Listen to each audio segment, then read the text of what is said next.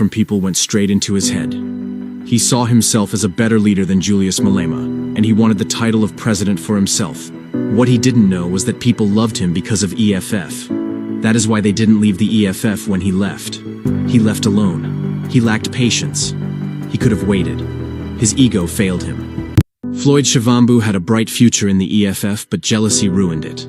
Many people told Floyd that he is a great thinker. They praised him for his good articulation of economics and governance. All the praises from people went straight into his head. He saw himself as a better leader than Julius Malema, and he wanted the title of president for himself.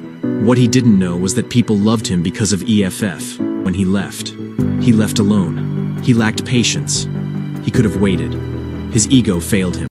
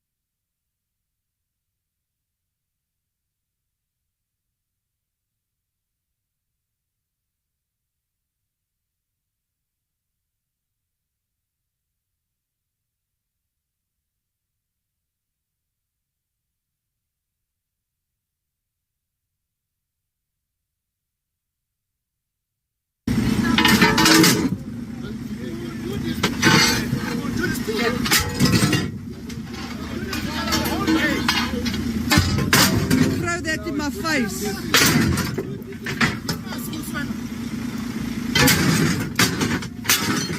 That stuff go in my face, you got trouble, my friend.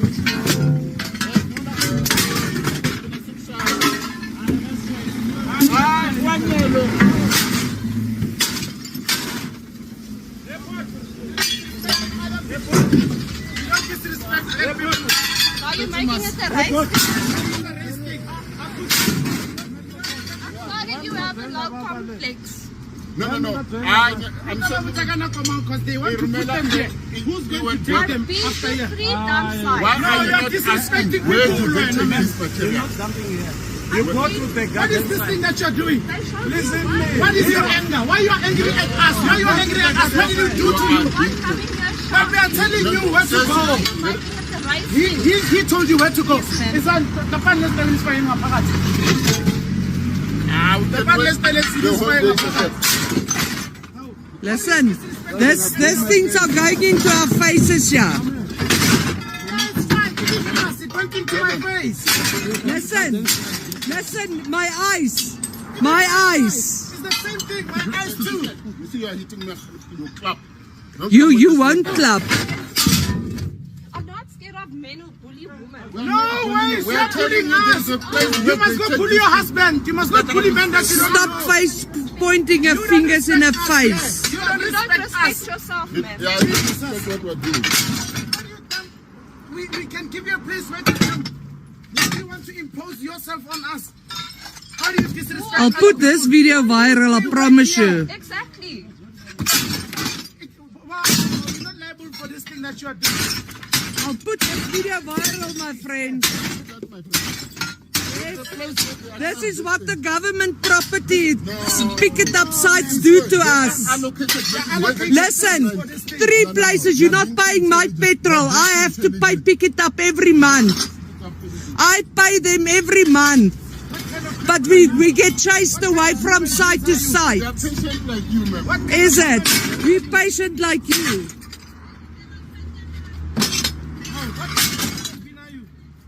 Excuse me, we've been to 3 places. You must ask. You must not do this. We asked, we went inside. The guy in the inside. What did the young man say? We were chased away again. At least you should have given him a chance to explain. Why didn't you do that? How? You can't just impose like this, man. There's a place just nearby here that can help you guys. You want to fight us? You want to do it? No ways. No way, no way. Sorry, sir, if I get any injuries with this styles in my face, is it? You pay for scars too. You very, very clever. Hey, your stress is too heavy. Your stress is too heavy. Yeah, I think you're stressed too. No, I'm not sure. You're too young. I'm going to the...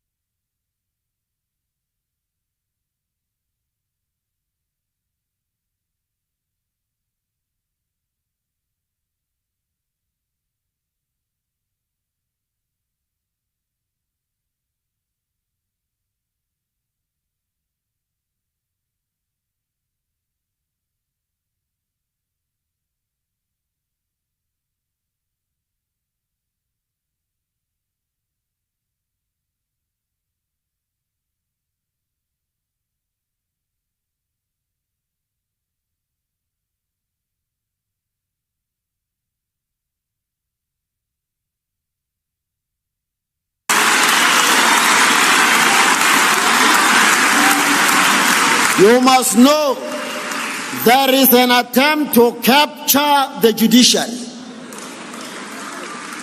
And a captured judiciary will never be able to use the Constitution as an instrument of transformation. Because any captured member of the judiciary will simply be told or will know in advance when so and so are involved, I better know my place.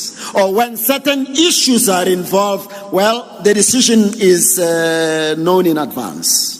So and so can't lose. Be on the lookout, be vigilant, and be forceful in making uncomfortable anybody who seeks to establish a pliable judiciary. A tiny minority few that continues to peddle lies about us are actually the ones who are causing unnecessary panic, both here at home and in the international market, which is not in the interest of South Africans, particularly those who are involved in business. Please confirm that you are still in possession of the two files you've been using over the course of the past from those days. opportunities, and when we close them out, you close the Afrikaners out. When we Yet you closed claim to represent yesterday, Afrikaners. That's why the on page Afrikaners had to 24, rise on their own your witness and say this is a complete lie. There's a bit of crime in South Africa, And we were but to say just that it's a genocide about is to commence with completely a new mystery. topic Donald Trump highlighted in bold doesn't know politics. on page 24. Can I ask you to read that into the record? I'm not sure I'm brave enough to attempt. Survives through those who are worshipping him. The fanatics on 20 August 2023. Can I ask that you start with the heading? Please read the heading. Oh, yeah, sorry. The heading is Beatley, anonymous emails. I'm indebted. Can I ask you to detail for the Commission the events you set out at paragraph 74?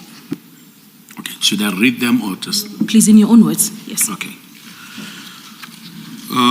Commissioners, on the morning of the 21st of August, I woke up and I saw on my emails on my phone that was an email that had come through on the evening of the 20th August 2023, which came from a rather funny email address, which was beatley852@yahoo.com, but it also had a name stamp of beatley.Nhlanhla. The email was sent to Jeff Wicks at News 24 with Ms. Kashega, Dr. Mashazi, Deputy Commissioner Spies, Chief Mapieye, Advocate Bihari, and myself copied. The email had a subject line that read favoritism, corruption. And it had as an attachment the charge sheet that I read yesterday for Brigadier Mkhwanazi. It read, Hi, Jeff. I'm reporting on the basis of anonymity. Some time ago, you reported a very serious incident to one of our colleagues about one security firm called Cat VIP. The incident took place some time ago, earlier on during the year. My understanding is that a certain law firm was appointed to oversee the matter by charging Julius Mkhwanazi. According to a document in my possession, Julius Mkhwanazi was charged and his hearing was supposed to sit sometime in July this year. However, this did not happen. And as such, Julius Mkhwanazi has since not faced a disciplinary hearing.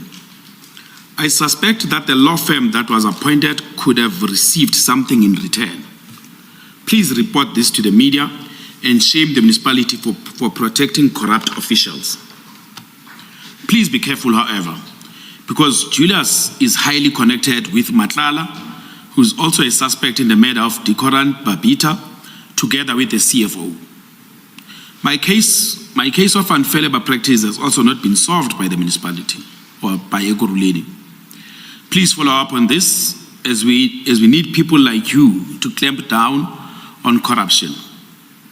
I'm told from reliable sources that Imogen Mashazi, who's the city manager, is the one who's protecting Julius Mkhwanazi. Thank you. The email you've referred to is annexed there as PN12 at paragraph 77 of your witness statement. Could you then carry on and set out for the commission the events subsequent to you receiving that email? Yes. Commissioners, I read this in the morning and I called Chief Mapie because he was also copied on the email,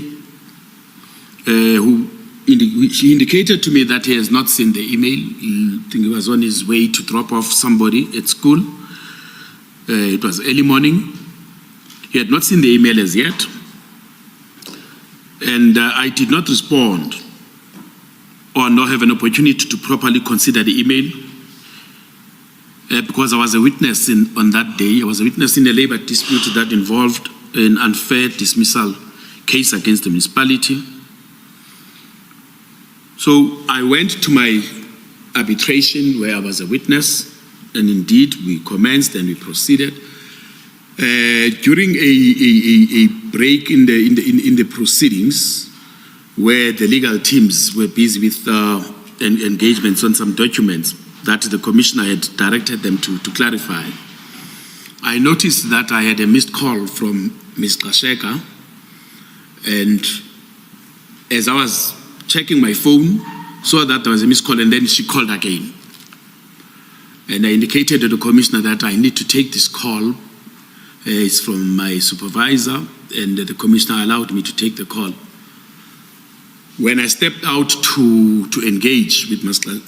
Kasheka on the call, she instructed that I must come to Germiston. I was in Benoni where the hearing was held. I need to come to Germiston, and I need to come to Germiston with immediate effect.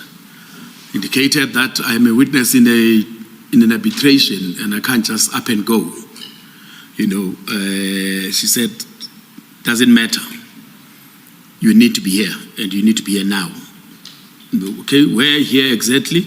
You need to be at the city manager's office. I said, okay, fine, let me see what I can do. I engaged the legal rep of the municipality to say that it seems there is an emergency, therefore I need to rush to Germiston. Fortunately, the commissioner is a well-versed person who has been part of the bargaining council panel of commissioners for a while, and he understood my role in the municipality. He then allowed that I should depart the arbitration proceedings. We were almost at the conclusion of the evidence in chief, so I could depart. And if I'm able to, I should indicate whether I'll be able to come back and finalize my evidence in chief on that Monday. This was a Monday.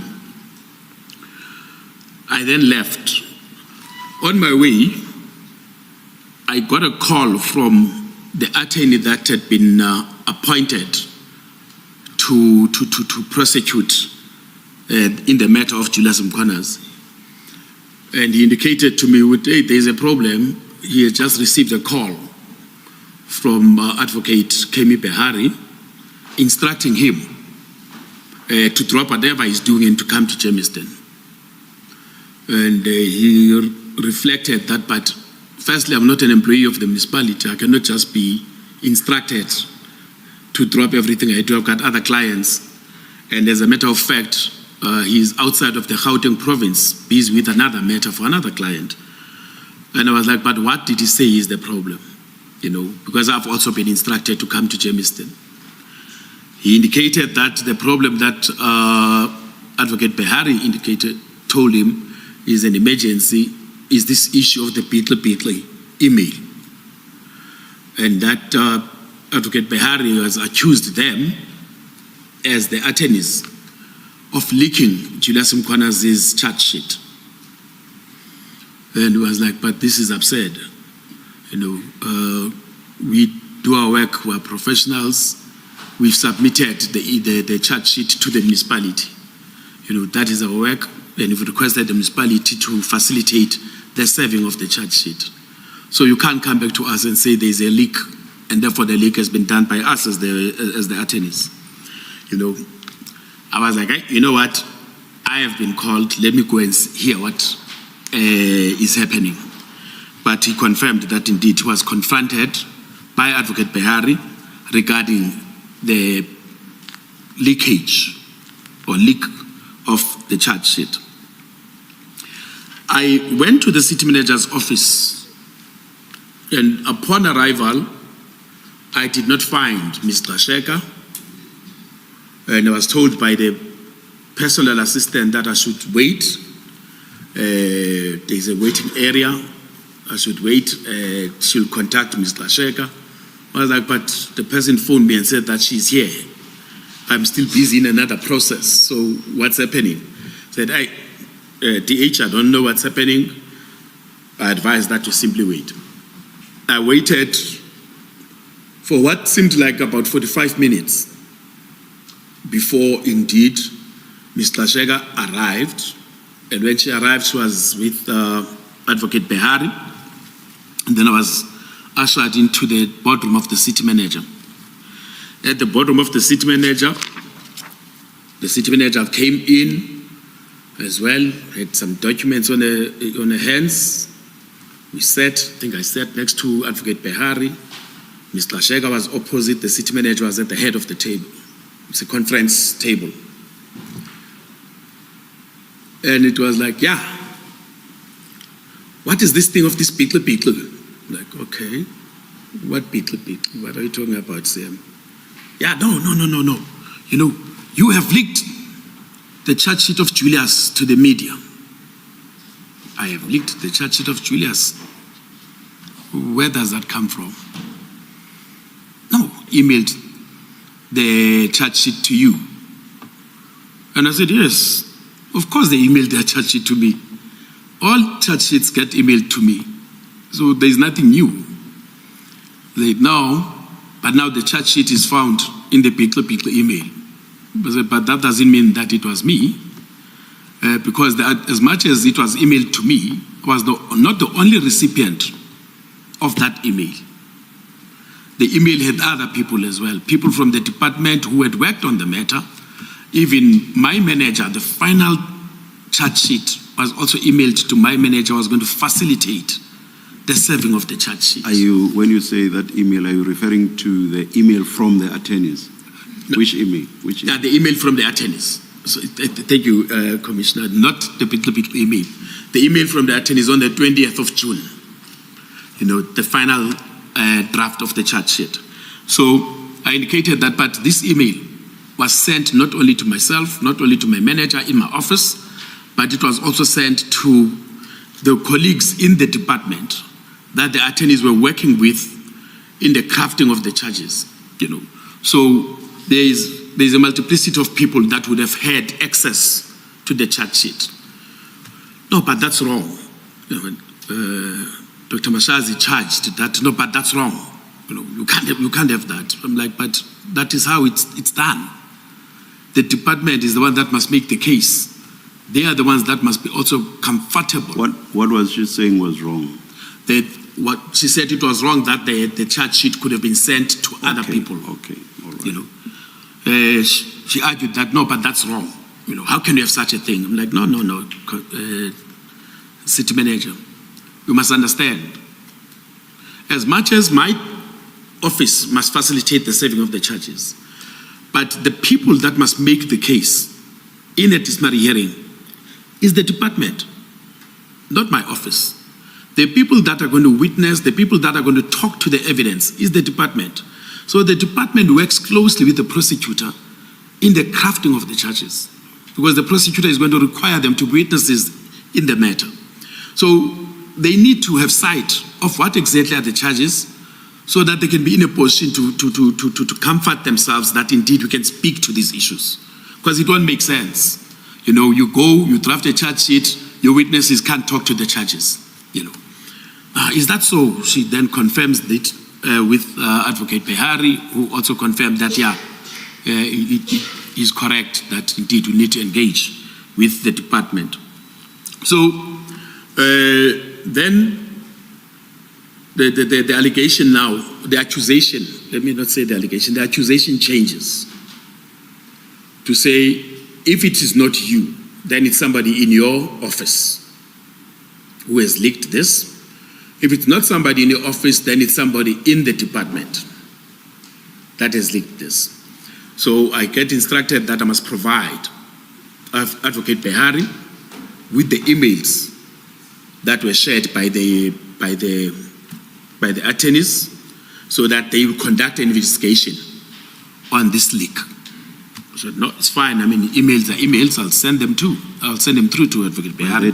By that, do you mean email addresses to which? No, the actual email. The attorneys, the actual, okay. Let me finish what I was saying. By emails, do you mean the email addresses to which the attorney's email was addressed? What was required of me was to, because they needed to see the email thread, you know, in terms of who would have been emailed. They wanted to see the actual email. So I was to then forward the email thread so that they can be able to ascertain who exactly would have had sight of the charge sheet. You know. So I agreed. I said, no problem, I will do that. I'll just get back to the office and I will attend to that. You know, then Advocate Behari explained something that was a bit off for me. You know, now you must understand, DH, we like calling people by titles, Commissioner. So when we're in a room, there are HODs, CM, and a DH. So you must understand, DH, that, you know, this is a very serious matter. I'm like, okay, what is the serious matter, Advocate? He says, no, what is serious is the fact that Mkhwanazi's personal details on the charge sheet, and therefore this thing of the charge sheet being given to Jeff Weeks, who is an external party to the municipality, is a violation of his rights in terms of the Poppy Act. Okay? And therefore, I'm like, okay, I understand that, but there are issues that are also raised. And what were the personal details on the charge sheet? The personal details on the charge sheet,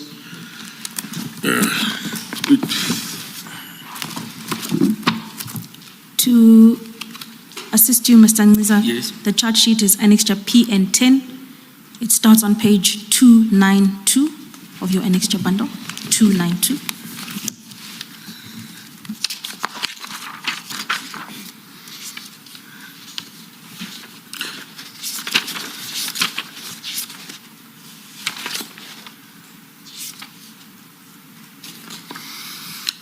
When you look at page 292, and this is the funny part, commissioners,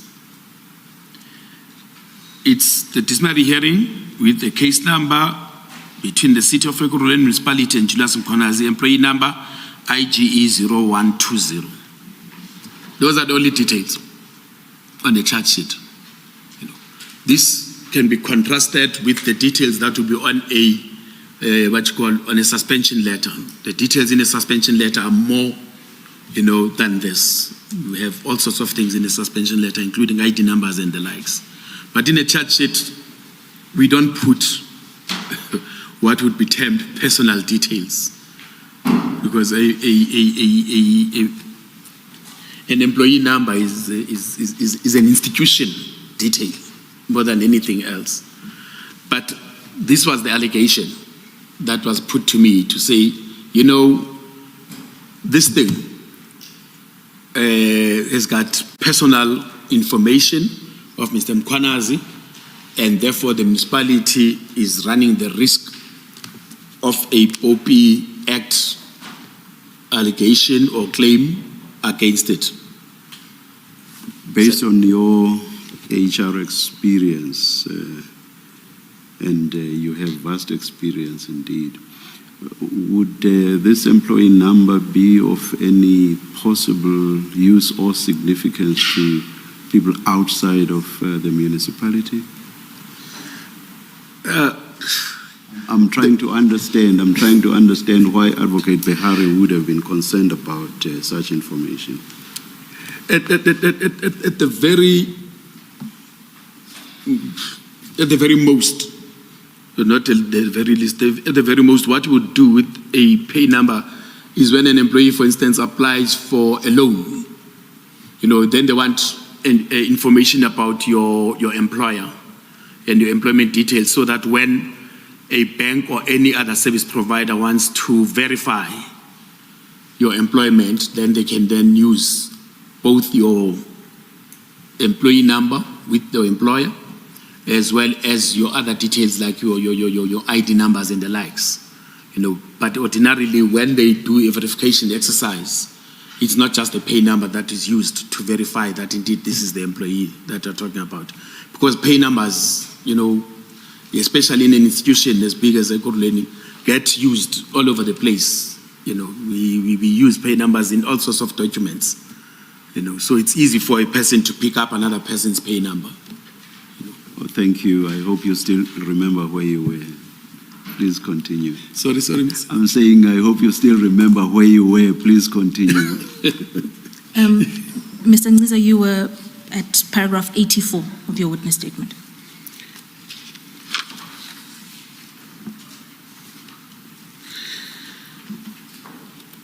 Yeah, the situation in that meeting, quite honestly, was hostile. I was under attack, and I had to push back.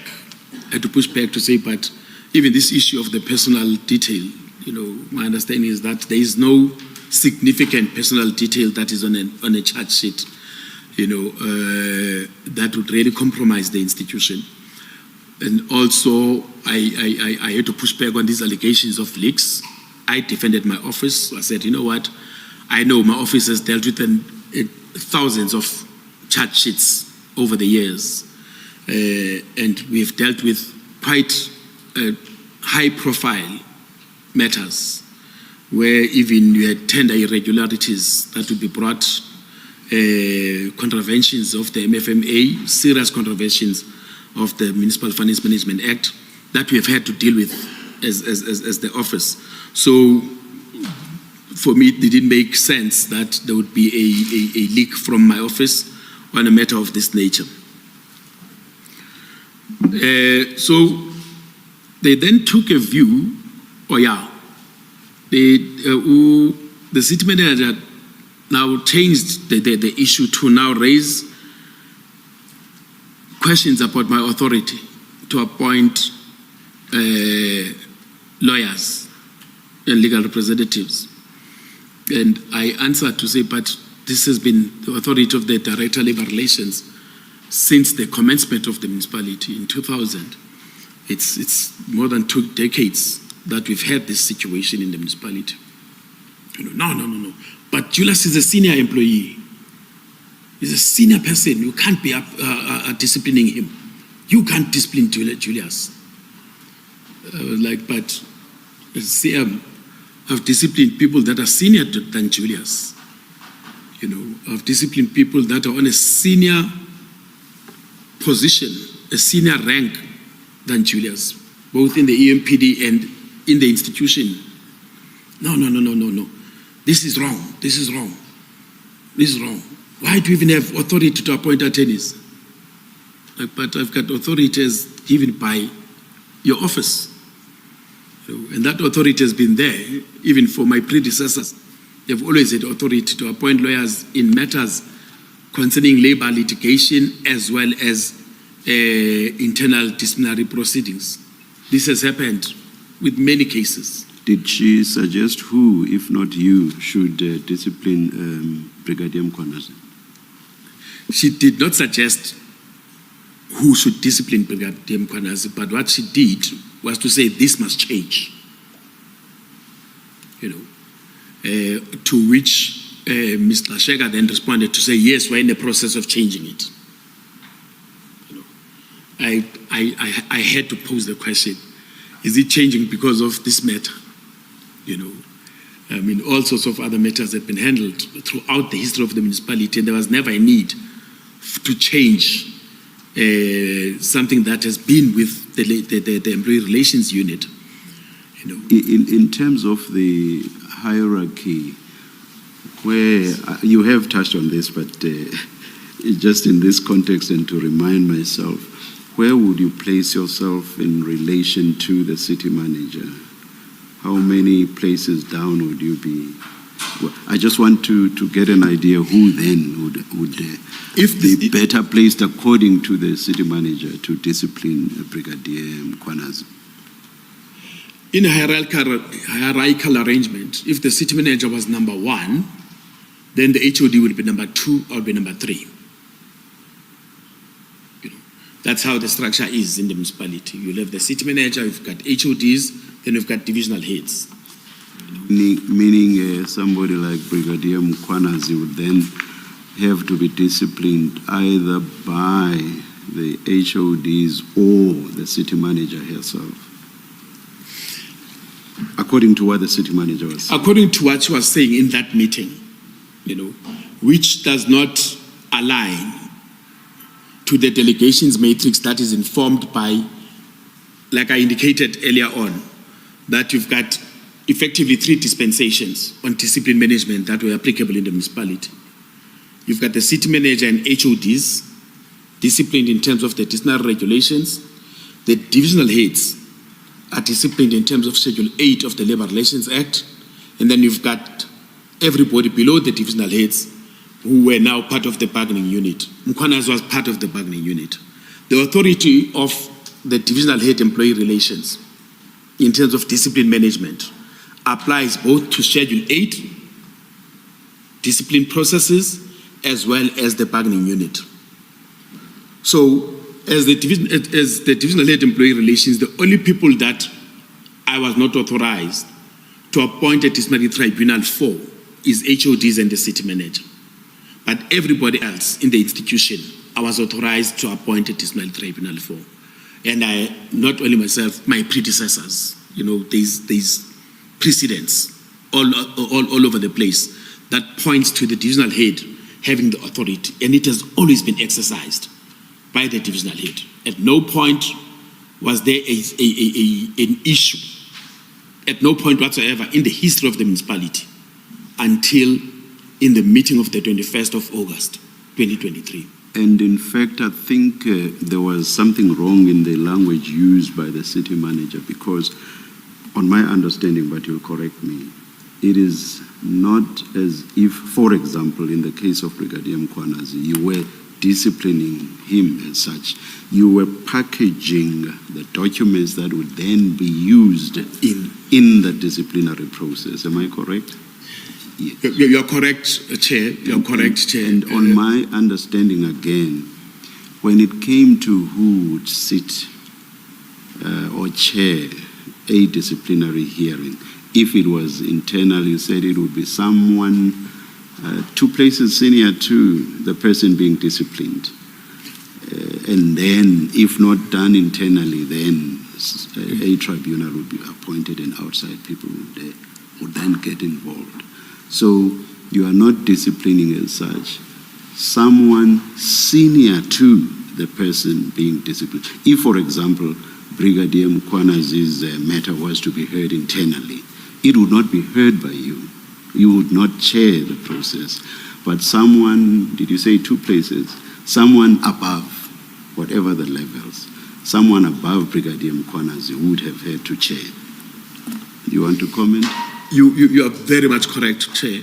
You are very much correct. In this instance, the provisions of clause 7.6 of the Disciplinary Procedure Collective Agreement would apply because that will be the default position where now I'm appointing an internal. In the instance of Brigadier Mkhwanazi, the only post designations in the municipality that would have been able to chair and effectively discipline would have been senior executive managers who are on C18, would have been divisional heads, who are also above C17 because he was on C17, divisional heads, or else an HOD. All of these would have then been senior to him, and in effect, in terms of the disciplinary code, would have had the authority to then sit and preside over his matter and discipline him. We are quite spot on in that particular respect. Outside of that, then it would be an external legal practitioner who then would not fall within the rank system of the municipality. The hierarchical system of the municipality, it's a legal professional who is competent to then exercise the function of discipline. And did you get to know the nature of what Mr. Sheka said they were putting together? Oh, yes. In order to amend what was in existence so that you should not discipline someone like Brigadier Mkhwanazi? Yes, we got to know. We got to know the very next day. We got to know the very next day. I mean, yes, very briefly, can you state what this innovation was? It's in the papers. It's in my statement. Oh, okay. You're still coming there? Yes. Okay, let's leave it. Thank you, Chairperson.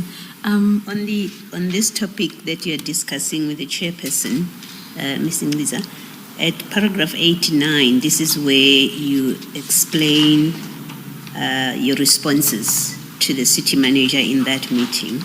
And then it is the second part of that paragraph 89 that I think you should explain to us what exactly you were referring to when you say I had done cases that the city manager had instructed action. Yes. Can you just explain a bit more there? I can explain this by way of example, without mentioning names of people. In the Economic Development Department, there was a divisional head who had misconducted themselves. I don't want to use the gender so that misconducted themselves. And then the head of department, in line with a directive that I mentioned yesterday, that the city manager had issued in 2017, this head of department then did a motivation to institute an investigation. That motivation was taken via my office to the city manager, because the city manager had said, we can't investigate a divisional head without her approving that. Then we submitted that motivation asking for an investigation to be conducted. The city manager approved the conducting of that particular investigation. The investigation was conducted. After the investigation was conducted, another report was submitted to the city manager to say, here is the findings. We are now asking permission to discipline. And the city manager was like, sure, proceed. I then appointed the disciplinary committee. So that's what I mean by it's effectively any instruction that firstly proceed with the investigation and proceed with the disciplinary proceedings. It was not an HOD that signed or appointed. I appointed the attorneys with full knowledge of the city manager. And this is a position that is higher than the Julius Mkhwanazi position. And the city manager did not have any issues with the fact that you've appointed attorneys. You've exercised the power to appoint attorneys. Madam Commissioner, like I said yesterday, this came out of the blue, even with regards to the discipline of heads of departments. And during the tenure of Dr. Mkhwanazi as the city manager in Ekurhuleni, we've had about 5 instances where we had to discipline heads of departments. And in all those instances, as much as the appointment letters were signed by her, they would be crafted by me, because it's in my space. I would be the one that then crafts the appointment letter with even inquiries, would be myself, indicating that for this particular matter that has been approved by council, where council has now mandated the city manager to institute disciplinary proceedings, we are appointing this firm as prosecutors. So my role has always been very intricate in all discipline management processes. And that is the only instance where I would then draft the letter for her signature. But all others, I draft the letter, or my office drafts the letter for my signature. I appoint attorneys. Thank you, Mr. Ngqiza. Thank you, Commissioner. Mr. Ngqiza, before we continue with the subsequent events of that day, could I just ask you to turn back to paragraph 85? You're on page 27. And you set out some reflections in paragraph 85. Can I ask you to share those with the Commission? Oh, thank you. Yes, Commissioners. I want to stress to the Commission that by virtue of my role in the city of Ekurhuleni, where I am responsible for discipline management, and anybody, commissioners, that has been in a labor-intensive environment would understand and appreciate that discipline management is a very tricky, sensitive function. You get exposed to all sorts of things as a person who is regarded as umqashi. You are regarded and even colloquially called umqashi as the head of labor relations. You want to translate umqashi? Employer, the employer. People have that tendency. And remember, indeed, you become the employer because even though you don't chair the disciplinary hearing, you are the one that implements the outcome. A chairperson of a disciplinary hearing will make a finding of guilt and then issue a sanction of dismissal. You, as the divisional head employee relations, are the one that must sign the dismissal letter. It is employee relations that will then issue the termination to the employee that you've been found guilty in this case. Attached is the sanction from the presiding officer. Your services are terminated. So you're always going to find yourself in the firing line. You're going to find yourself in the firing line. I have, over the years, like I indicated yesterday, that even before I assumed the function of divisional head in 2017, I had acted and I was always involved, in discipline management from a very early stage of my management career. So I was always in the firing line. I've had a lot of defamatory claims and allegations made against my person, on social media. There's been instances where my name would be the subject of even engagements in trade union meetings. I've been threatened with harm and insults, and I've never received, save for something that I will engage on later on, save for an incident that happened in 2011, which was a very unique dispensation that occurred in the municipality that changed even our labor relations and a dispensation in the municipality in 2011. But I've never received any intervention from the employer. I've never sought, let me be upfront, I've never sought intervention. I've never gone and cried foul to the employer to say, hey, you know what, these unions, these employees are threatening my life. I've never cried foul. These are risks that I understood and accepted as being part of my job. If you are going to be in a labor relations environment, you are going to be bruised here and there. But in all of that, I was shaken by the emerging pattern of interference that emerged with specific regard to this matter. I had said yesterday, I have served under around about 5 city managers. Dr. Mkhwanazi would have been the 5th city manager of the city of Ekurhuleni. None of them has ever interfered with labor relations functions. None. Dr. Mkhwanazi herself, in her first term of office, she served 5 years from 2016 December until around about 2021 November. She had never interfered on very serious matters, inclusive of even matters that involve HODs. She would sign the appointments of the attorneys. I would work with the attorneys or advocates in crafting charge sheets against HODs. I would facilitate the serving of those charge sheets, and I would facilitate the dismissing hearings of those HODs. Senior people to me, but my office would facilitate because that's our role as labor relations, And I've never received any form of interference whatsoever from the office of the city manager. City manager's role was to say, how far are we? Give me a briefing, what's going on? Are there challenges? If there are challenges, I would escalate them to her. Not even to the HOD HR, directly to her. So her interference in Brigadier Mkhwanazi's disciplinary matter was the first and last? It was the first. And last? Well... to your knowledge, or whilst you and her were involved within the municipality? Remember, we are now on the 21st of August. 2 weeks thereafter, I get suspended.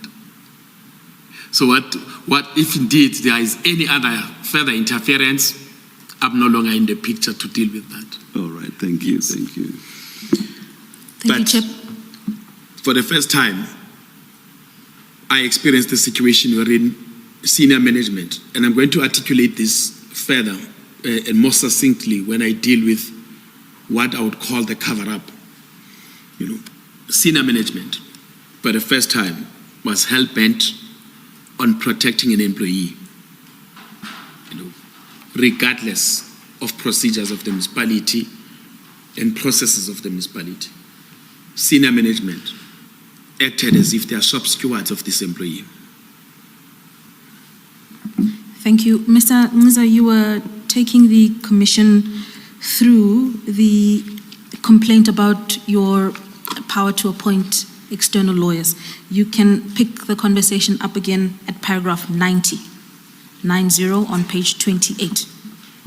Before you do that, Mr. Ngqiza, at paragraph 86, you say this is where you record Mr. Qasheka's reply that we are correcting that CM, and this is about your power to brief external attorneys. Now, before this meeting and before Ms. Qasheka said this in the meeting, had she raised with you ever the issue about your powers to appoint attorneys, one, and then two, that she's doing something about it to change that? Nope. This was the first time you heard that she is working on correcting that, whatever she meant with it.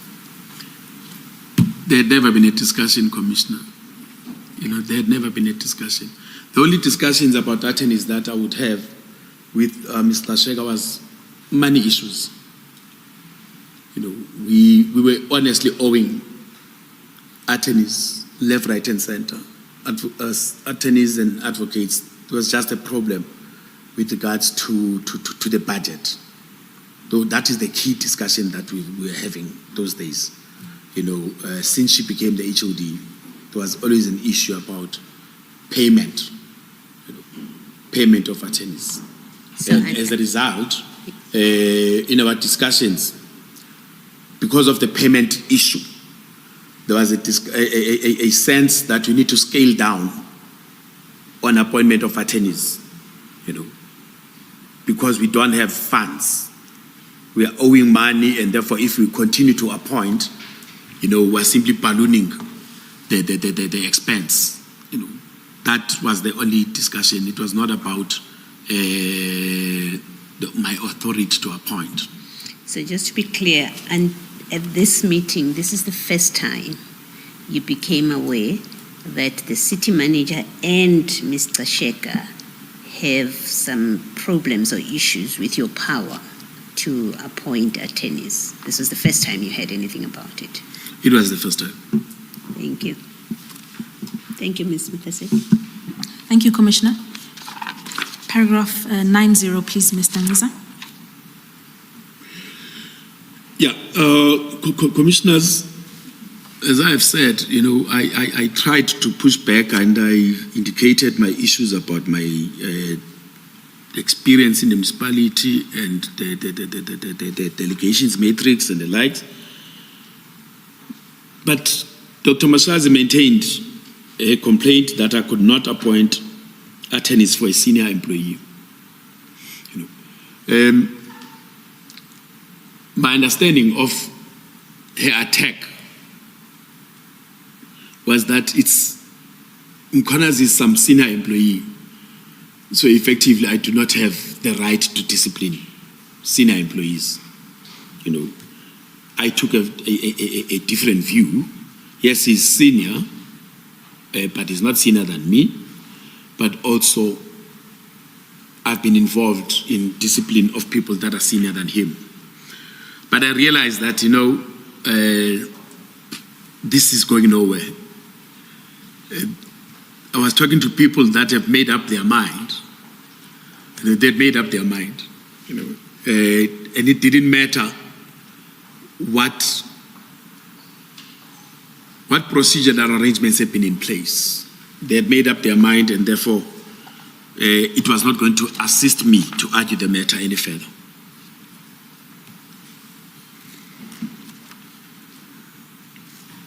Yeah. Please proceed. Oh, yeah. There is something I don't think actually it's appearing, Council. During the course of this discussion, there is something, I'm not sure where it is in the statement, but during the course of the discussion, the issue of the service of the charges did come up.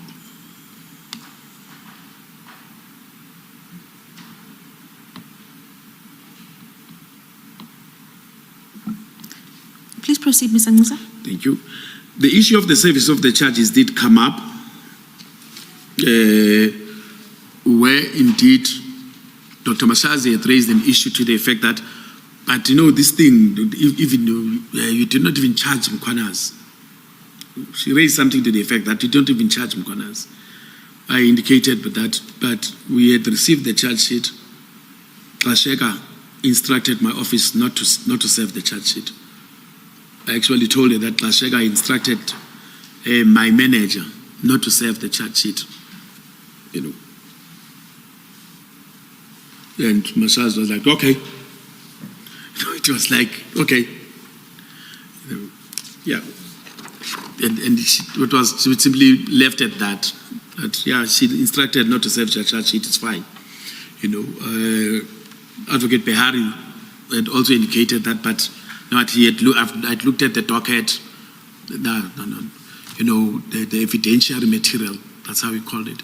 The evidentiary material is not sufficient to sustain a dismissible of misconduct.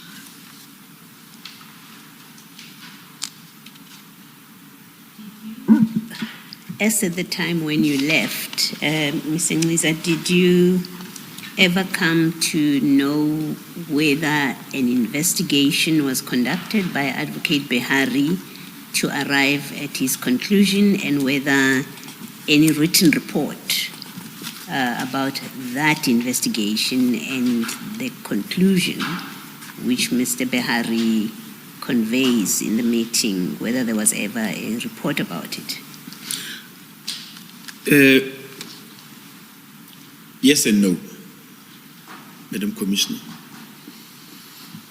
There is no investigation in relation to the substance of the allegations against Brigadier Mkhwanazi. No investigation was ever conducted to determine whether there is merit to the allegations. Remember, we have the Erasmus report. At that point, the only report that existed was the Erasmus report, and the Erasmus report says there is basis for a case to be instituted. Advocate Behari, I came to learn via Chief Mapieya that indeed on the 21st of June, there was that engagement with Chief Mapieya. He went through and as you can see, the investigation report is 276 pages or so. He went through the report and took a view that there is no basis to proceed. Beyond that, there is nothing. Firstly, the so-called no basis to proceed, there is no communication in writing from Advocate Behari to Chief Mapieya, let alone myself as the person who took the decision, but there is nothing that was actually issued by the legal department that says we've reviewed the contents of the docket or the investigation report. We found that there are certain gaps, and these gaps are such that they would result in this being a fruitless exercise, not even a fruitless expenditure, but a fruitless exercise, because these are not dismissible for 1, 2, 3, 4 reasons. The allegations are not supported by evidence. We don't have that. And we do not even have an instance where there was an investigation commissioned on top of the Erasmus report that then looked at the merit of the evidence. We don't have that. The yes, that was the no. The yes is that indeed there is some report called the forensic report. And I think at some point in my statement I will deal with that. But it is not a report that talks to the substance. It's a report that talks to the handling of the dismally hearing. It doesn't talk to the substance of the allegations. I know you're still coming to it, and we've had sight of it. That report doesn't, as I recall, express any view about the merits of or the strength of the charges against Brigadier Mkhwanazi. Am I correct in my recollection of that report?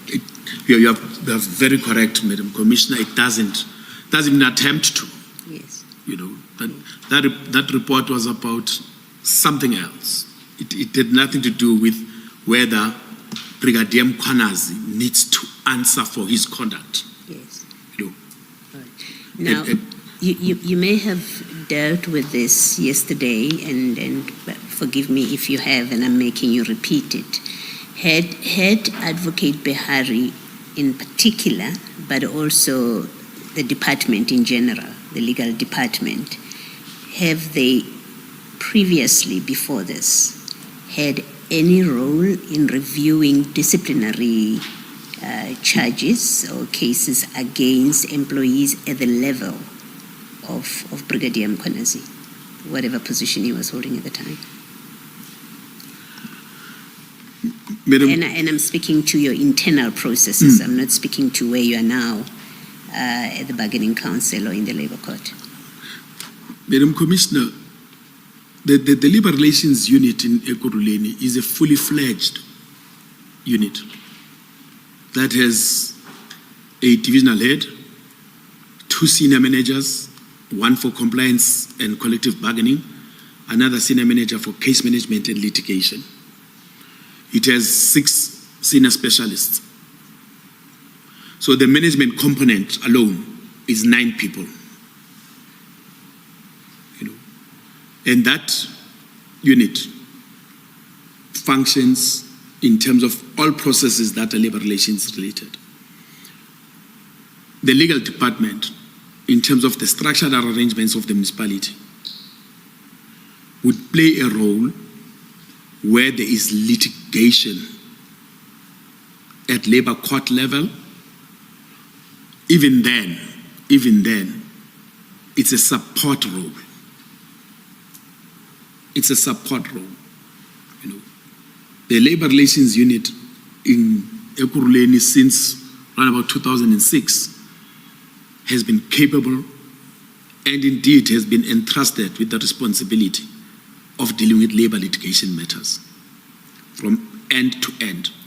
There's an organizational management principle that talks to end-to-end accountability, which would mean that you are able to account for the start of the function up to the end of the function. The responsibility resides with you.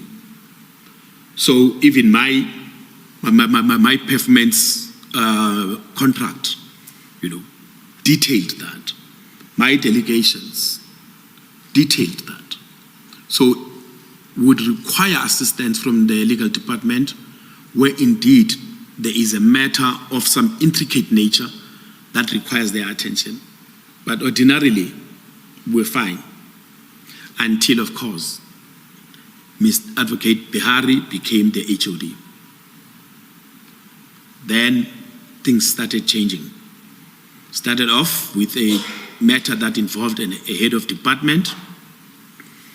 I think it was the head of department, and then there was another matter that involved, before even he became the HOD, there was another matter that involved, I can't mention unfortunately the designation because there's only been one person in that designation. So if I mention it, it will be obvious to the world that I'm talking about that case. But there was a matter that involved a very senior person at HOD level, where then the city manager took a view, Dr. Mkhwanazi took a view that I'm close to that person and therefore I should not be involved, and Advocate Bihari should play the role that I normally play. Outside of that, he has never been involved. He has never been involved. There has never been a review of a disciplinary process by the legal department. There has never been a need for that. All disciplinary processes were handled within the labor relations unit. Thank you. Thank you, Ms. Mkhwanazi. You said, Mr. Nziza, Advocate Bihari said, after his review of the evidentiary material, it did not reveal that there was a dismissible offense. To my mind, that implies that there could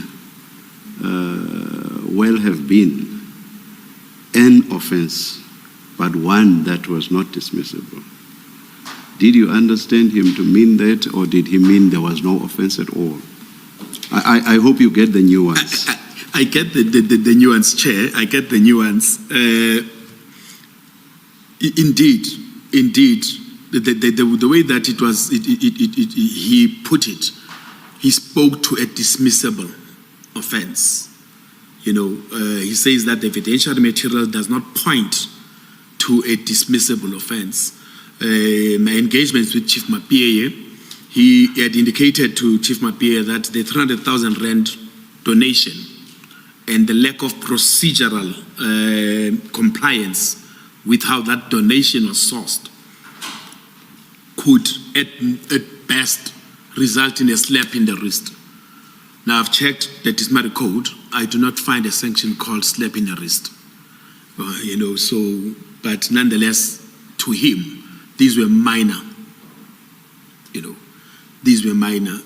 To me, as a person that has dealt with discipline management, I know for a fact that we've dismissed employees for less infractions.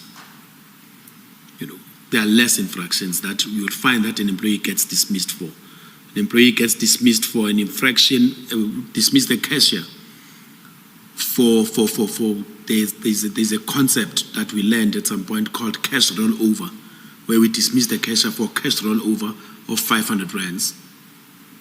You dismiss because that was 500 rands that was supposed to be banked by the municipality, but was not banked, by this cashier. So we dismiss for that, So, but then we get told that all sorts of things that were done are not dismissible. And I was like, yeah. Thank you. Thank you, Chair. Mr. Ngqiza, you've relayed to the Commission that in the course of that meeting, Dr. Mkhwanazi brought up the issue of the lack of service of the charge sheet on Brigadier.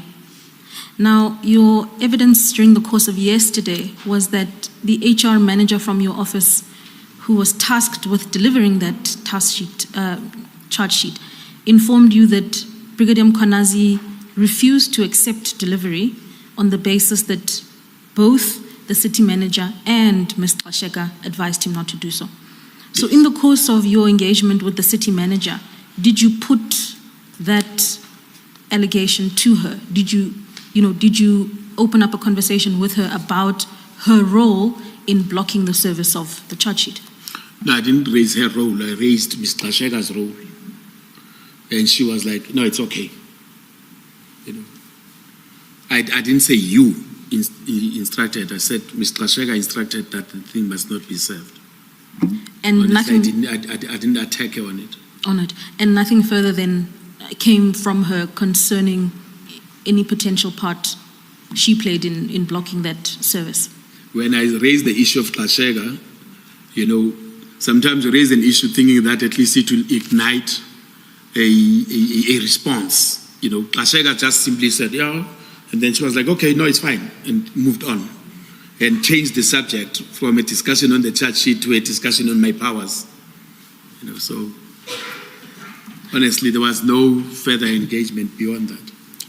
On the subject of your powers, the next material date is the 22nd of August, 2023. Can I invite you then to paragraph 93 of your witness statement? 93. Yeah.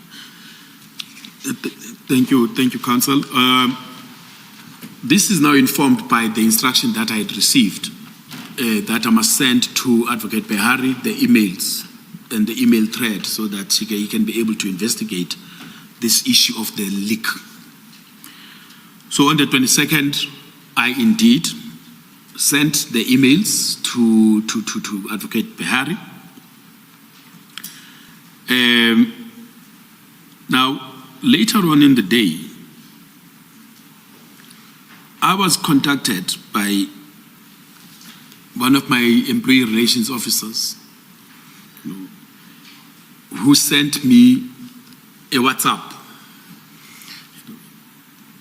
And I think I was just driving out of Benoni on my way home. And then I stopped the car and I got into a garage and I opened the WhatsApp. And I saw the document. The document was a document that was signed by Dr. Mkhwanazi and listed Mr. Xheka as the inquiries person. Now, commissioners, the protocol in the municipality is that as much as there is a person who signs the document, the person that is listed as inquiries is the person who drafted the document. So the insistence that the city manager always has is that if you're going to draft a document for her, you must be the inquiries person so that nobody must ask her about the document. This was introduced by Dr. Mkhwanazi to say, no, if you're going to require me to sign, list yourself as the inquiries person so that people must not come to me, they must go to you as the drafter of the document.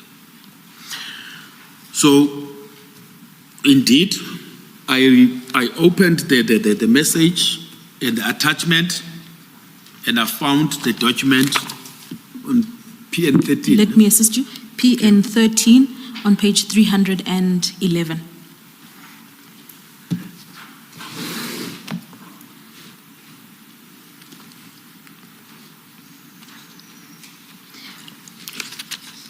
And Mr. Ngqiza, perhaps before we go into the text of PN 13, just in the course of your evidence this morning, take the commissioners through paragraphs 94 and 5, and then we'll turn to the statement, just for completion. Okay. So I went through the letter that is on PN 13. Having gone through the letter, I contacted Ms. Xhasheka via WhatsApp, noting that, of course, the inquiry's person, as reflected on page 311, is Linda Xhasheka. So I contacted her. I texted her a message to the effect, "Good evening. I just wanted to check the authenticity of this document."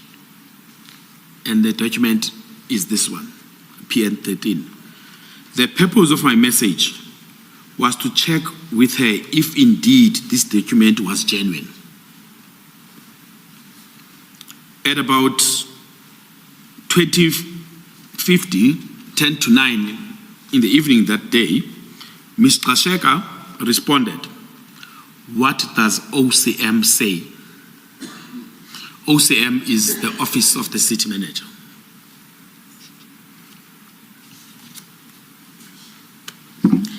Thank you, Mr. Ngqiza. I'll then invite you to turn to page 311, which is annexed to PN 13 itself. And perhaps before you pass comment on its contents, please confirm that this is the document you received via WhatsApp on the 22nd? Yes, it is. That's right. And just read into the record what the subject of the document is in bold. The subject, the document is dated the 23rd of August. It's addressed to all departments and all employees. It's from Dr. M.I. Mashazi. The subject is disciplinary and... You said 23rd, am I mistaken? 22nd. 22nd, yeah.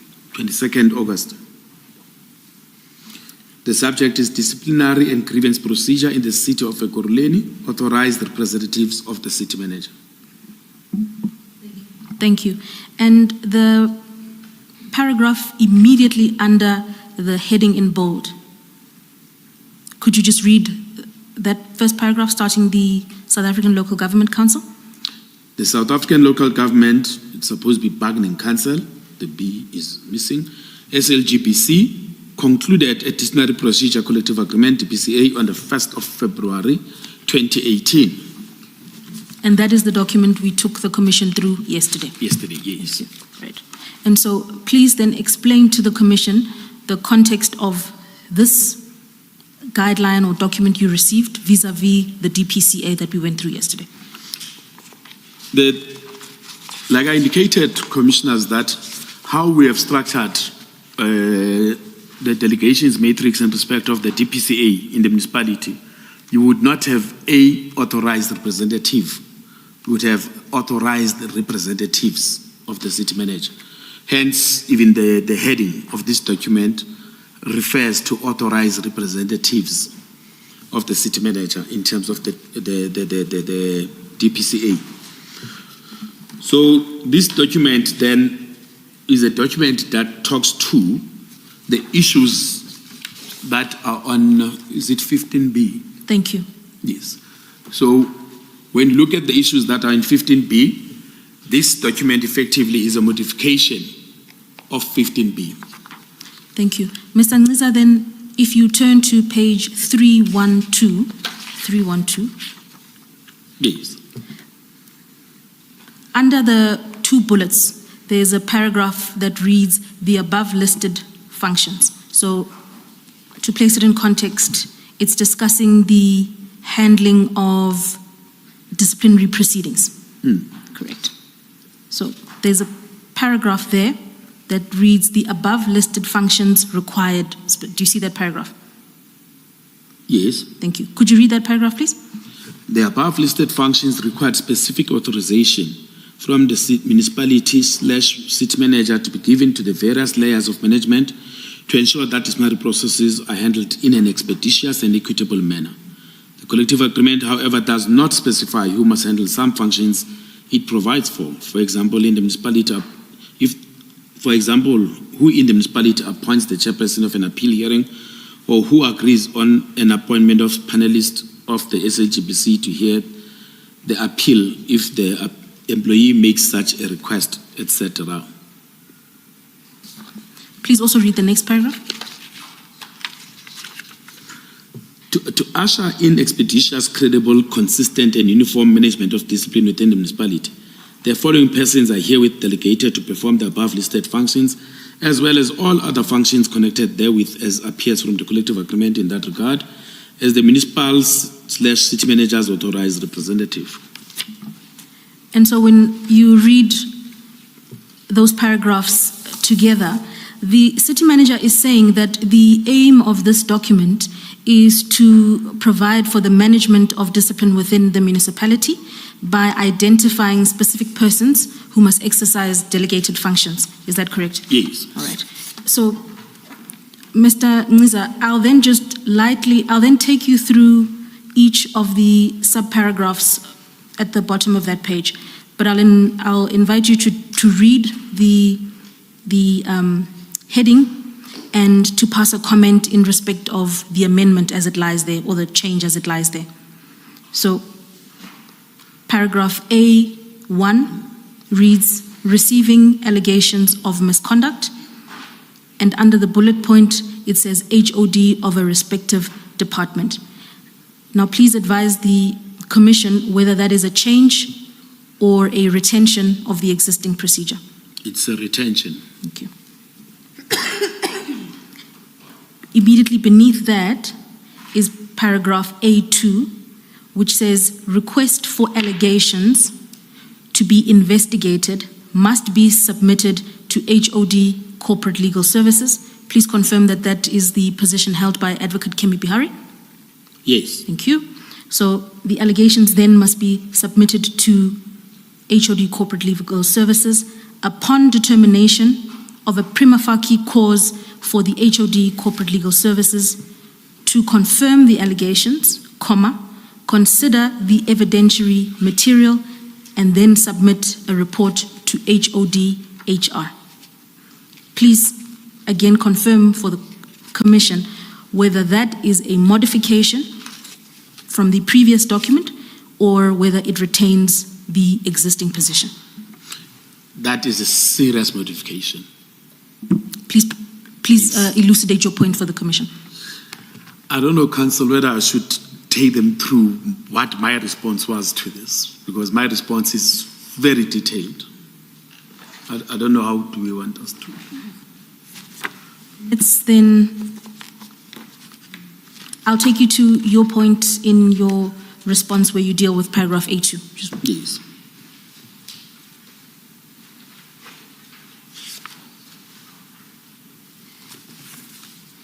Does your response, Mr. Ngqiza, refer to the numbering, like the A1, A2, B, C, and exactly. so on? Or if it does that, I think he may do that, Ms. Mutlaseli. Thank you, Chairperson. Thank you. Mr. Ngqiza, then I will ask you to turn to page 316. That is annexure PN15. Yes, ma'am. Thank you. Just to locate this in your witness statement, this is a document where you say in paragraph 97, you describe it as a comprehensive response to the changes in the document What's Up to You. Do you confirm that? Yes, ma'am. Thank you. And then you say the purpose of that document is to set out why the revisions are unlawful, inappropriate, and against the best interests of the city. Yes, Do you ma'am. confirm that? Thank you. When you have regard to page 316, can I ask you again to identify the author of the document? It's myself, You directed the document to, the city manager. and then please tell the Commission, read for the Commission the heading in bold on the first page. The heading is Disciplinary and Grievance Procedure in the City of Ekurhuleni, authorized representatives of the city manager. Okay. I'm I'm going to follow the format adopted with respect to the guideline issued by the city manager, which is that I will read the proposed, the new guideline, and I will then ask you to respond to it. So we have already addressed paragraph A1. I have already read for you paragraph A2 into the record. Can I then ask you to comment for the Commission on what you described as the serious revisions to paragraph A2? Thank you, Council. Commissioners, on page 317, I detailed, I think it's from 317 to 318, I submitted to the city manager a detailed analysis of the implications of A2. I don't know, can I just read them? Chairperson, Yes, Mr. my proposal, I'm in your hands, but my proposal is that in light of how lengthy it is, it might be a time-consuming exercise. I also wanted to suggest that perhaps if you could just deal with the salient or set out the salient points that you made. Thank you, Commissioner, Chairperson. The first issue that I raised with A2 is the requirement for the request for allegations of misconduct to be investigated to be submitted to the HOTLS, CLS. In the municipality, I had indicated this in my testimony before, Commissioners. The municipality has got various investigations units.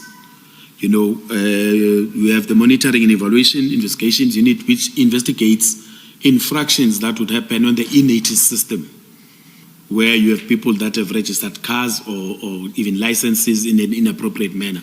So those people investigate, and they've got a legal obligation to do that investigation in terms of the Road Traffic Management Act and whatever acts that they use. You have that. You've got the Integrity and Standards Unit of Internal Affairs, the Erasmus unit. You've got loss control of, again, EMPD, that also deals with this. You've got the Internal Audit Department that also conducts investigations. And then you've got MPAC, the Municipal Public Accounts Committee, that also would institute investigations. Now, MPAC is even more serious because this is chaired by a councillor, and councillors are part of the committee. And that committee has got a legal obligation and powers to actually institute investigations. Now, A2 says you can't have an investigation unless it's approved by the HOTCLS. You know, it's just impossible. You know, effectively, you are saying that councillors cannot investigate. They must get the authorization of their junior, because all of us are juniors to councillors. That's the political leadership of the municipality. But also all these other units that have got vested investigation authority. Now that authority is taken away.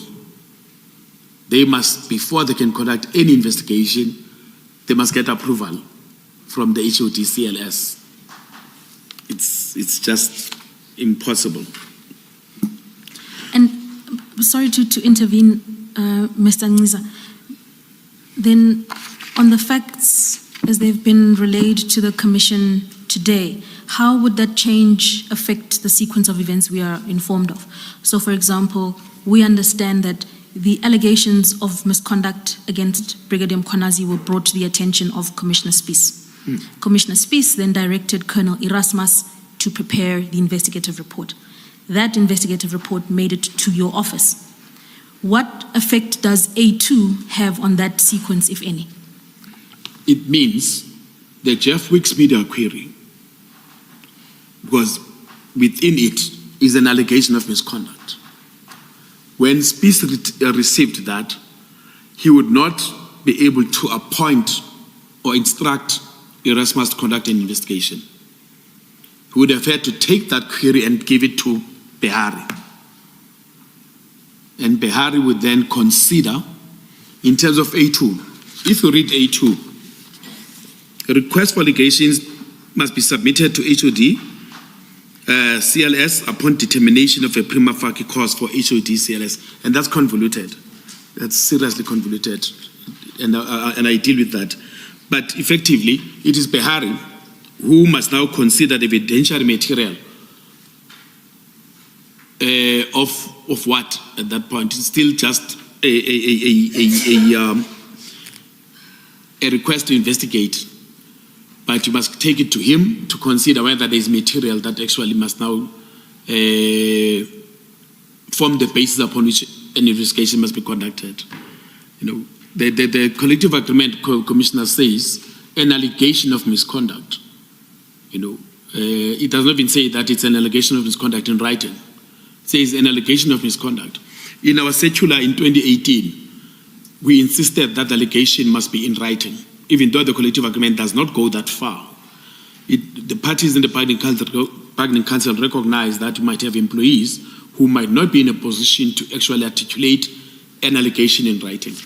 Now, you have this situation that changes and says an HOD cannot investigate in his department, cannot conduct an investigation in his department.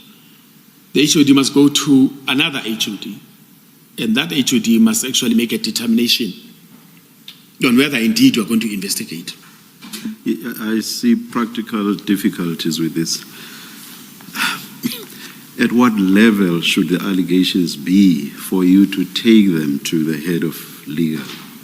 It may be the barest of allegations, and then references made to a prima facie cause. Who gets to the level of a prima facie cause?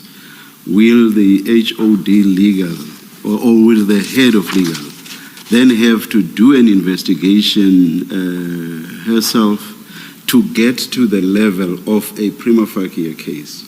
Or must she or he determine the existence of a prima facie case on the basis of the bare allegations without any investigation having been conducted?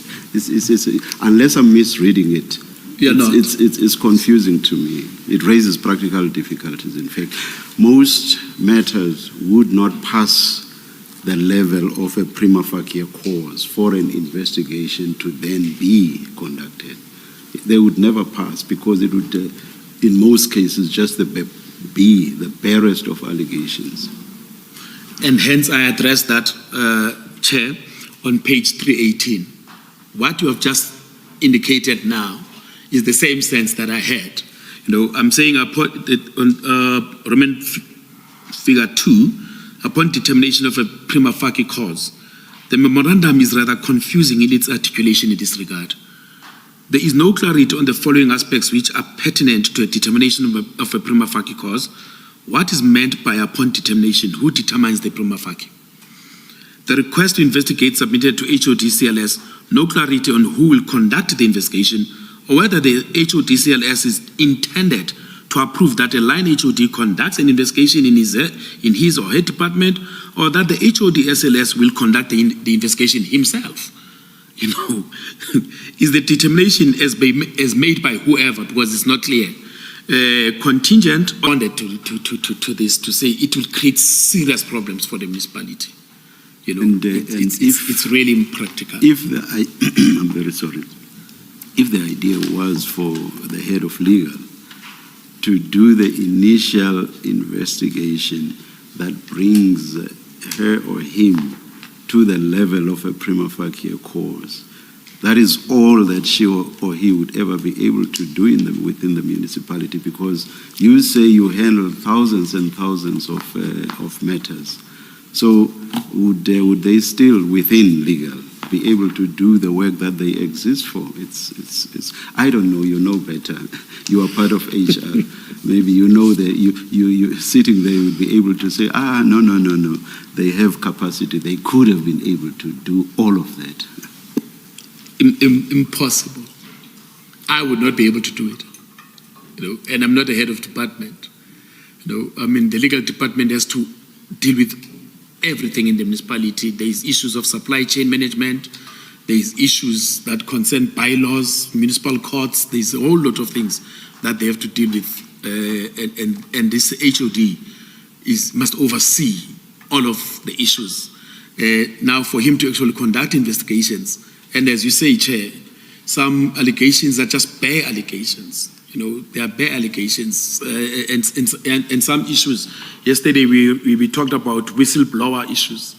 In most cases, a whistleblower will just give you that, something is happening there, but they're not going to provide you with the evidentiary material.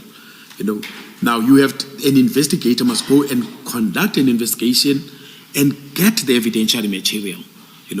And it cannot be at the level of an HOD. The norm has always been you have the HOD of the department receives allegations of misconduct, causes the allegations to be investigated in his department by people who've got know-how of how the department actually functions and operates. Then those people are able to draw the information, craft the report, annex the detail or the evidence to their report. Then we can take it for determination, But this was just a bit, But I raised that, the issue that you've noted, Chair, besides the fact that the municipality has got standing investigations units. There are people appointed there who are paid by the municipality, and now you are simply saying they can't do their work unless the HOD CLS approves that they do the work. So as matters existed prior to this, there was devolution of powers across the municipality. There was what, Chair? The work was spread out. Yes. The work was spread out across the municipality. Yes. There would be an investigation there, all the way across by various people who would then produce the dockets or dossiers, and then eventually they would land at your desk. Exactly, Chair. That's how it operated, and quite honestly, it was a seamless process. Yeah. You have issues in the department, you investigate them. Once you've determined that indeed there is prima facie cause, we are the head of department, we are the head of department. You have a right to make a determination that, indeed this employee seems to have infringed or contravened rules. That comes from a collection from all these focal points, and then everything comes from you, the legwork having been done. Yes. Now, the suggestion is for the head of legal to do the legwork. Because how else does he reach a determination of prima facie cause where there are bare allegations without that legwork having been done? Effectively. Impractical, it seems to me, unless the people who crafted this were to come and explain how they thought it would work. And why I had to craft this response as a person who has got the technical know-how in terms of how discipline management is dealt with in the municipality. I'm raising these issues with the accounting officer to say, but your letter has got these practical problems. Besides the fact that it creates a mess of the process, as opposed to what the intention was. If the intention was genuine, and quite honestly, I want to maintain that this is because of one case. We've never had a problem. There's never been an issue until the Mkhwanazi case. There's never, ever in the municipality. We handled discipline. I go on and you will see in my memo, I even talk about a comparative analysis that I conducted that speaks to how we as Ekurhuleni, where if we were to benchmark us against the other metros in Gauteng, where we were in terms of discipline management as a municipality. Mr. Ngwiza,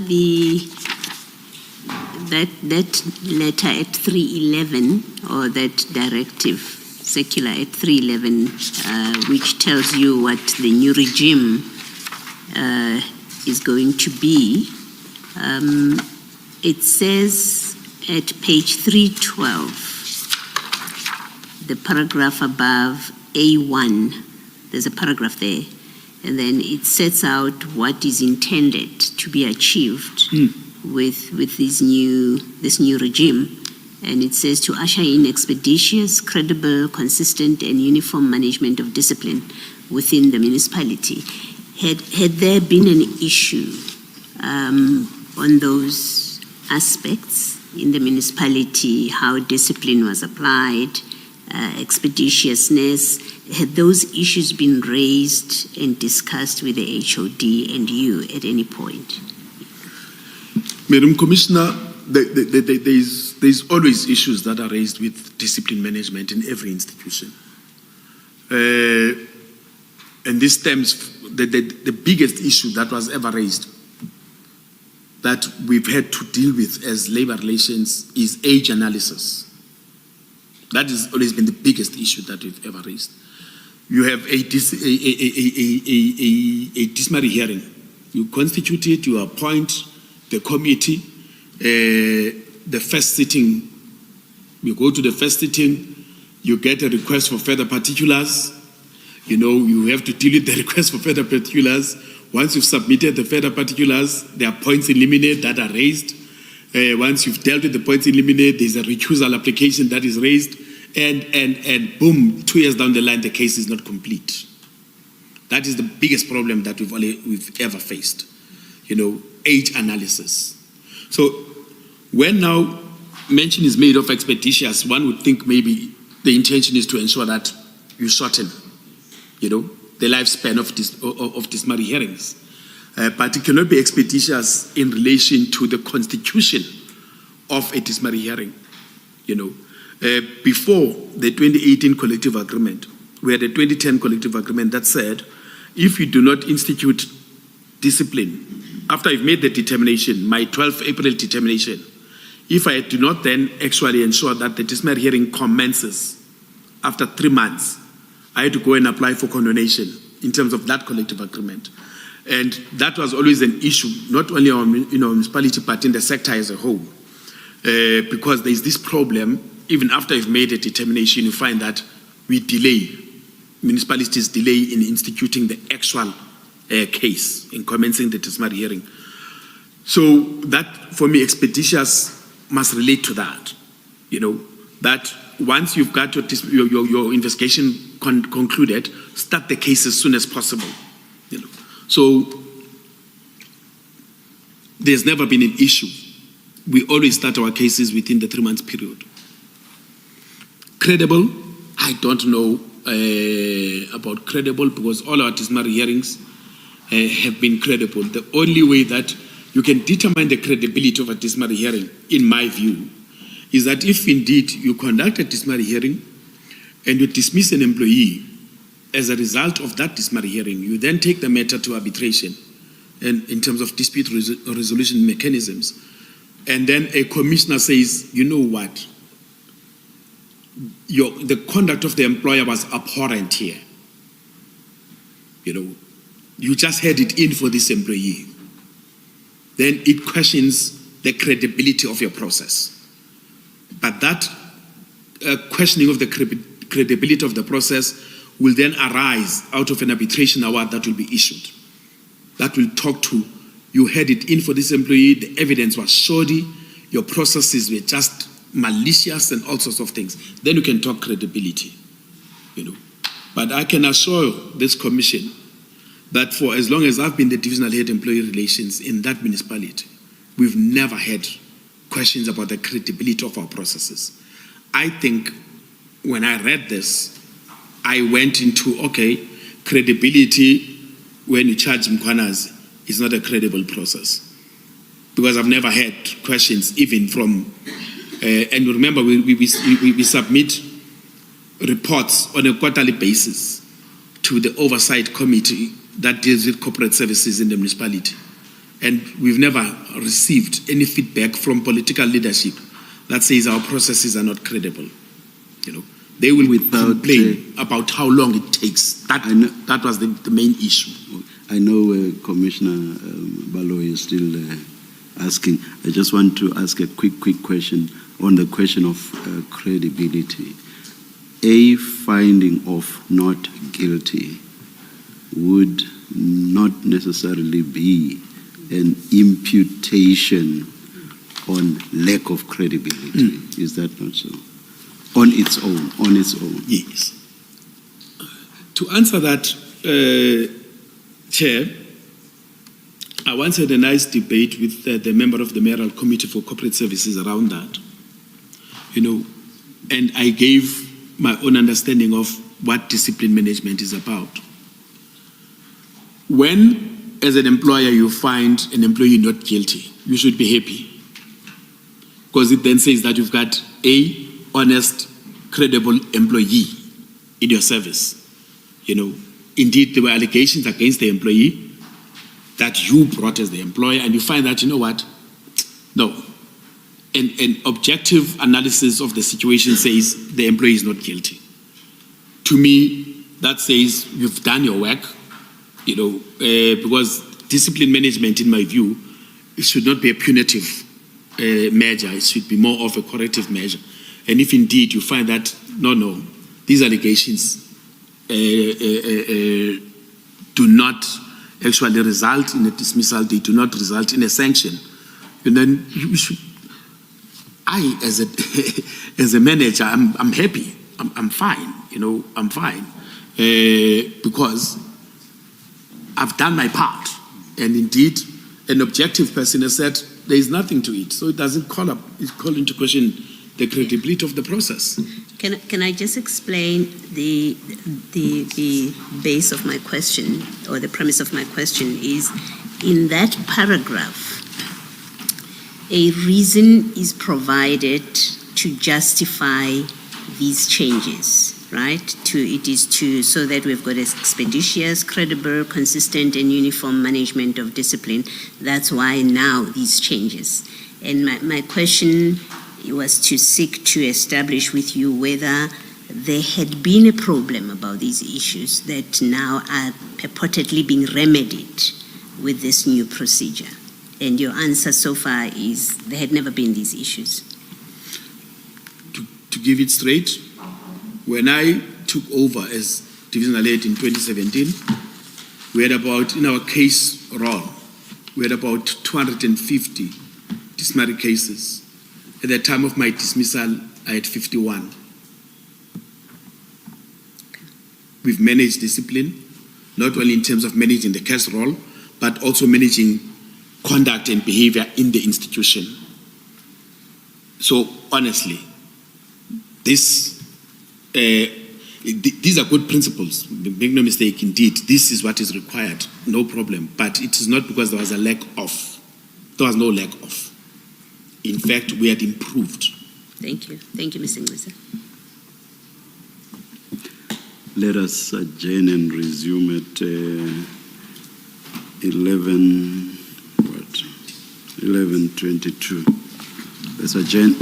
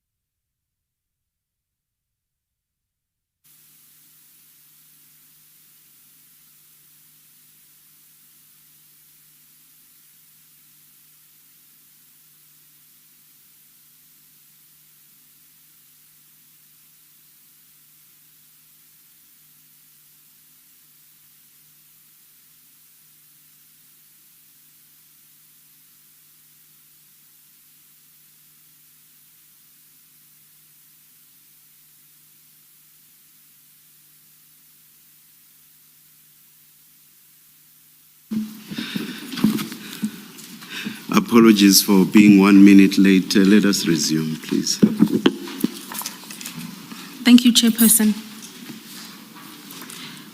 Mr. Ngqiza, we are on page 318 of your annexure bundle, page 318. We are still discussing your comprehensive response to the guidelines issued by Dr. Mkhwanazi. If I could turn your attention to the heading next to Roman numeral 3. The heading that reads, for HOD CLS to confirm the allegations. So this pertains to the allegations of misconduct. In that paragraph, you describe the HOD CLS as a super HOD in the municipality. Could you explain to the Commission your justification for that statement? Yes. The system of delegations in the municipality, commissioners, as approved by council, and I think at that point, the system of delegations was approved in 2017 by council, and it was still applicable. It places an obligation on each HOD to manage discipline in their departments. Now, if an HOD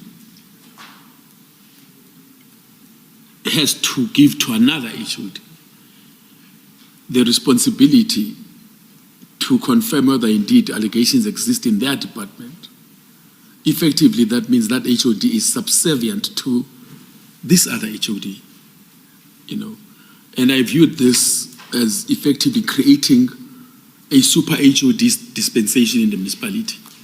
Instead of all HODs being on the same level, now you have this HOD that becomes almost like a supervisor of the others in terms of discipline management.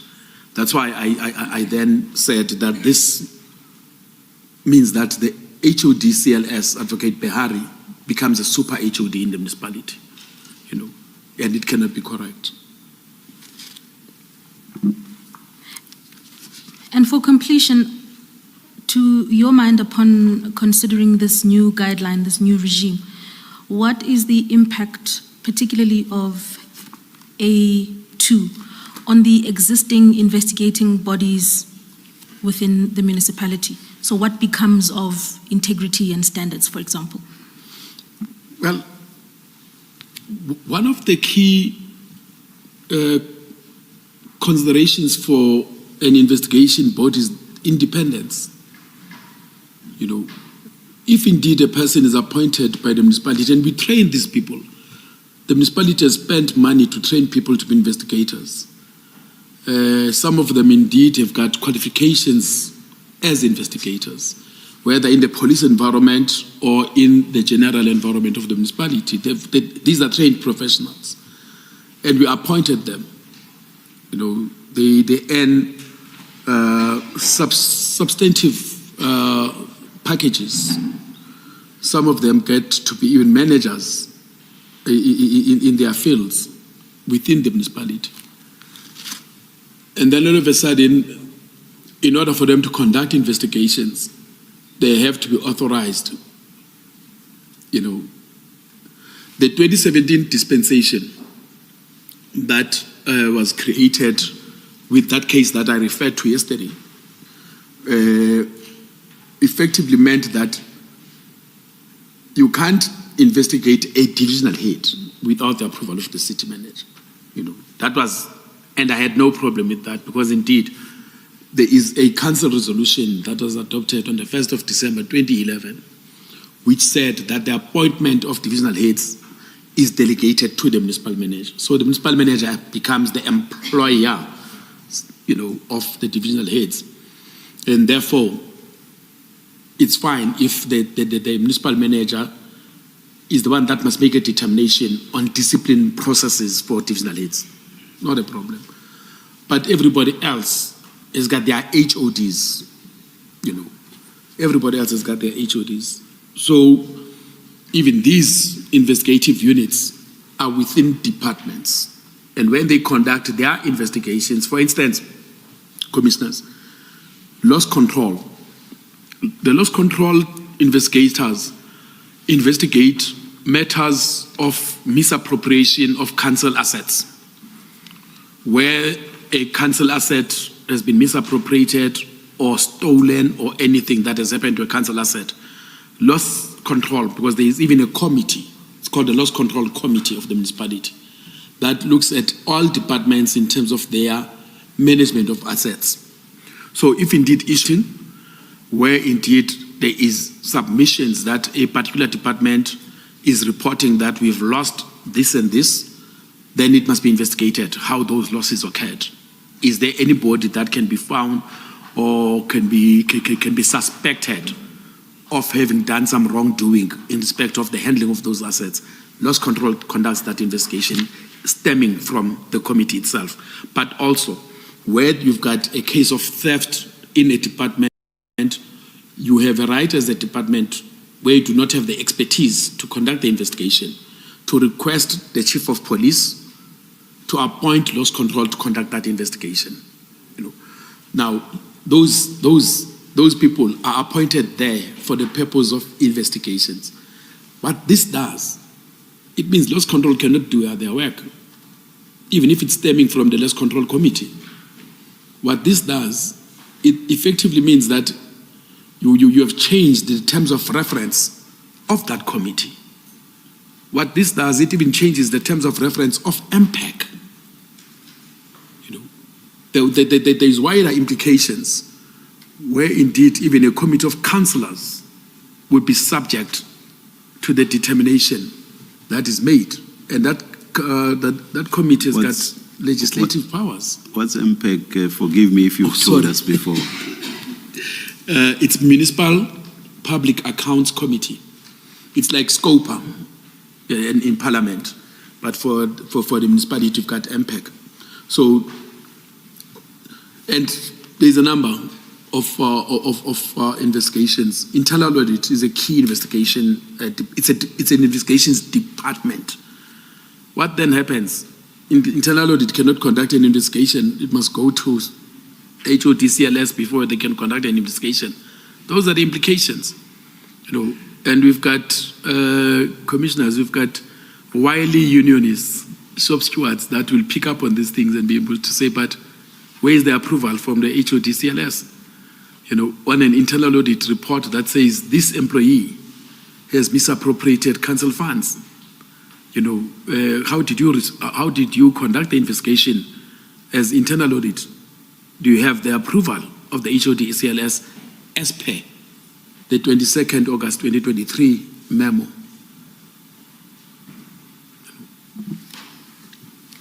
Mr. Nhlanhla, the new guideline deals in paragraph B with the appointment of presiding officers and employer representatives to run a disciplinary hearing for more serious offences. You have comprehensive criticism about that at the bottom of page 318. You deal with paragraph B. Do you see that? Yes, ma'am. Thank you. Could I ask you to take the Commission briefly through your challenges with that aspect? Thank you, Commissioners. The first issue that I raise is that the DPCA is a time-bound peremptory collective agreement. What constitutes serious offences in municipality is wide-ranging and cuts across all occupational categories. So,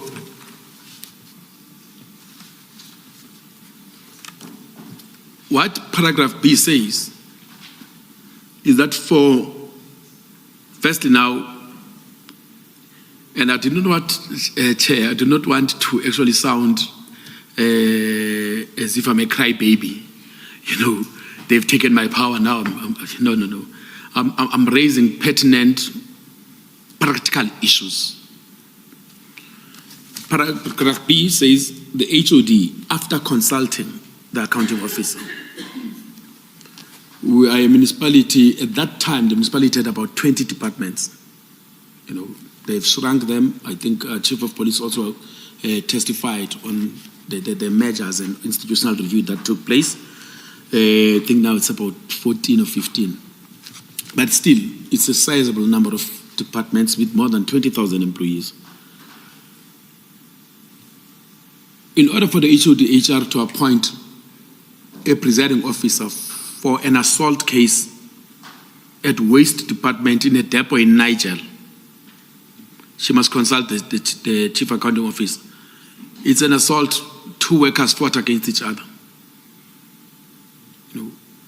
And therefore, she cannot appoint the disciplinary tribunal without having consulted the accounting officer to deal with a matter that involves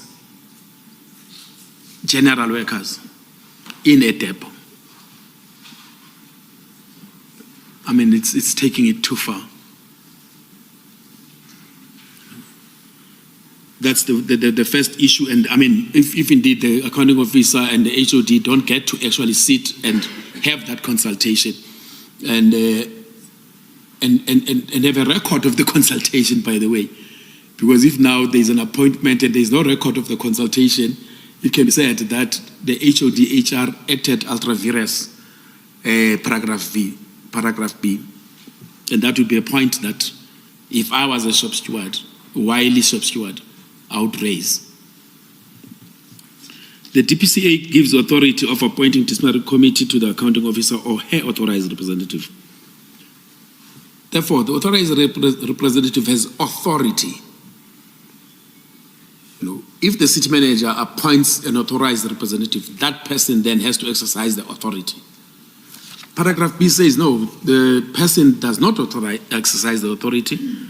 The exercise of the authority is contingent on a consultative process and therefore is contingent on the accounting officer giving a sort of consent or some form of agreement that, okay, fine, charge this person or appoint. Now, why do you need to do that? There's a technical legal issue around the process of consultation.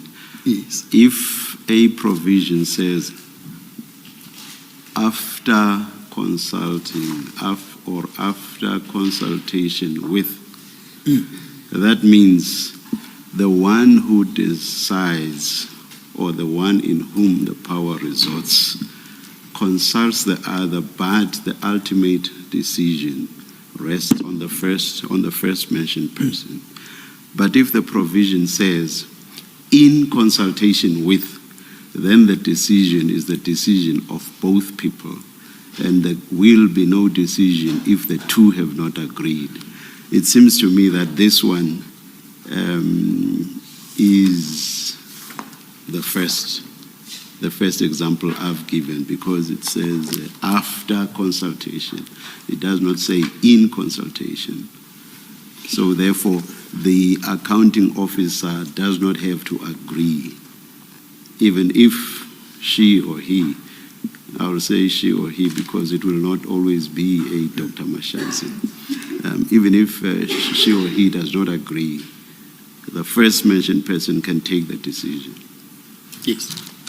Although, of course, with the power relations and all that, it may never happen in practice if the one being consulted does not agree. But that will not be a function of the law. It will be a function of power dynamics. I understand, Chair, and I agree with the analysis that you're providing. The issue for me is that, therefore, the HOD cannot appoint without having had the consultation. But none of what I'm saying detracts from the point you are making, yes, which is basically bottlenecking everything, like your general workers at some depot somewhere, all of that having to go all the way to the city manager, even if she's merely being consulted. That will result in serious bottlenecks. Yes, sir. And hence the time-bound processes. So the second one that I had raised is the issue of the authority. My reading of the collective agreement, and not only my reading, but the practice or how we have always interpreted the collective agreement, not only in Ekurhuleni, but even you'd find that even in terms of unfair dismissal disputes that had arisen, it has always been accepted that the authorized representative of the municipal manager then assumes the full delegation to perform the function. You know, we've never had to perform a function that are delegated in consultation or after consultation with the delegator. You know, when the person is delegated, you are given the authority. Therefore, you exercise the authority, you know. And Mr. Ngqiza, sorry to intervene. If I could draw your attention then, still on page 319, yes, to Roman numeral 4, where you raise issues around capacity. Could you make some remarks in respect of that, please? Yes, thank you, Council. What I was raising here it's in line with that I've testified on, commissioners, on the role that labor relations or employee relations plays, which is not just simply appointing the presiding officer, but you have to manage the process, and having appointed the committee, you are also responsible and accountable for how the dismally case or the hearing has progressed. You take, like I indicated, the principle of end-to-end accountability. You are fully vested in the process. Now, we have a situation here, the HOD will appoint and then step back. It's not clear in terms of where the process then resides in terms of the actual management of the dismally hearing. And one of the things that, as the appointer, and I've had to do this as the person who appoints the dismally committee, you can be subpoenaed to go and explain what happened with the dismally process, the appointment process itself, but also the management of the dismally hearing. For instance, you took a decision that you are going to appoint legal representatives. What informed that? There's a challenge around that. How? What was the rationale and everything? So one was also concerned about these issues, that you'll have an HOD that at that level does the appointment and leaves the process and is not invested in the process. And maybe if I can ask you a question just about general impact. I earlier asked you, Mr. Ngqiza, what the implications of this new regime are to the investigative capacities within the city. But what are the practical implications of this new regime on your office?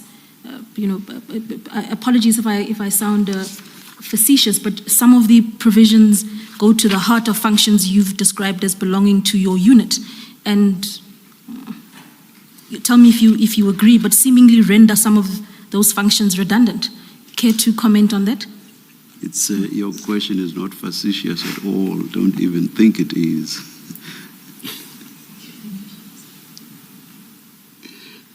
Please. May I answer? Please answer. Okay. I deal with that, even though I do not deal with it extensively, but I deal with it under B of my submission to the city manager, where I state contractual obligations.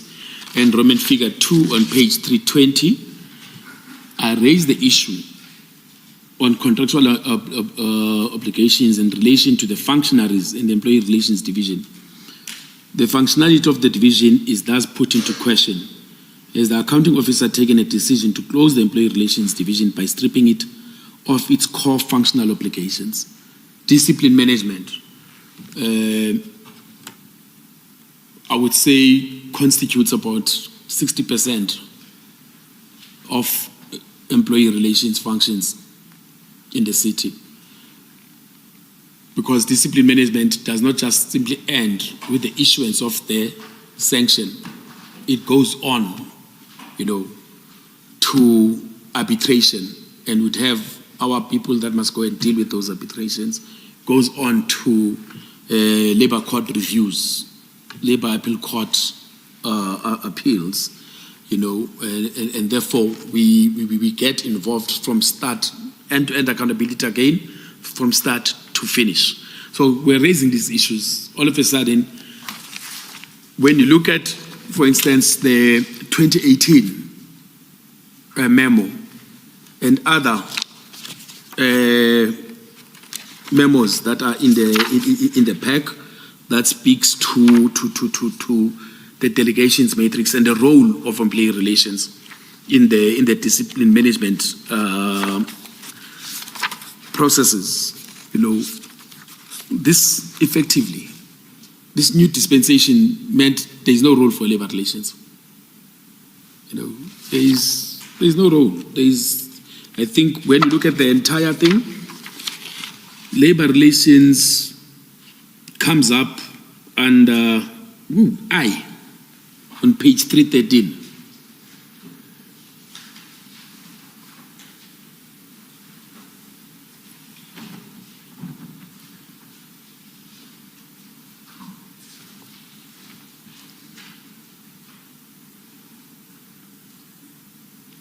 I on 313. And that's the only place. Handling of step 3 of the grievance procedure shall be dealt with, shall be submitted to the office of the HOD-HR for coordination through my office, and ensuring a register is kept. That the people that can chair those step 3 grievance hearings is the head of department HR, the divisional head employee relations, others as may be specified by the city manager. That's all. In the entire discipline management processes, the divisional head now only has to sit in for step 3 grievances.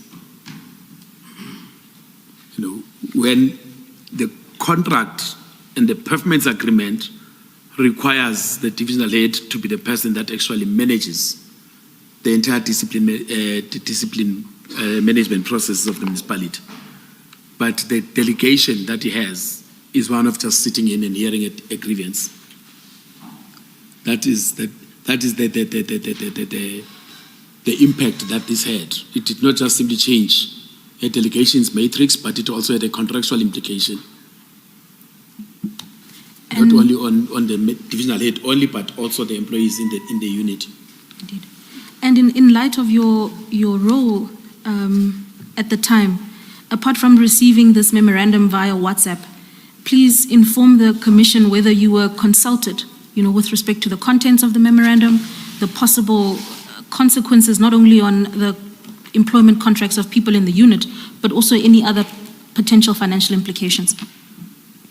Nope. Remember, I was only told on the 21st of August that we are correcting it. And what correcting it meant was never articulated. I then got to understand the correction when I saw the memo. But no one spoke to me.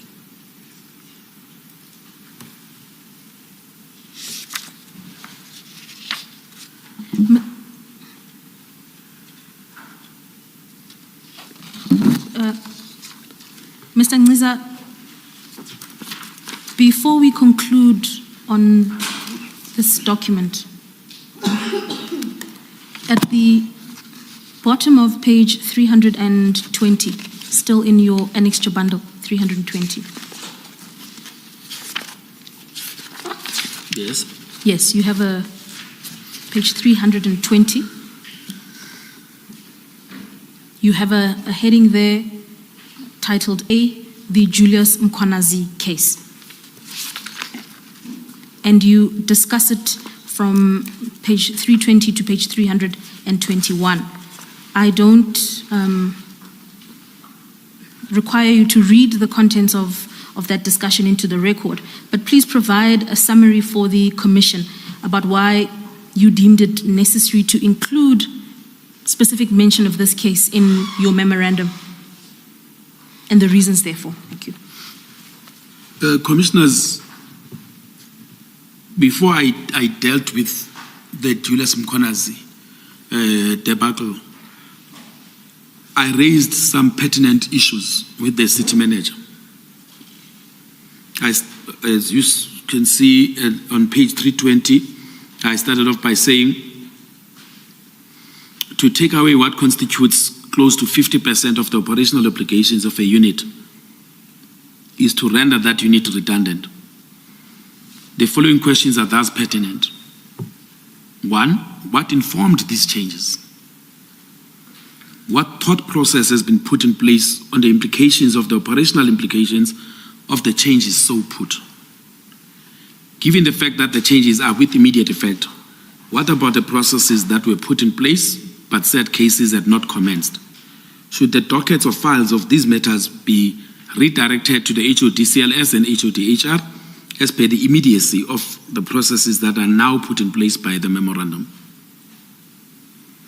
Should the answer to 3 supra be in the negative, what defense should the employer representatives and presiding officers advance to the unions when they are challenged on their appointment and thus jurisdiction of the disciplinary hearing? Because already there were matters that were pending that had not even commenced. And now were we supposed to issue new appointments or what? Should the answer to 3 supra be in the positive, then what about the impact on the timeframes envisaged in the TPCA, noting that the provisions of the TPCA are peremptory? You have matters that indeed you have appointed, and if indeed those people are to proceed, I had a concern, on the timing. In conclusion, I cannot ignore some pertinent issues that must be ventured into in assessing the manner in which this whole matter has been dealt with. I therefore must raise my misgivings in this regard as follows. A, the Julius Mkhwanazi case. The urgent meeting held on Monday at the boardroom of the city manager required some serious reflection on my side on the direction and manner in which the municipality is taking on the handling of discipline. The following critical issues arise. Roman figure 1, how and why did the HODCLS, that is Corporate Legal Services Advocate Behar, get involved with a concluded investigation report by the police? Is this not, and the police in this instance, I refer to EMPD, not SAPS or IPID. Is this not tantamount to interference with discipline management, especially given the fact that this was highly irregular and not found in any prescript of the municipality? Roman figure 2, where in the DPCA is the role of assessing evidentiary material? Where is such a role in the contract of employment of the HODCLS or even on the system of delegations? In essence, where did the HODCLS get the jurisdiction to embark on such a process? And I raise this because I'm sure even Chief Mapia indicated that Advocate Behari had instructed, or rather Dr. Mashaz had instructed the Chief of Police to take the docket to Advocate Behari, and then he made an assessment of the evidentiary material and took a decision that there is no case. So I'm asking the jurisdiction, where does that come from? Where does he have the authority to do that? Why did the HODCLS, in the exercise of the questionable function of assessing evidentiary material, not engage the following persons? I'm raising this if indeed you are going to make a determination, at least consult those that have been involved with the matter. A, the investigation team, in order to understand the processes that were embarked upon in the collation and assessment of the evidence gathered in the matter. B, the appointed prosecutor, to understand the approach sought to be adopted in formulating a winnable case. C, potential witnesses, to understand the strength and resolve of the persons the prosecutor seeks to rely on in presenting the case of the municipality. None of these people were engaged by Advocate Behari in his making the determination that there is no case. Given that the test in the disciplinary proceedings is one of a preponderance of probabilities, a concept prevalent in human resource practices than legal nuances, what tools of assessment were used by the HODCLS since clearly no engagement were held with the persons referred or mentioned in Roman figure 3 supra. Given the fact that the appointed prosecutor is a labor law expert who happens to be an advocate, how does the HODCLS, who does not possess notable experience in labor law, override the considered opinion of the labor law expert? Since when does the HODHR stop the serving of a charge sheet to an employee? Why was this done with this specific case? And where in the DPCA or any other prescript of the municipality, inclusive of the system of delegations, does the HODHR have the authority to stop a disciplinary process from proceeding? 7. If there is no legal prescript giving the two officials and in fact stop disciplinary misconduct proceedings against an employee, even after a prosecutor had determined the existence of a probable cause for the institution of a disciplinary hearing, what steps is the accounting officer going to take to handle the blatant misconduct of the said senior managers? I go on to indicate that the framing of the memorandum issued on the 22nd of August 2023 leads one to hypothesize, based on the conspectus of the evidence and the flow of events, especially the discussion held on Monday, the 21st of August 2023, that the anonymous email questioning the handling of the Mkhwanazi matter and potential corrupt activities associated therewith, that the memorandum is a post-ex facto legitimization of the misconduct that occurred with the handling of the Mkhwanazi charge sheet. The memorandum is a regurgitation of the processes that were embarked upon by the two HODs in the handling of the Mkhwanazi matter. I'm raising the misconduct that you are referring to there, sorry to interrupt you. You're referring to the misconduct of the two HODs, not Mkhwanazi's misconduct. Yes. So you're saying by interfering with the handling of the, I would say prosecution, not investigation. Yes. They were committing misconduct. Misconduct. And they are trying to legitimize it through this new delegation of authority. Exactly. Thanks. That's why I say, Commissioner, that it's ex post facto legitimization, because what they did was not covered by a prescript. Now, in order for them to justify what they did, they then introduce a new prescript. But at the end of the day, as of the date that they were doing what they were doing, there was no prescript that regulated that. But the new prescript that then gets introduced on the 22nd of August 2023 is exactly what they did in June of that year. This raises serious questions on the integrity of the processes we engage upon as the city administration. That the fact that a single matter has the impact of influencing 2 decades-long processes that have stood the test of time and challenges mounted by various parties is unfathomable. Of greater concern, however, is the fact that the two departments that are at the heart of good governance are found to be right smack in the middle of a wanton disregard of council resolutions, the system of delegations, and policy framework of the municipality. They've shown a total lack of appreciation of a vital function that speaks to the stability of the municipality, i.e. discipline management and its concomitant nuances.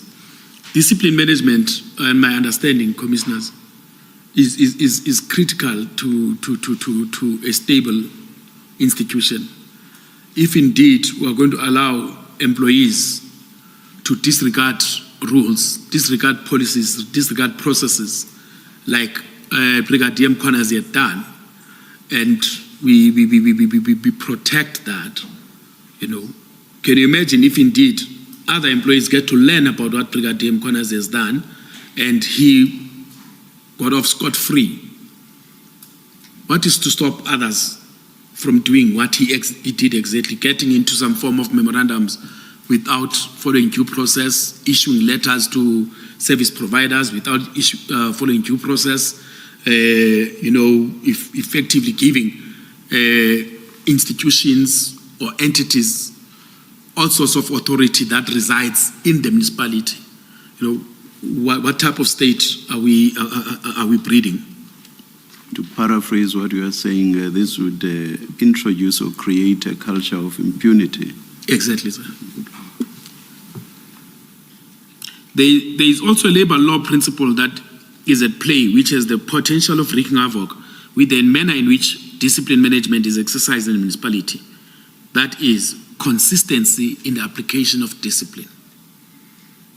And I know that the labor courts have actually emphasized this. You can't seek to discipline Xolani on this, but then you leave out offense on the same misconduct. There must be consistency in the application of discipline. What is to stop organized labor from demanding the withdrawal of disciplinary matters against their members, given the fact that the existence of allegations of serious misconduct is no longer a sufficient cause to institute disciplinary proceedings?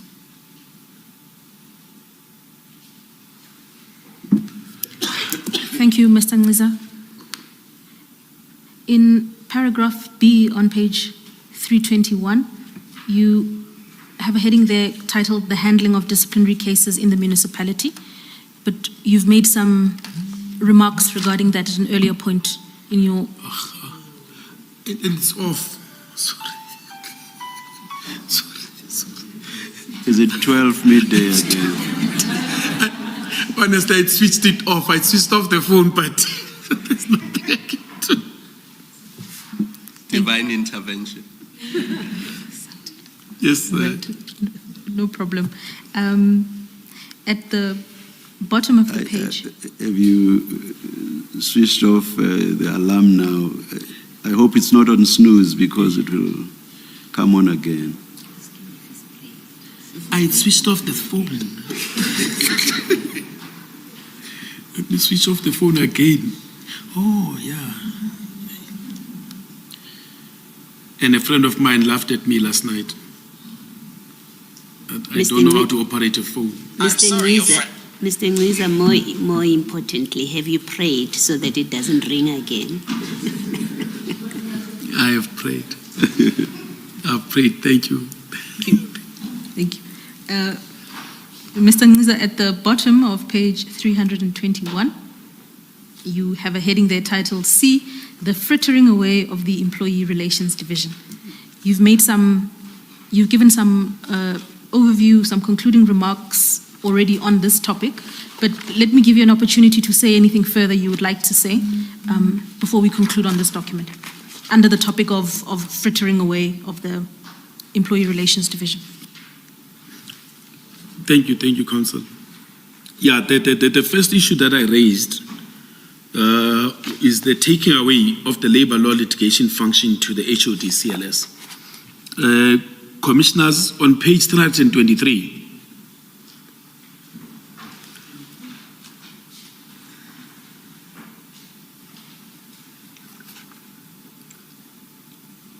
you have a delegation. This is a delegation that has been a standing delegation since before me, with my predecessors. But if you read the delegations, there is clarity. A, the Divisional Head Employee Relations has got a delegation to institute and defend labor law, labor relations related legal action in all courts, arbitration and or labor dispute resolution bodies, including quasi-judicial courts on behalf of council. So I could institute, and I've instituted proceedings against trade unions and the likes. For instance, when there's an unprotected strike action, then I would institute interdict proceedings. Now all of a sudden this was taken away.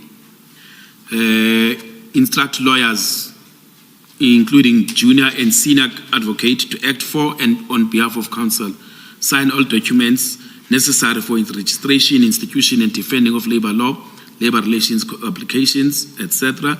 Hereinafter called legal proceedings for the said purpose, including deposition to affidavits, etc. So this whole thing now meant this is taken away.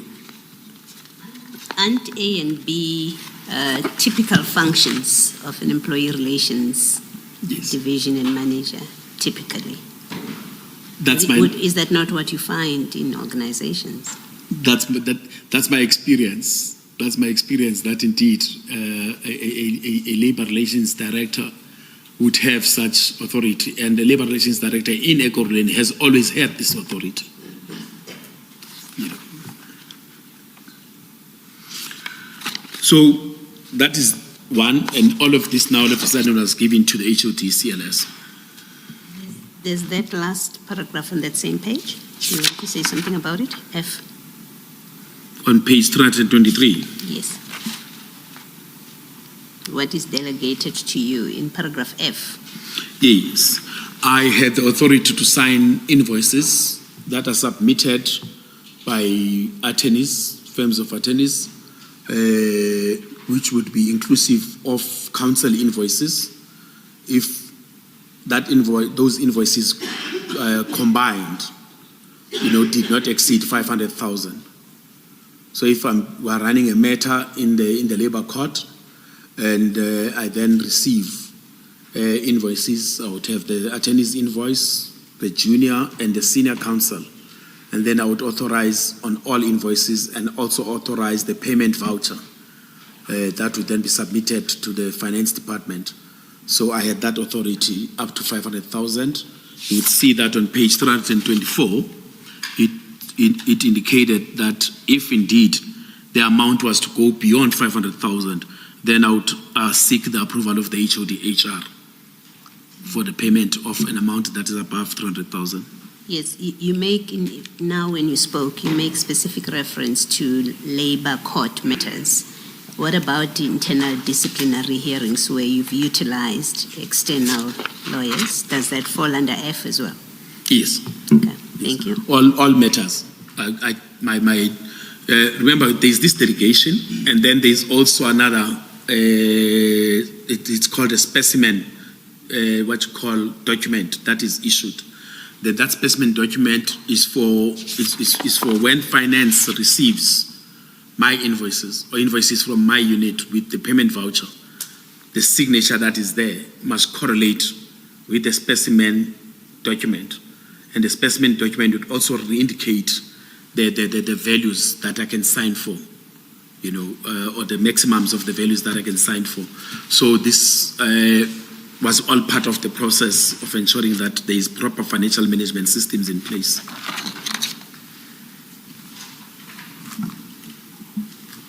Thank you, Commissioner. Mr. Ngqiza, End of flittering away. Yes, page 321. Unless you have any further remarks. I've got 322. Commissioners, I think 322 is exactly what we're discussing, where I say that there was a taking away of the authority to appoint firms of attorneys, thus impacting on the authority to institute and or defend labor law matters, inclusive of the CCMA, SHBC, and the likes, and also the taking away of the authority to appoint officials in disciplinary hearings. And then, even though it's not in the memorandum of the 22nd of August 2023, there was some task team that Advocate Behari, wanted to be formed, that would report to him on the handling and management of dispute resolution functions, which were my functions. And quite honestly, I was getting paid handsomely for them. And then all of a sudden now, those functions are not to be performed by me, and I would still receive the salary. Very funny. I'm looking at page 320, the paragraph that starts to take away what constitutes close to 50% of the operational obligations of a unit is to render that unit redundant. You have said to us that what you were left with was presiding at certain type of grievances. Do you think your quantification of 50% is accurate? what was taken away not significantly higher than 50%? No, it's accurate in the sense that as much as discipline management, Chair, constitutes a sizable amount of work that the Labour Relations Unit does, and even in terms of the structural arrangement, because I developed the structure that we're now using as the municipality, the bulk of my employee relations officers were in the unit that deals with case management and litigation, and discipline management was part of that unit. But there is also other work that we do, which speaks to institutional stability, institutional stability, relations in the depot, so that indeed you avoid a situation wherein there's an escalation of problems or conflict in the depot that will result in industrial action. So it's one of the things that I invested in, and as a result, the institution bought into that arrangement so that we try, because a strike issue, and I think I mentioned something to that effect, a strike in the municipality, for instance, in 322, where I mentioned 2 strikes, institutional strikes that were very costly and very heavy on the municipality. In 2008, we had a strike that cost the municipality damages of up to 56 million rands, the quantification of the damages that we incurred. In 2011, we had another strike that lasted for about 3 months that cost the municipality 74 million rands. So we invest a lot, Yes. We don't just deal with management of discipline, but the investment on relationship management. All right. Let me say this. Subject to anybody taking issue with your quantification, I will accept your answer that your quantification of almost 50% is fine. Thank you. Thank you very much. Thank you, Commissioner. Thank you, Chair. Mr. Ngqiza, if I could ask you to turn to the final paragraph of your response. It's on page 322. The final paragraph. The paragraph starts with the words, the representative trade unions. Do you see that? Yes, ma'am. Indeed. If you go to the, let me read that sentence first, actually. It says, the representative trade unions have also raised queries with me as the DH employee relations on the wisdom that informs the memorandum issued on the 22nd of August 2023. In the second sentence there, Mr. Ngqiza, you highlight the far-reaching implications that will be visited upon the municipality on the implementation of the memorandum. And there's a request of sorts to the accounting officer to rethink the contents of the memorandum and seek counsel. My question then is, did you ever receive a response to this memorandum or any form of communication that suggests there was a reconsideration and a seeking out of counsel? No. This memorandum, Commissioners, was submitted to the Office of the City Manager on the 29th of August. Nothing. Not even an acknowledgement of receipt. Nothing subsequent to that? Nothing. Did you copy the functionaries mentioned at the bottom of page 322? Let me be honest, Commissioner, I don't remember. I don't remember whether actually in that email I sent it to them. Let me not speculate. I don't have the email, but I know that the email itself was sent to the city manager.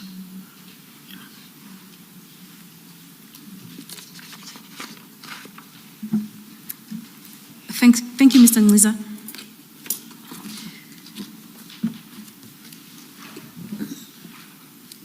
That would then conclude the discussion as it relates to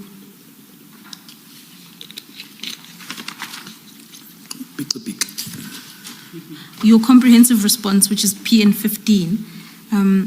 Could I then ask you to turn to page 30 of your witness statement, if we can go back to your witness statement? Yes, ma'am. We are now on paragraph 98. Yes.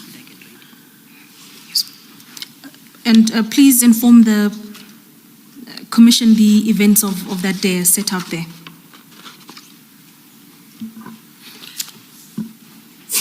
On the 2nd of September, which I think was a Saturday, another anonymous email was sent to Jeff Weeks by the person who was using the pseudonym Beatley. And in that email,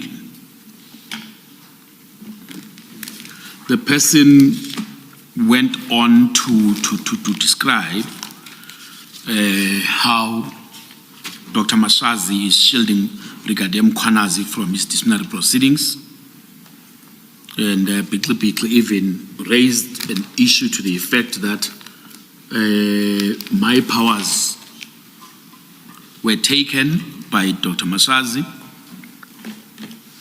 as part of this process of shielding Mkhwanazi.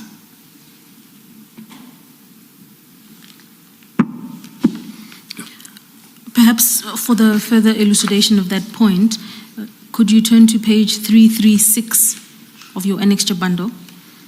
Yes, I'm there.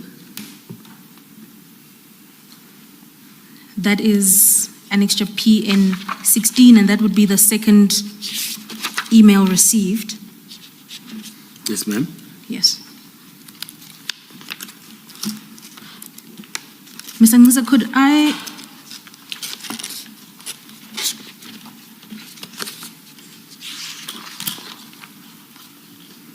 ask you to have regard there to paragraph 4 of that email? You've provided an overview of sorts of its contents, but could you have regard to paragraph 4 of the email? It begins to support my stories. Paragraph 4, to support my stories, Imogen Mkhwanazi decided to issue a directive to the effect that from now on, only Linda Kashega and Kemi Behari are going to authorize any disciplinary hearings. I've pasted the document to this email so that you can see for your eyes. This was done in order for Imogen Mkhwanazi to protect her peoples inside the Ekurhuleni, and is using Linda Kashega and Kemi Behari. And just to further emphasize the point you made in your witness statement, if you turn to page 337, which is the next page. Yes. Do you see the second paragraph on that page? Yes. It starts with your name. Yes, ma'am. Yes. Could you please read what Beatley says there in that paragraph? Olaninqi's powers have been taken by Imogen Mkhwanazi deliberately. Thank you. Could I then ask you to turn to paragraph 99 of your witness statement? I'm there. Yes, and Ma'am? yes, I'm giving you the page number. Yes. On page 99. On the 7th of September 2023, I was served with a pre-suspension letter and suspended soon thereafter. Thank you. And if you go to page 338 of your annexure bundle, yes, that would be the pre-suspension letter. Do you see that? Yes. Yes. Dated 7th of September, directed to you. Yes. Is that correct? Now, Mr. Ngisa, could perhaps then in light of your evidence under this heading of the Beatley anonymous emails, as well as the ultimate issue of a pre-suspension letter to you on the 7th of September, could you explain to the Commission whether you believe these events were all related and culminated in the events of the 7th? Thank you, Counsel. Commissioners, to me, honestly, the Beatley emails just wreaked havoc with my life, in the sense that soon after the email of the 2nd, which was on a Saturday, we proceeded and we were busy preparing for a workshop on the institutional review and implementation of the municipal staff regulations that were promulgated by the minister, which came into effect around about the 1st of November 2022. These were regulations that were now going to have an impact on how we manage HR processes in municipalities across the country. Quite honestly, the letter of the 7th, came out of the blue. You know, we sat on the 6th preparing for the workshop that was to happen on the 7th, and I was playing a pivotal role in those preparations to the effect that Shega even remarked to say, hey, you know, had it not been for these protocols that the council has, actually you should be the one that leads the HR team tomorrow in the workshop with councillors, because we're going to meet all councillors and we're going to workshop the councillors on the staff regulations and how they're going to impact the institutional review process in terms of especially the political office, you know, the political offices. Now you have that full day engagement of the management team. You play a role in terms of structuring even the presentation, teasing out the key issues that we need to concentrate on when we actually deal with these matters that must be workshopped. And then boom, the next day, you get served with a suspension letter. And even though the suspension letter speaks to issues about qualifications, those issues, in my view, had been dealt with. But nonetheless, we get issued this. Now, fine, you get issued with the suspension letter, primarily because, in my view, I had raised critical issues in my letter that was served on the city manager's office on the 29th of August. And I believe that the issues that I've raised in the letter that we've just discussed now, you know, effectively went to the extent of exposing the malice that the municipal manager and the two HODs had in their attempts to protect Mkhwanazi and therefore to deal with anybody and everybody that was involved with the investigations and the possible discipline of Mkhwanazi.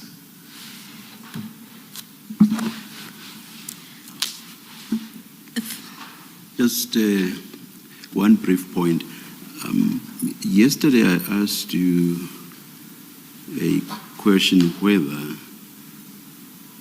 based on what you knew, you thought what Ms. Tlasheka was doing and saying was motivated by her fear of the city manager.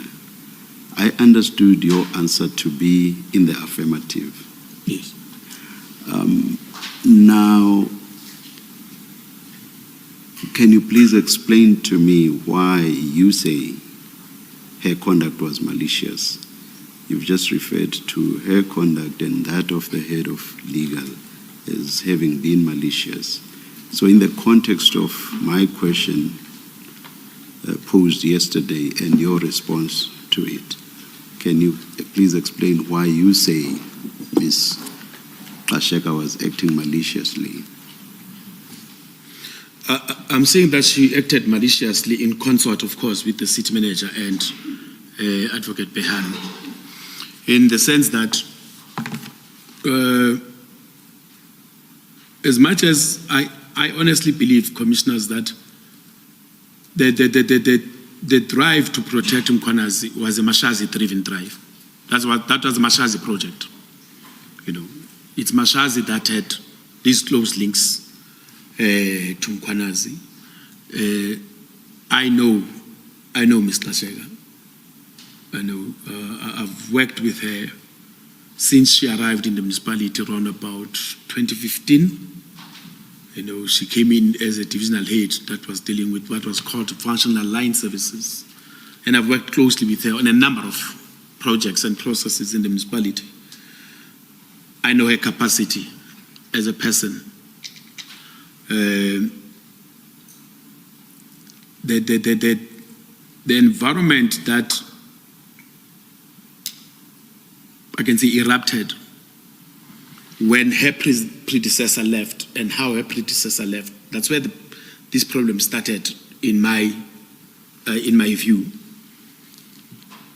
where her predecessor was the HOD-HR, was even excluded from a process that resulted in the reappointment of marshals. You know, and she was then put in charge of that process from an HR point of view. And then her predecessor was not even shortlisted for her position.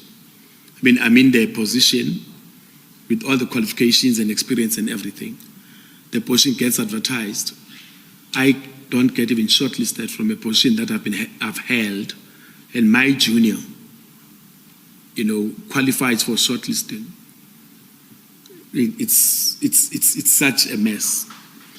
And then she got into this close proximity with Mashazi, and she found herself captured because everything Mashazi wanted, she did.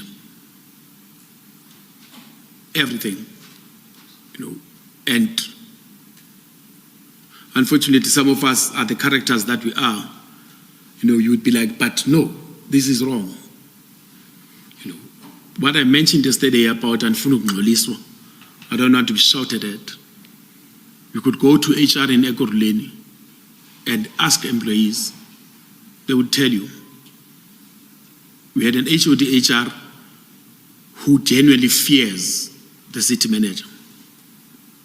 An HOD-HR on every issue effectively has abrogated the responsibility and given it to Advocate Kemi Pehara. I answer advocate. No, Maslindo advocate. No advocate uthini. You know, that is the type of environment that was created. Whether it was as a result of maybe, or rather as a combination of, on the one side, fear, and on the other side, lack of capacity to stand for your own and to actually lead the function that council has appointed you to. For me, it was a combination of both.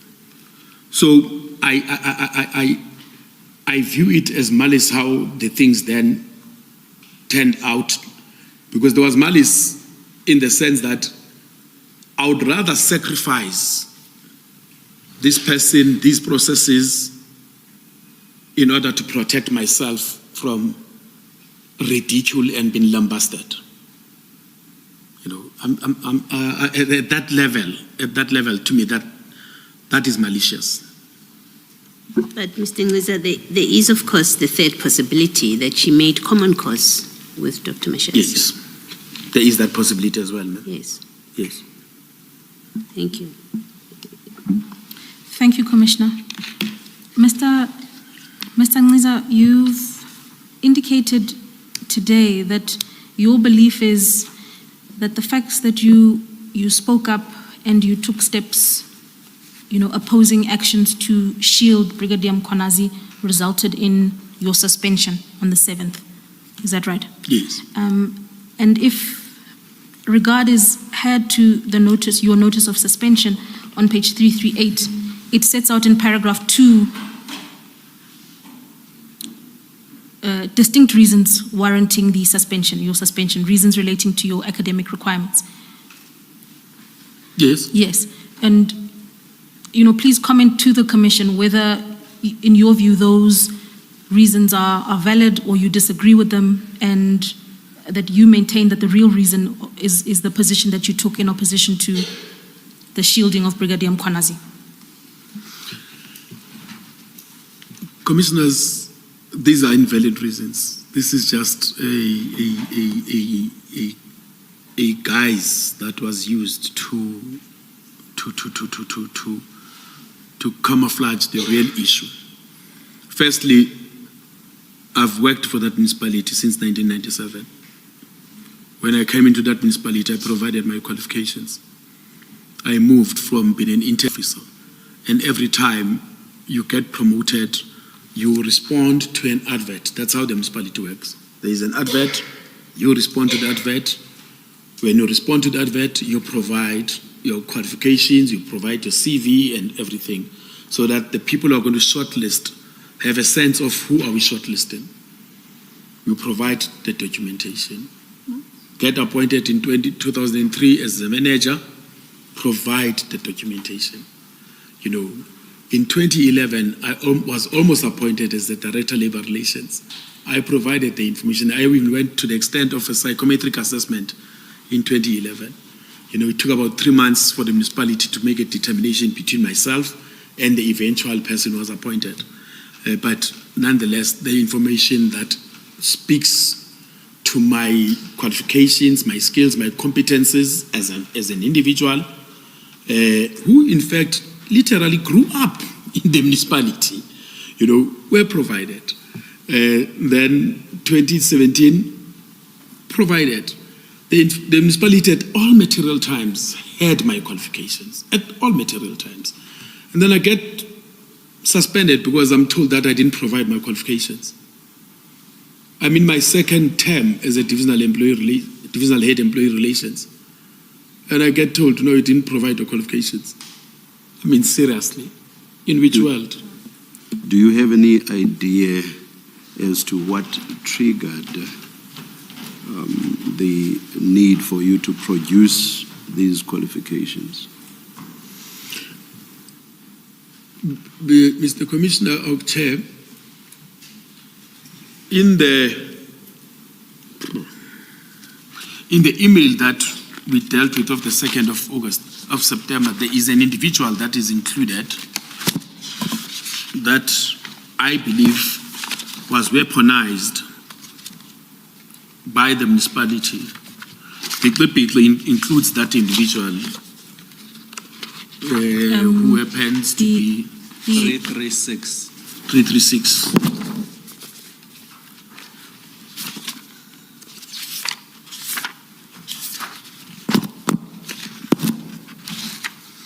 Yes, I would not mention the name because I was told not to mention names, but under the CC, the last individual that is CC'd, the usual names that have been mentioned all along, actually the last before Peace.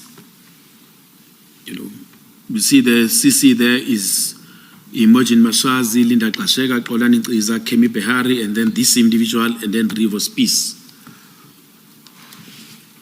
This individual happens to be a General Secretary of a union that is unrecognized in the municipality. But the way that this person has got unfettered access to all sorts of things, inclusive of personnel files of employees, is able to write all sorts of stories about everybody. This person was, in my view, weaponized to start a campaign, which involved even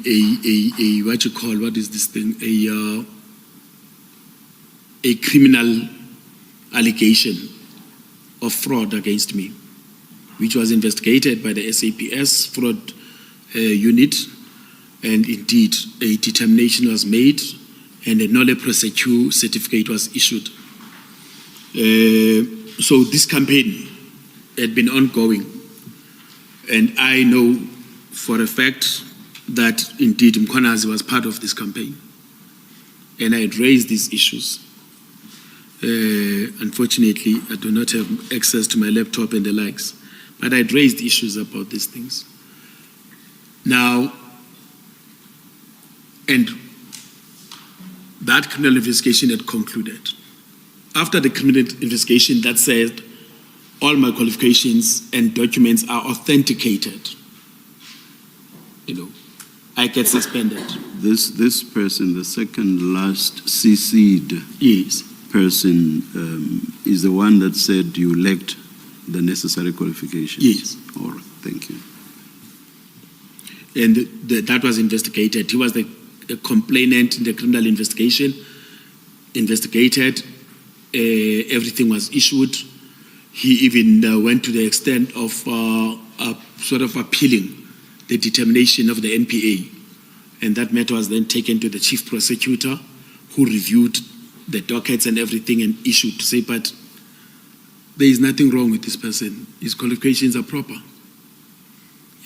But then the municipality goes and suspends me using that allegation. So in my view, they always had the qualifications. So all of a sudden they suspend me saying that I do not have qualifications. And that started another horrendous experience. Thank you, Chairperson. So, Mr. Ngqiza, if I understand you then, even the contents, of what is contained in the pre-suspension notice are, according to you, parts of a broader scheme to protect the brigadier from disciplinary processes and accountability. Is that right? Yes, ma'am. Thank you. This then is... If I may, paragraph 5 of that pre-suspension letter, what is that about? It speaks about a memorandum of 20 July 2023 about invoices, the signing of invoices that you apparently did not comply with. What is that memorandum and what are you supposed to have done? Madam Commissioner, honestly, I was not even given an opportunity, of course, to respond to this. I actually discovered that indeed such a memorandum had been issued by the HODHR to say to all divisional heads that, remember I spoke about the specimen delegation issue, where she said that, she's holding back the new delegations in terms of specimen signatures and the likes, and effectively barring divisional heads from signing invoices or approving invoices, and there were two invoices that I had signed post the issuance of that memorandum. And quite honestly, my take on it was that I have a delegation from the city manager to deal with invoices of attorneys in labor disputes. So all other invoices I don't sign in terms of what she had raised as a general memo to all divisional heads. But my specific, and indeed, remember I don't just deal with invoices of attorneys, there's a whole lot of other things that I have signing powers over. So that is suspended, but the delegation that comes directly from the city manager regarding a labor dispute has not been suspended, because the only person that can suspend that is the issuer of that delegation. So, yeah, it was just one of those. I signed invoices of attorneys for work that has been done, that payment was due. And in any event, they dropped it along the way. When we went on to deal with other things, they dropped it totally. Thank you, Commissioner. Mr. Ngqiza, in conclusion of this topic, a question that has been put to you repeatedly is what you believe are the underlying reasons motivating the conduct by the city manager to protect Brigadier Mkhwanazi. And a response you've offered is that of proximity. Is that correct? Yes. You've provided the Commission with a recording that you would ask us to play. Most definitely. Our technical team is going to set us up, and then I'll ask you to answer a few questions thereafter.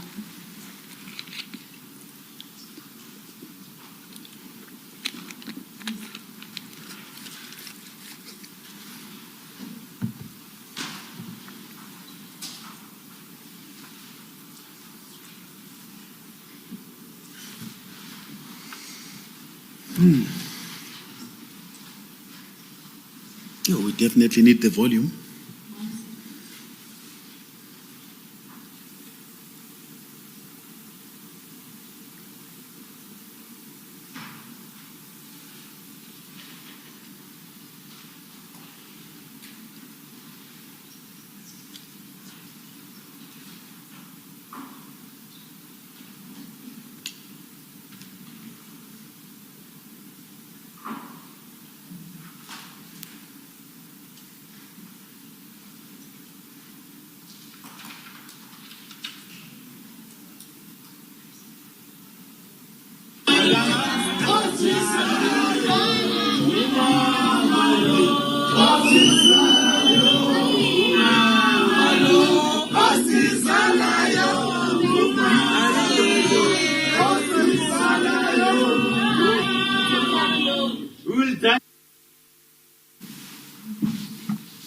Mr. Ngiza, Yes. at this juncture, are you able to identify the lady in the center image who seems to be the center of the song being sung? That is Dr. Imogen Mashasi. Thank you. The city manager. And will the witness explain why you say the city manager is the person at the center of the song being sung? Will somebody explain that? Yes, Chairperson, perhaps. All right, thank you, thank you.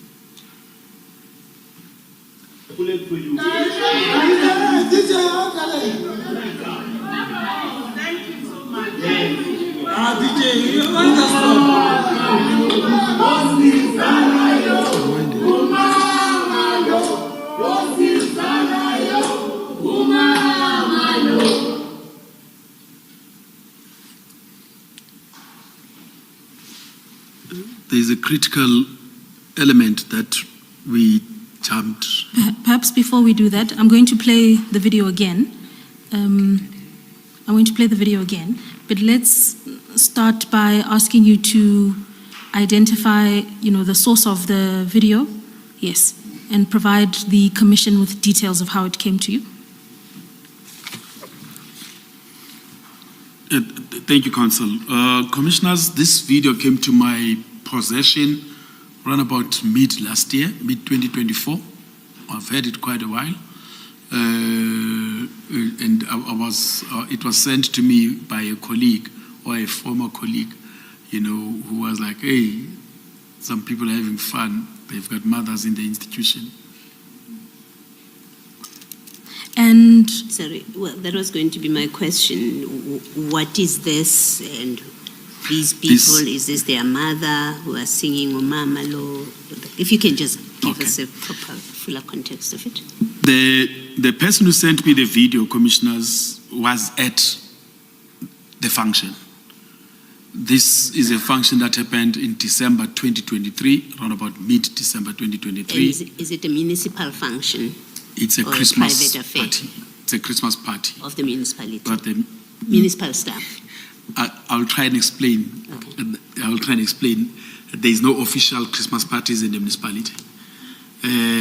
But this was some form of a Christmas party that was arranged by the city manager's office, and specific individuals then get invited by the municipal manager's office that are close to her. And can you tell the commission any information about that particular venue? Do you know where the party was held? No. No. I never concerned myself with that. Thank you. And may I ask you to also translate the words being sung? The song says, umama lo ondizalayo.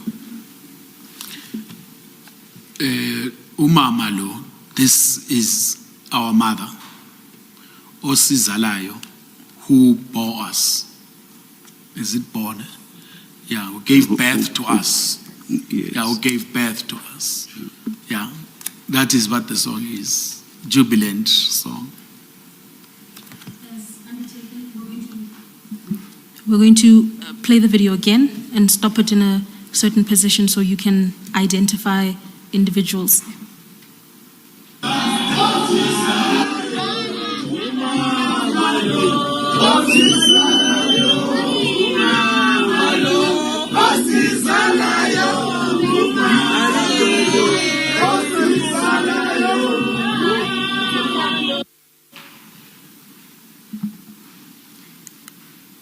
You've identified for the commission and translated the lyrics that are being sung.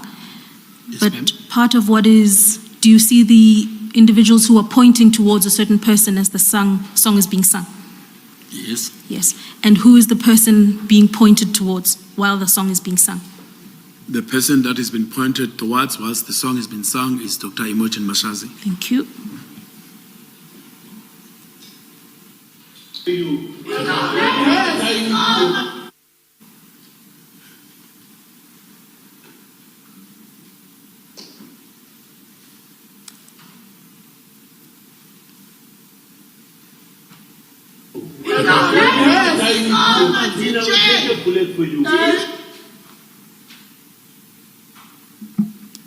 Mr. Ngza, are you able to identify the person speaking?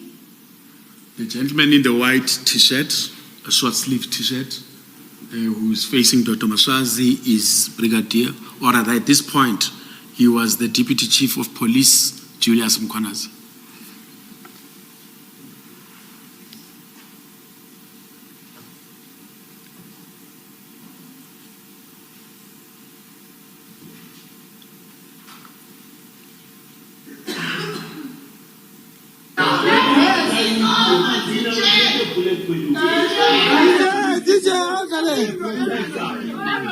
Thank you so much. DJ, you want to stop? Are you able to tell the commission what the gentleman with the white t-shirt said in that part of the video? Can I propose something, Council? Can we just play it until the end, and then we'll talk?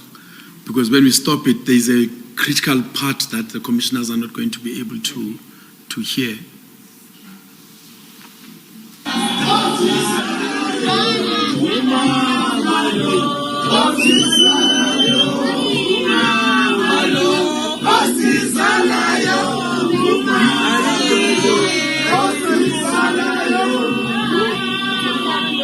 We will die for you. We will take a bullet for you.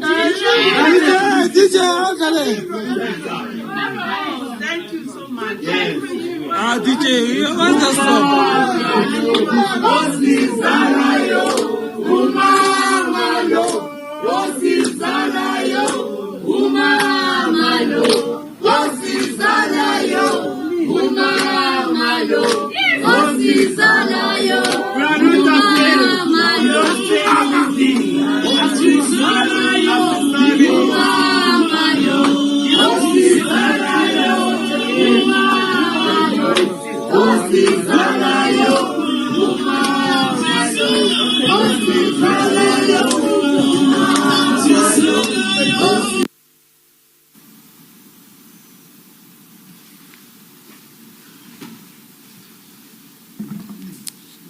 Thank you, Mr. Ngza.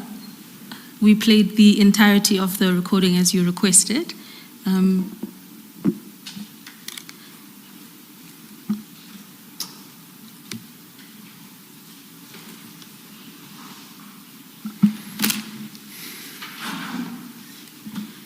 My previous question to you related to a period where the gentleman you've identified wearing the white t-shirt was making some remarks. He was speaking. And I asked you whether you heard the remarks that he was making and whether you could please share those with the Commission. Thank you, Council.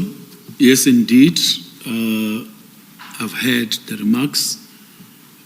The first part of the remarks, because the latter part of the remarks is drowned out by the response of the crowd.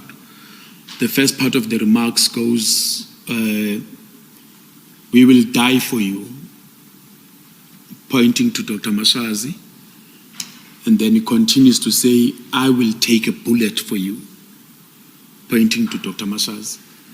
Unfortunately, then the further part, and I've tried to listen to it on several occasions, I can't make out what he says further, but the crowd is revved up by those statements. Thank you. And Ms. Ngqiza, one of the questions you've...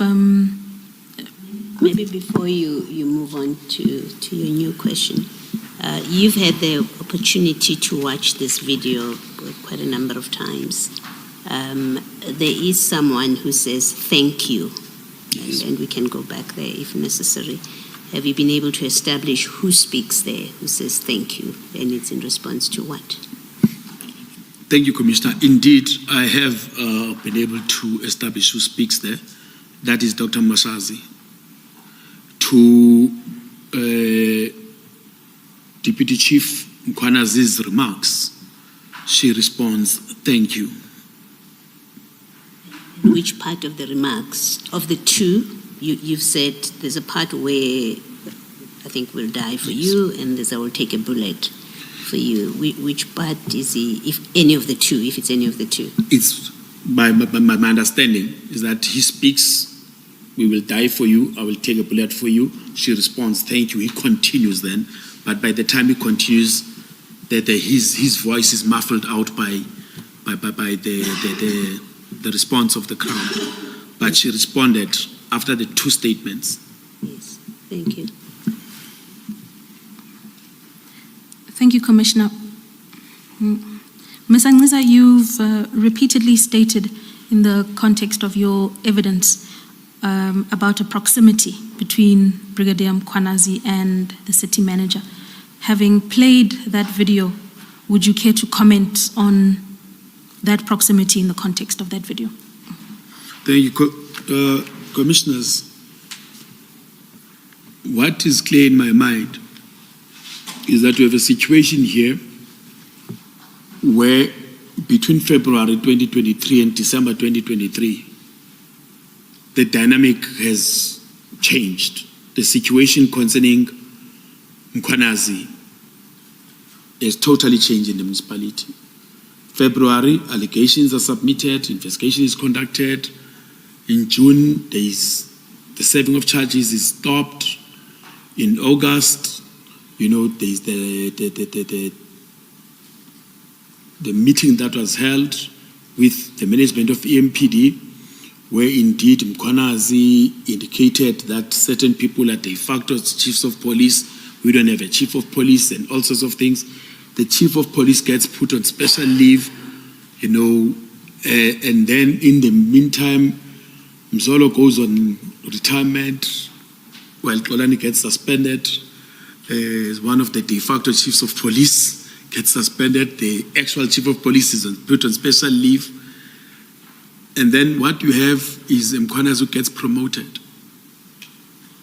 A few weeks thereafter, there is this. Mkhwanazi then expresses his gratitude, his loyalty, and all sorts of things to say, you know what, I will die for you. Because you are my mother. You have not only secured my continued employment in the municipality, but you've also advanced me against all odds, against all processes of the municipality. In fact, we've even gone to change processes that have been there, processes that have stood the test of time. Just like that, they've been changed because you protect me, you are my mother. the affinity that exists between you and I is to the extent that I would take a bullet for you.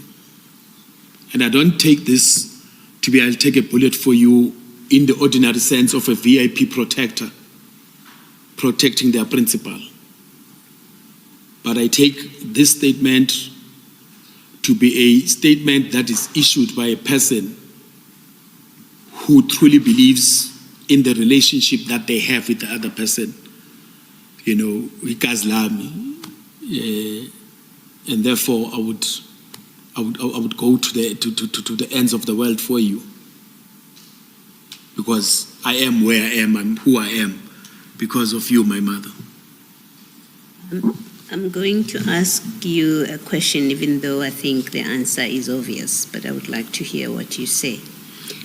Is it even appropriate for any employee under any circumstances, proximity or no proximity, whatever the source of the proximity, to say to their superior, I will die for you, I will take a bullet for you, unless they are a personal protector, unless that's their job definition? Is it appropriate for a subordinate to ever have that kind of relationship with the superior? No ways.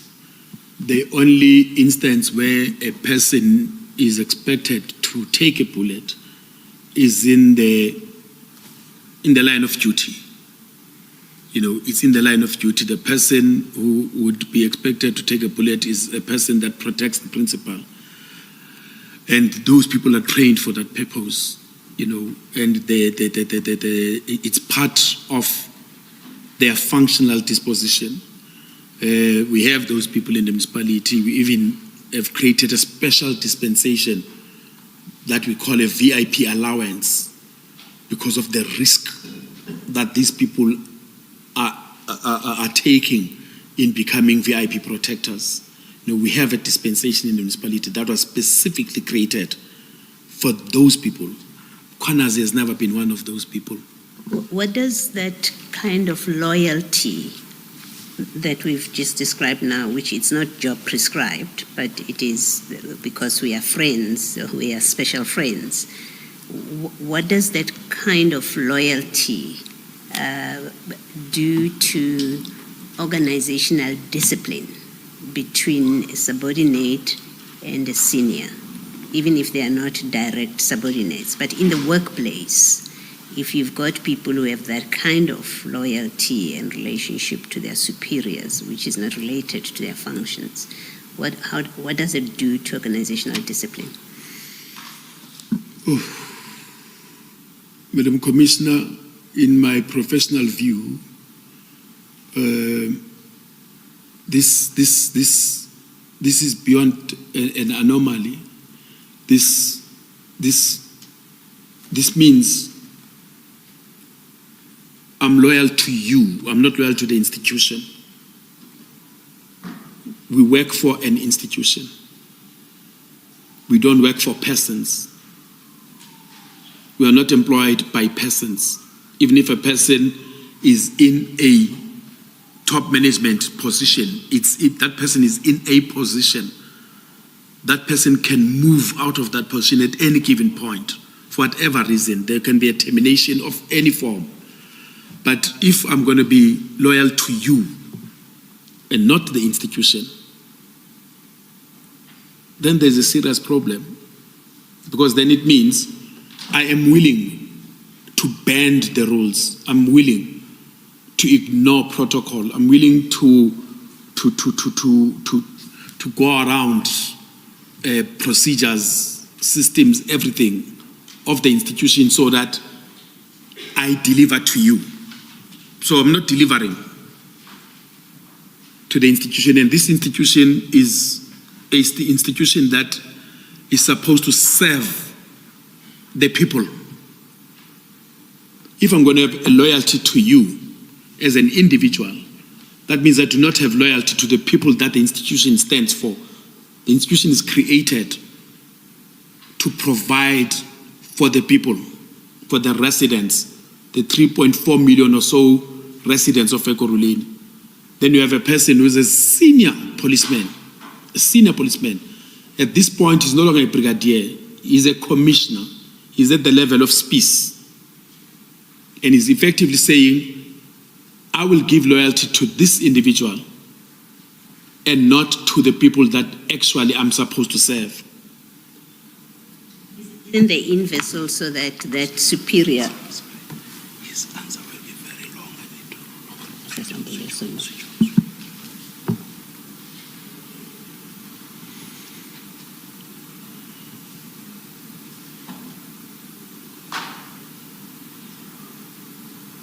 All right. Mr. Ngliza, I will finish off my question when we come back. Oh, okay. Let us adjourn and resume at 2 p.m.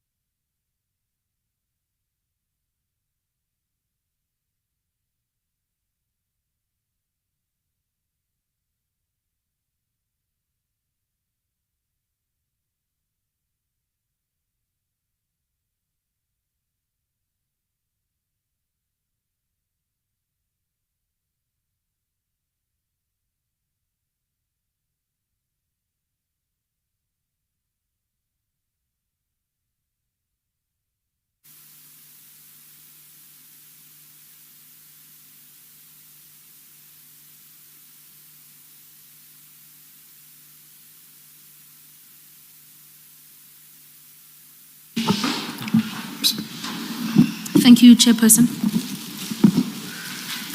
Mr. Ngisa, the look on your... Chairperson, please just give us a few minutes to obtain the witnesses' files. Thank you.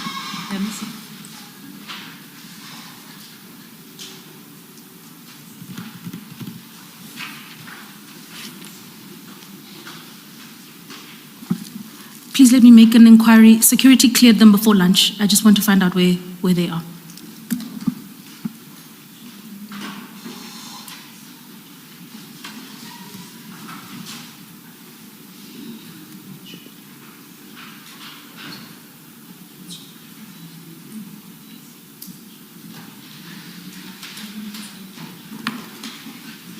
Any set too long? Oh, yeah, please.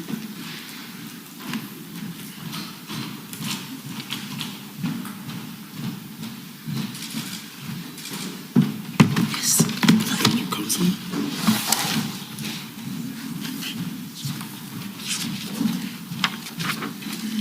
Thank you, Chairperson. Mr. Ngisa, please confirm then that you've got the two files, your witness statement as well as your annexed bundle? Yes, I do. I just don't have the other N15 documents. The extras. I'm not sure whether we're going to require I'll provide them to you shortly. One. Okay. Thank you.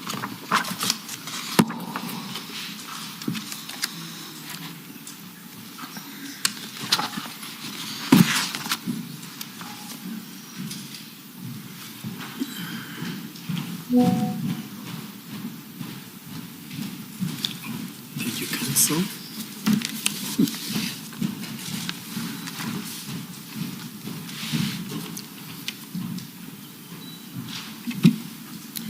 Thank you, Chairperson. Mr. Ngisa, could I ask you please to turn to page 30 of your witness statement?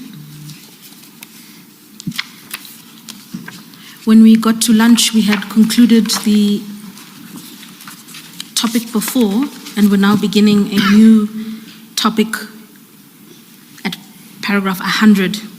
The topic is entitled Events Subsequent to My Suspension. Are you there? Yes, ma'am. Thank you. Could I ask you to detail to the Commission the contents of paragraph 100? You touched on this issue in your evidence yesterday, and I'd invite you to make any further remarks you wish to make here. Thank you, Council. Commissioners, on about the 14th of July 2023, a report was generated by the Human Resources Department. An official who is in the office of the HODHR, who was not, in terms of the functional responsibilities in the municipality, necessarily seized with remuneration related duties. This individual is more of support in the office of the HOD. The municipality actually has a unit that deals with the remuneration and benefits that would be seized with reports that pertain to salary adjustments and the likes. However, this specific report was not generated in that unit, but it was generated in the office of Mr. Shega. That report had effectively entailed a salary review for the HODs. I reflect on paragraph 100 that these individuals, on their appointment in March 2023, they were already internal candidates. So they got promoted to the positions of heads of department. They were on the same level as divisional heads. Then they got promoted to the next level, which is HODs, and effectively had received salary increments varying between 200,000 per annum to 300,000 rands per annum. That then happened in March And then this report that was generated was to effectively then move their packages. If my memory serves me well, I think I can just refer to the actual report so that I give a specific figure. It's Annex to PN 18, page 341 of your Annex to bundle.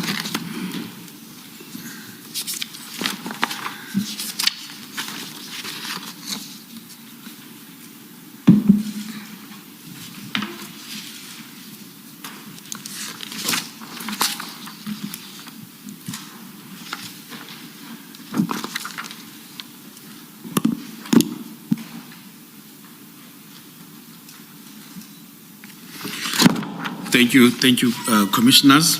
The report on 341 then speaks to the adjustments that were proposed. And the adjustments that were proposed were effectively to now move them. I'm just looking for the actual package that they were on. But it was going to move them to the maiden package of 264021. That is on page 343. Their initial package that they were moved from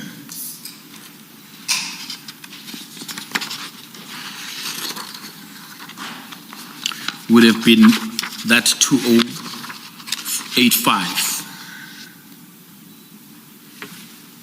So my criticism of this report is that when you actually read the report does not articulate any HR basis for such a salary increase. And I'm saying this because there had not been any evaluation of the functions which would have spoken to a process of job enrichment or job enlargement, which would then invite a consideration of a salary adjustment. The functions that are articulated in the report would have been the functions that the position had at the commencement of the contract in any event. That's one. And if indeed there were such considerations from a human resources point of view, then those considerations should then go to council, because council has approved the positions, and in the approval of the position, the council has articulated what are the functions that are to be performed. And if indeed there is a job enlargement or job enrichment exercise that had occurred, council must be notified so that council indeed approves such. But that did not happen. In any event, I indicated yesterday that such processes of remuneration packages for the municipal manager and managers directly accountable to the municipal manager are regulated by means of the upper limits dispensation that the minister determines. And in terms of that dispensation, at the offer of employment for a head of department or for a municipal manager, considerations about where they shall be put in relation to what is reflected on page 343 in terms of the scale. The scale is got three levels. You've got a minimum package, a median package, and a maximum package. That determination is done at the offer of employment in terms of the gazetted upper limits that the minister would publish every year. Now, when you get to the offer of employment, what would determine whether an HOD is at minimum, median, or maximum would be the results of the competency assessment that would have been conducted.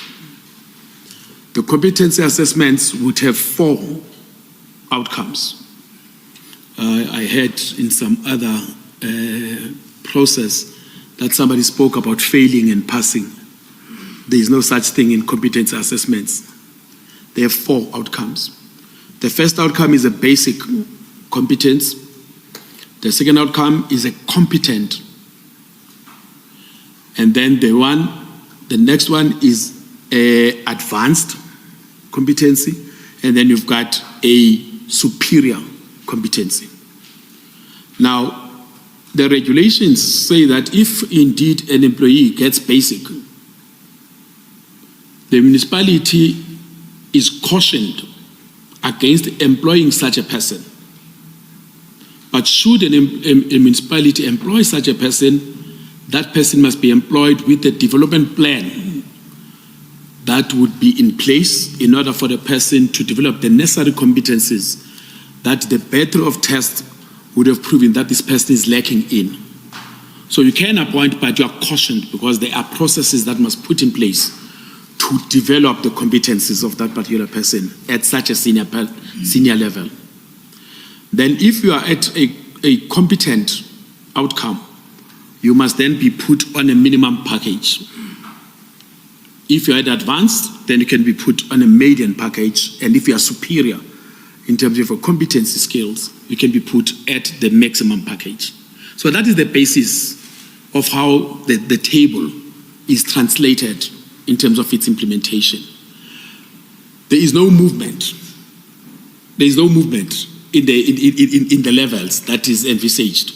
There is no, in other HR practices, where there is a salary scale, an employee would have a notch advancement system in place.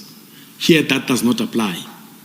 The only thing that the senior manager would get, on an annual basis, the minister would then make a determination of the cost of living adjustments, which is your salary increase, typically based on a consumer price index basis, the CPI basis. Then that will be implemented to the total cost.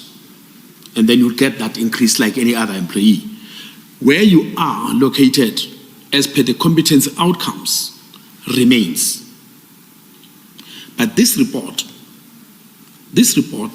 is a report that says to the municipality, you know what, as much as we were employed at the minimum package, we are still under probation, by the way. However, increase us from that minimum package to the median package. And there is no framework that actually speaks to that. And the report does not deal with how the upper limits are to be implemented as regulated by the minister. So, and the only thing that I could think of, having read the report and actually looked at the situation commissioners, is that these 2 individuals, and there were other HODs, by the way, that were employed at the same time, and they're not part of the report. You know, there are HODs that are employed by the municipality at exactly the same time, but they were not considered in the report. This report sought to only benefit these 2 individuals who happened to be involved in the Mkhwanazi matter only about 2 weeks before the generation of the report. That's number 1 in terms of your, what you call, paragraph 100. Should I continue? Thank you. In terms of paragraph 101, and I think I need to also answer the question that Commissioner Baloyi raised yesterday. I answered partially the question that was raised about the second leg of the interview process on the appointment and promotion of Brigadier Mkhwanazi to Deputy Chief of Police. You are having a situation that defies any HR process that I've ever been involved in. You start off the year having a situation where this employee is facing dismissible offenses and then end the year by promoting that employee. I've not come across that. This was the first time that I actually have come across such a situation. But in relation to how the actual promotion happened, I raised yesterday that I had problems or issues with how the panel was constituted. But there is this other leg that, Madam Commissioner, you raised about the skipping of the second part of the process of appointment. I referred the Commission yesterday to the LAC judgment that dealt with a recruitment process, and I think it is in the bundle, where the municipality went to the LAC and made an argument. In that instance, this employee had failed in the interviews. Having failed in the interviews, the panel said only the people, the two candidates that had passed in the interviews must go for competency assessments. When those two individuals failed the competency assessments, the acting HOD HR and the then city manager concocted an exceptional recruitment process to take people that had failed the interview without even going back to the panel, people that had failed the interview, and took them to the competency assessment. And on the basis of an individual passing the competency assessment, there was a proposal to appoint that individual into a position who had failed the interview process. And indeed, we went to the LAC, and the LAC agreed that that was wrong. How that entire process was handled was wrong. In this instance, the information that even Chief Mapie testified on talks to, I think it's a flip of that one, where now you have a person who has attended an interview but then doesn't go to competency assessment. And then that person gets promoted without having gone to competency assessments.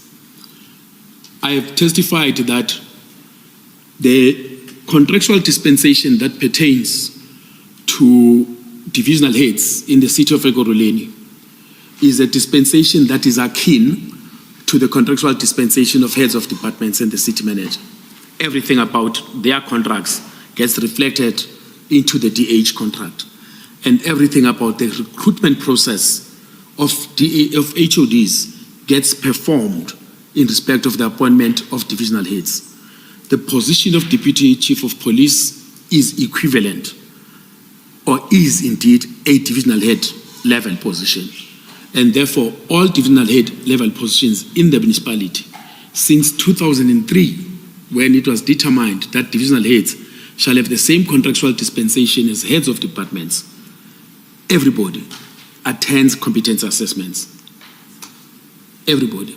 It is a policy of the municipality that people must attend competency assessments. And if indeed the allegation that Mr. Mkhwanazi did not attend competency assessment is true, then that recruitment process is fatally flawed, and such a promotion is irregular. That process of attending a competency, so it's a two-legged process. You have the interview and then you have the competency test. Yes. Does it also contemplate that after the competency test, the panel or the committee will reconvene for some purpose, or the decision is finally made by whoever when they get the competency test results? The policy of the municipality is very clear. An appointment is made on recommendation of the panel. Even the regulations on the appointment and conditions of service of senior managers in local government are very clear. The appointment of a person is made on recommendation of the panel. So you have the first step where you have got the interview. The panel interviews you. Let's say the panel interviews 5 candidates. I honestly am a bit baffled by the fact that only 2 candidates were interviewed in this particular process. You have an interview of 5 candidates. You then, as a panel, take a view that the 2 top scoring candidates must then go for competency assessment. We have not yet recommended a person. It cannot be that you have recommended, because you can't recommend 2 people for one position. So the people go for competence assessment. It should then come back to the panel to say that these people have gone for competence assessment, these are the results. Then the panel must, by way of resolution of the panel, recommend to the appointing authority.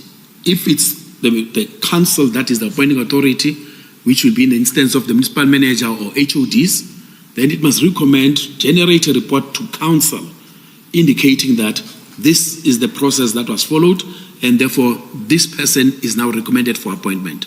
If it's a position like the one of a deputy chief of police, the appointing authority by way of delegation is the municipal manager. Then the panel must then sit, say these are the results, and therefore of the people that went to the competence assessments, this is the person, given the outcomes of the interview and the competence assessments as a combined process. Now we're proposing or recommending this individual for appointment. So do you know how the municipal manager determined that Brigadier Mkhwanazi should be appointed as Deputy Chief of Police? In the absence of the results of the competency assessment and a recommendation from the panel? My engagements with the chairperson of the panel point to the panel said they interviewed, they sent the people to competence assessment. The HR head, Lashega, then submitted a report to Dr. Mashazi. She then appointed Mkhwanazi, and the chairperson of the interview panel, who was Chief Mapieye, then got told post ex facto that there is an appointment that has been made. And that, according to you, is irregular? That's irregular.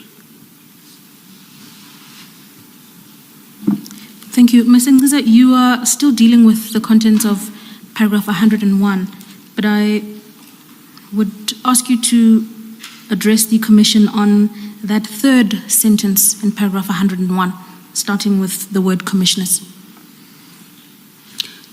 Yeah, like I had indicated, commissioners, that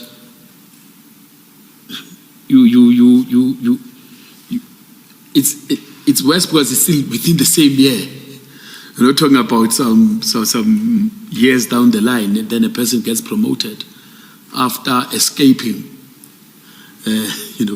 for lack of a better word, escaping a disciplinary process, on serious allegations. You then have a person going through this funny recruitment process, and then it gets promoted. It's unheard of. I have never experienced it. To such an extent that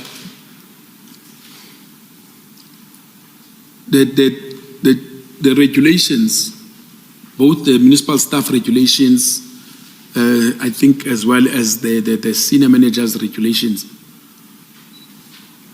stemming from, I might be mistaken, but I think it's section 56, capital letter A, or section 50, roundabout section 56 of the Systems Act. The legislature took a view that there must be some prohibition that is put into the legislation on the appointment of people that had been dismissed. And I know COGTA at some point even raised the issue with especially the metropolitan municipalities to say you're having instances where a person gets charged and the person then resigns and then rocks up at another municipality.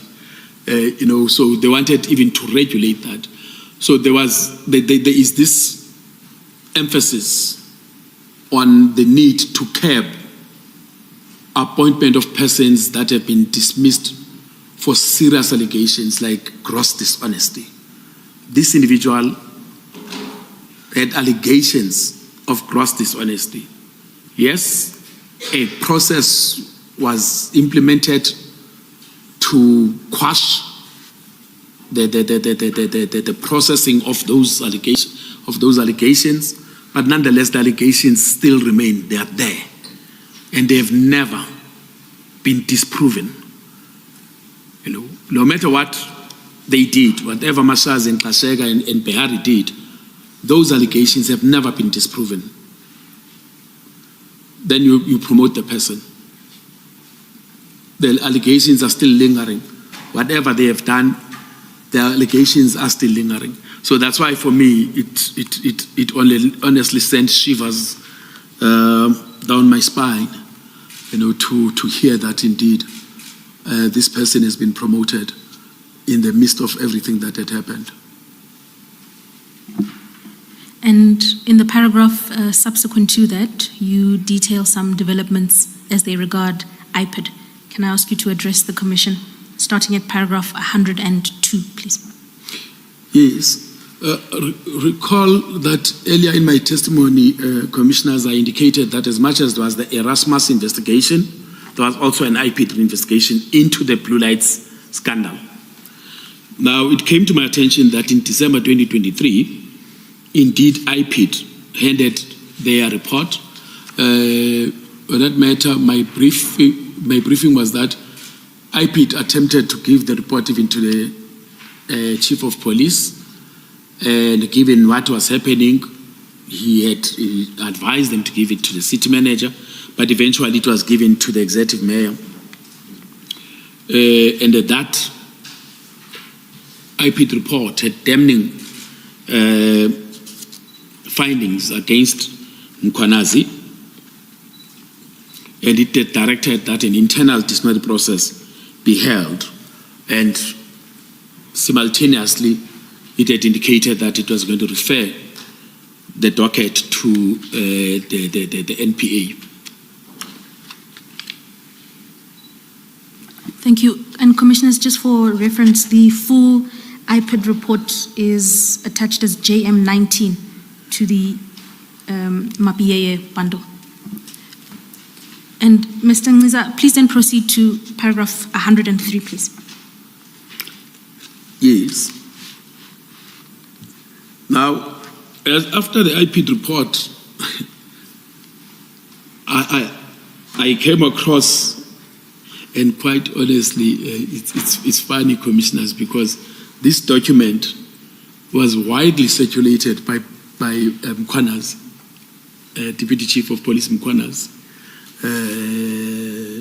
to politicians that are in the municipality to say that I was cleared. And apologies, Mr. Ngqiza. That is on 103.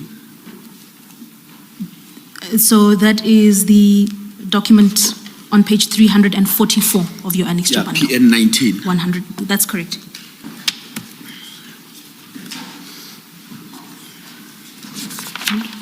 I'm not the only person that got to be in possession of this document, Commissioners. It was widely circulated within the municipality. And what is on PN 19, in essence, firstly, it was not signed by Advocate Behari. It's one of the many funny things that happens in the municipality when crucial decisions are taken. The incumbent of the position is not there. It's an acting person that signs. His subordinates signed it. There was a person who was acting in his position, and another person was a senior legal advisor at the time. They are the ones that purportedly crafted the letter and signed it. Firstly, the letter disagrees with the findings of IPID relating to corruption and fraud that IPID had concluded against Mkhwanazi. Now, in the absence of any new investigation or new evidence, the letter from these individuals rejects the outcome of the IPID report and says that IPID made material omissions and did not thoroughly investigate. In sum, the city despite possessing an investigation report to the contrary, makes a finding that, or rather, makes a submission that the IPID findings are incorrect.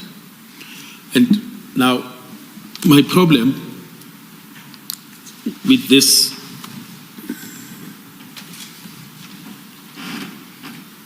the report or the letter on PN19 is a letter from the legal department.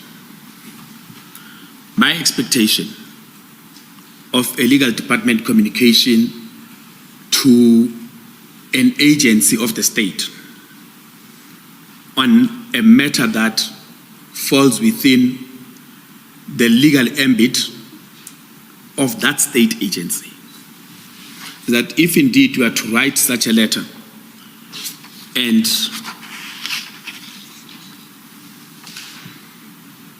advance an argument to the effect that that state agency is wrong, you must rely on council resolutions that you would say, sorry, state agency, your findings against us are wrong because what our employee did is informed by this resolution of the municipality.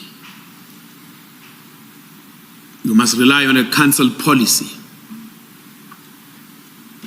You must be able to say, in terms of council policy that was adopted as per this item of the municipality, your findings are wrong because our employee conducted himself in line with the provisions of this policy. You must, as a legal department, commissioners, as a legal department, postulate a view that says, in terms of these laws, this employee that you are saying is corrupt and has conducted himself in a fraudulent manner is covered, his actions are covered in terms of this law. You can read this letter. This letter regurgitates the views that were expressed by Chris Stein that we discussed yesterday on the norm that Chris Stein says was done. You take, for instance, paragraph 5 on 345, where the individuals from the legal department say the registration of the vehicles was not done by the suspect, but by the authorized personnel from Fleet.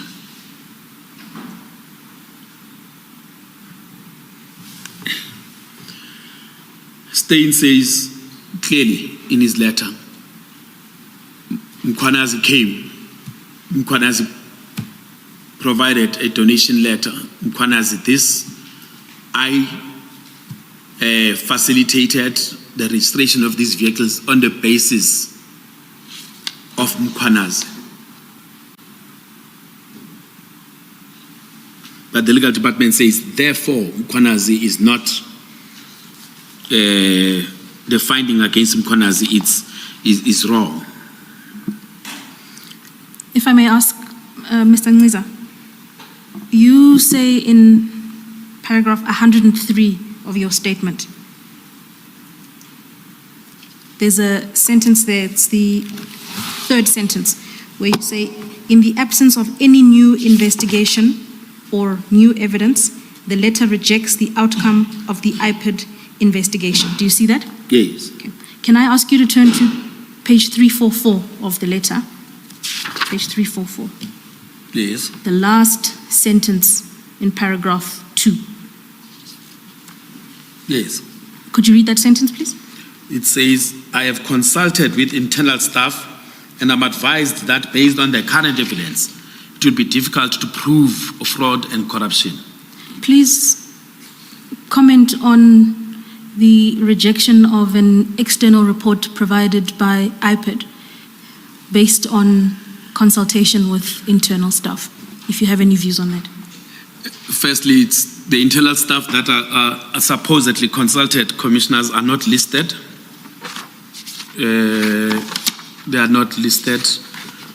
The reference in the letter to Steyn talks to the letter that Steyn, the statement that Steyn made in March 2023, which was part of the docket, and indeed, to simply say that they consulted without even indicating who they consulted also doesn't make sense. You keep saying they, but the author of this document says I.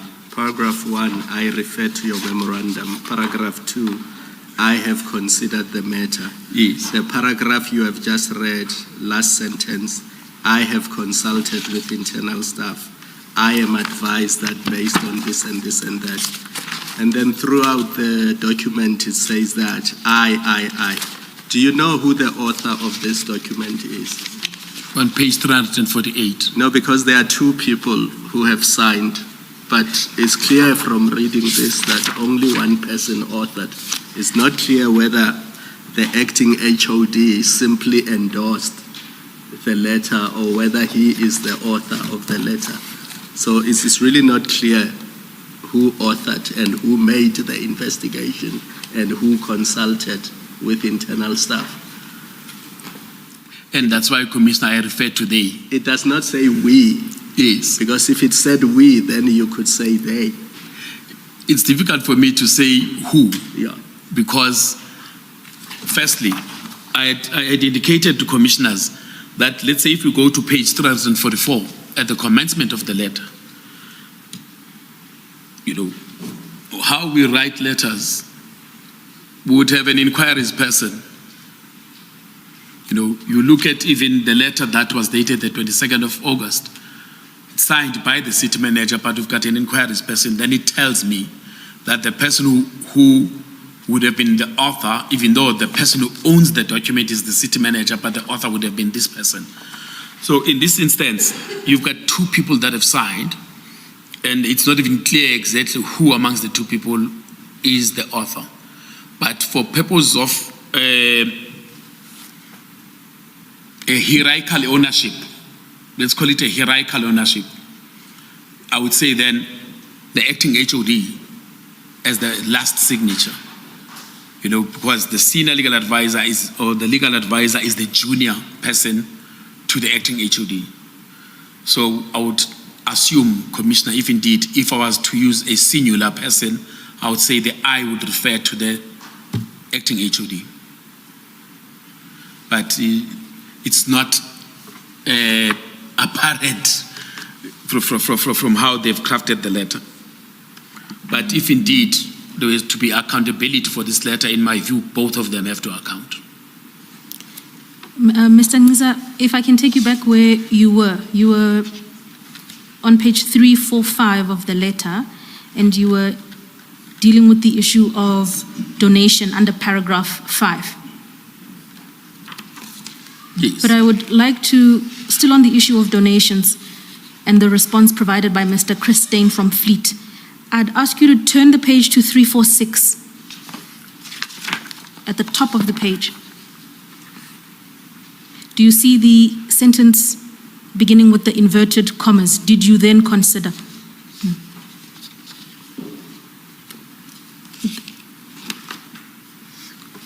You see, and again, commissioners, maybe my approach to compliance issues might be different from the people at the legal department.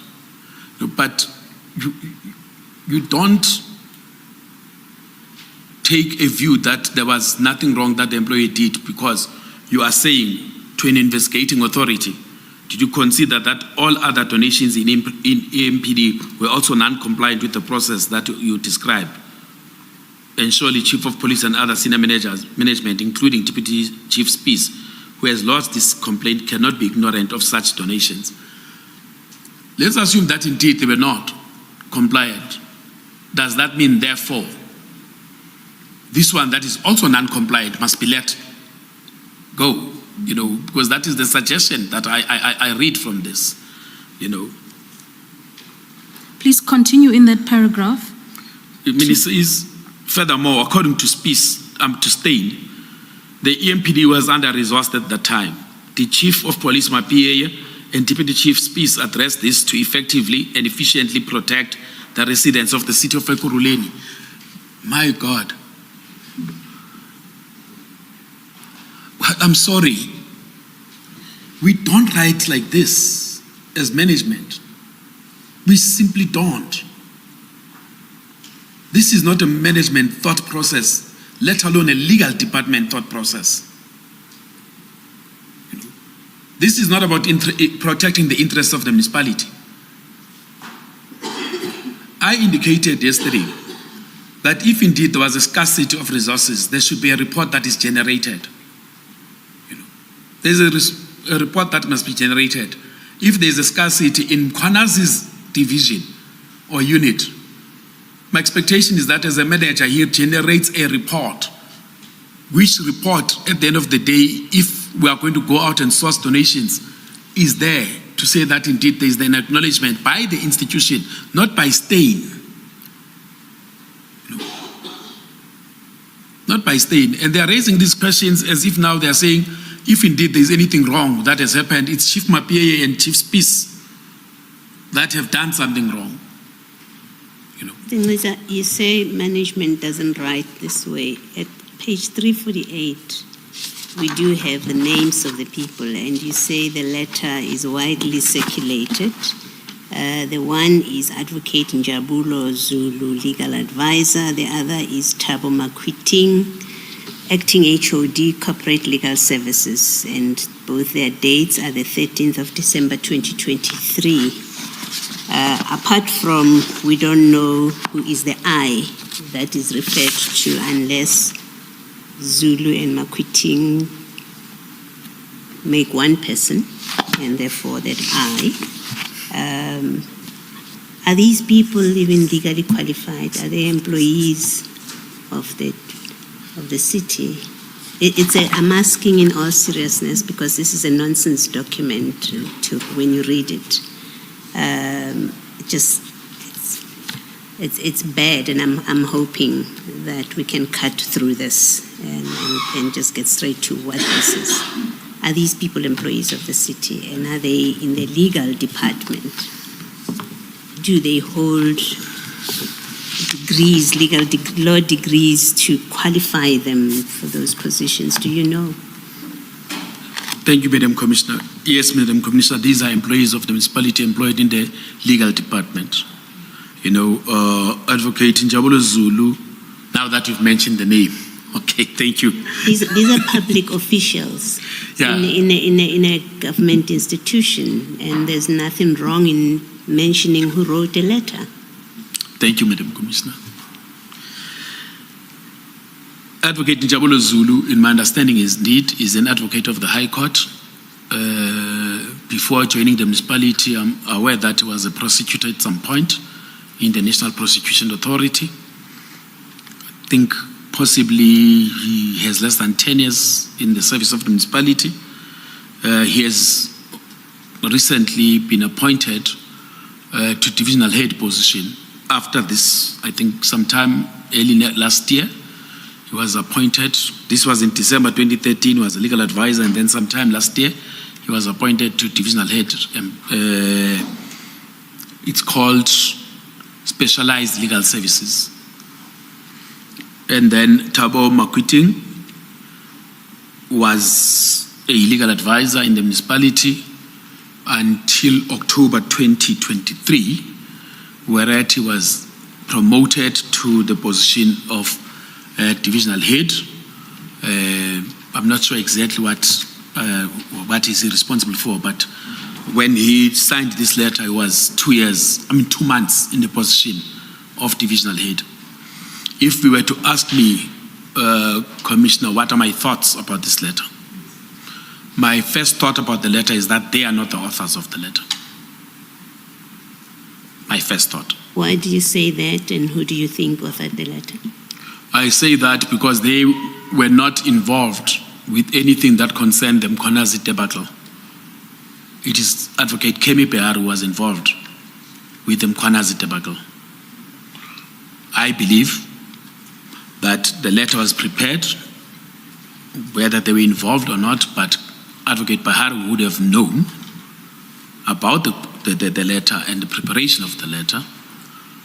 I believe that then he would have taken leave, and then indeed these two would have signed the letter on his instructions. In fairness to them, let me just mention part of why I say this is a nonsense document, or it doesn't make sense, at least let me say, is if you look at 346, paragraph 6, this is about the vehicle registrations, and it says, at the time of vehicle registration, the benefit would have accrued to the city had the deal been approved. So there is an acknowledgement that there was no approval, right, of the transaction. And then 2, it says the costs incurred in the registration of vehicles was a step towards obtaining the benefit on behalf of the city, right? Mm-hmm. And then you then further go on to, and so it says, let me finish off that paragraph. It will be challenging to argue that the registration costs constitute prejudice to the city. But right, we know that that was reversed, right? That registration. The registration cost should not be viewed in isolation, but as part of an entire process. And then if you go to paragraph 8, it says, the vehicles were not registered fraudulently as explained above. It is difficult to see how CAT benefited from the registration of the vehicles as they transferred ownership to the city. We know that's not true, right? And that's the problem I have. They were never transferred to the city. There was never a transfer. Okay. There was never a benefit that accrued to the city at any given point. Yes. Even the paragraph 6 that Madam Commissioner was reading, at the time of vehicle registration, because by the time you register the vehicle, the ownership must have transferred. You start first with the ownership before I register the vehicle on the system. We deal with the issue of ownership, you know. Yes. If indeed there is a donation of a vehicle, before we go and run and register this vehicle, I must first have the ownership of the vehicle. We must deal with whatever transaction that must be entered into, where indeed you transfer the ownership to me and then we register the vehicle on the system. The registration thing is a system thing, but the actual transference of ownership has not happened at any given point. You know, and that is the nub of this problem. There was never, because the processes, and it's worse, a legal department effectively says indeed there was no compliance with the policies of the municipality. Yes. They agree in paragraph 7. Failure to comply with internal policies relating to donations does not translate to fraud. Yes. So there is a failure to comply with internal policies. So even if it does not translate to fraud, let's give them that it does not translate to fraud, but it translates to misconduct. It translates whether they were negligent in terms of their non-compliance with the policies, or they were dishonest in not complying with the policies. But there is a clear misconduct with non-compliance with policies. Now, if a legal department will write something like this, and then tomorrow we want to go and discipline employees for non-compliance with policies. Yes. I mean, our employees will just simply say, but why does HR want to discipline me when the legal department actually doesn't find anything wrong with non-compliance to policies? They even wrote a letter to IPID, a legislated body that conducts investigations, that, you know what, your finding of non-compliance to policies is irrelevant. You know, that's why, I call this a funny letter. You know, I heard Madam Commissioner even using a nicer word of a nonsensical letter.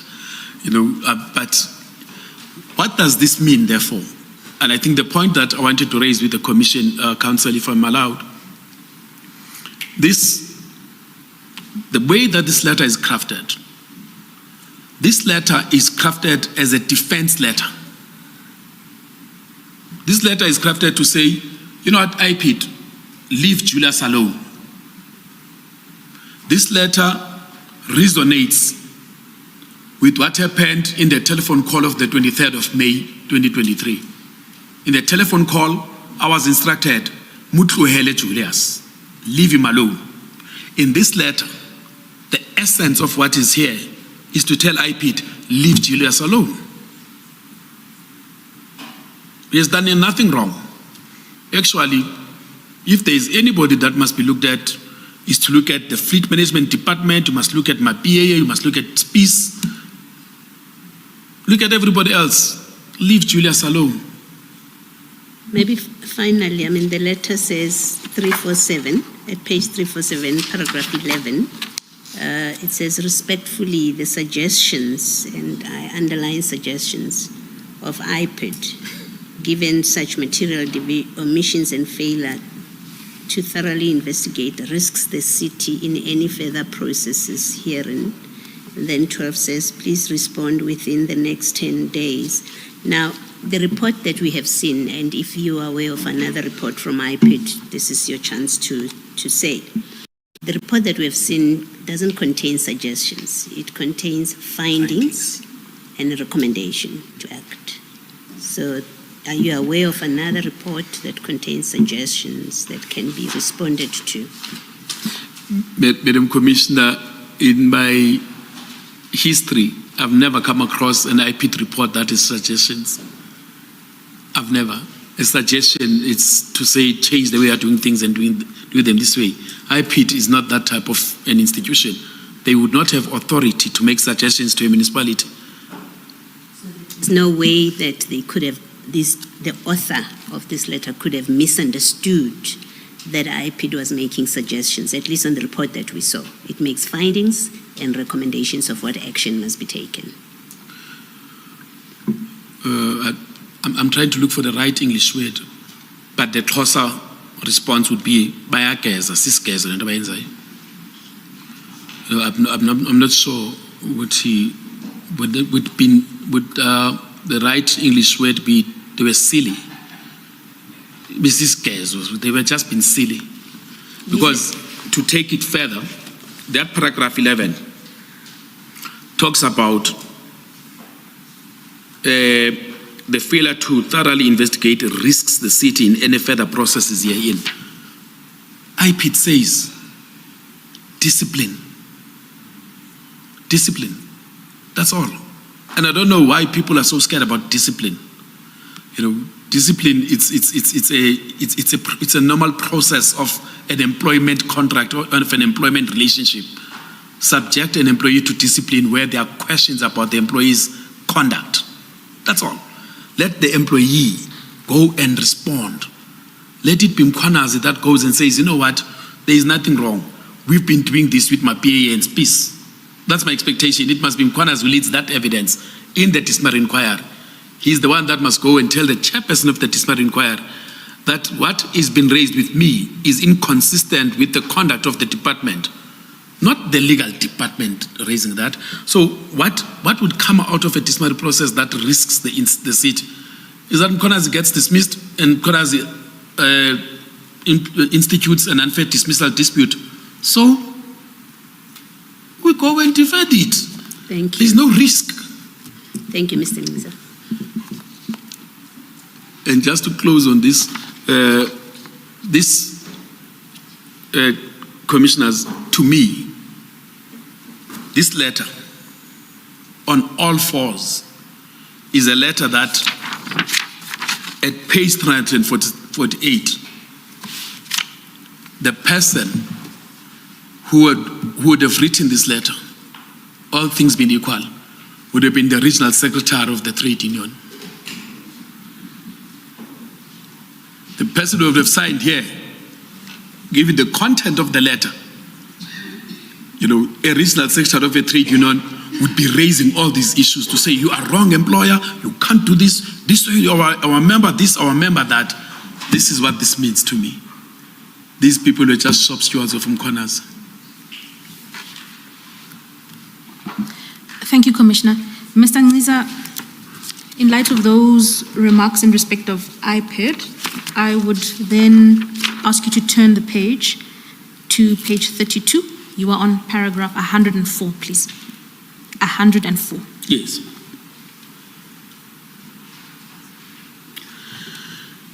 Yes, thank you, Commissioners.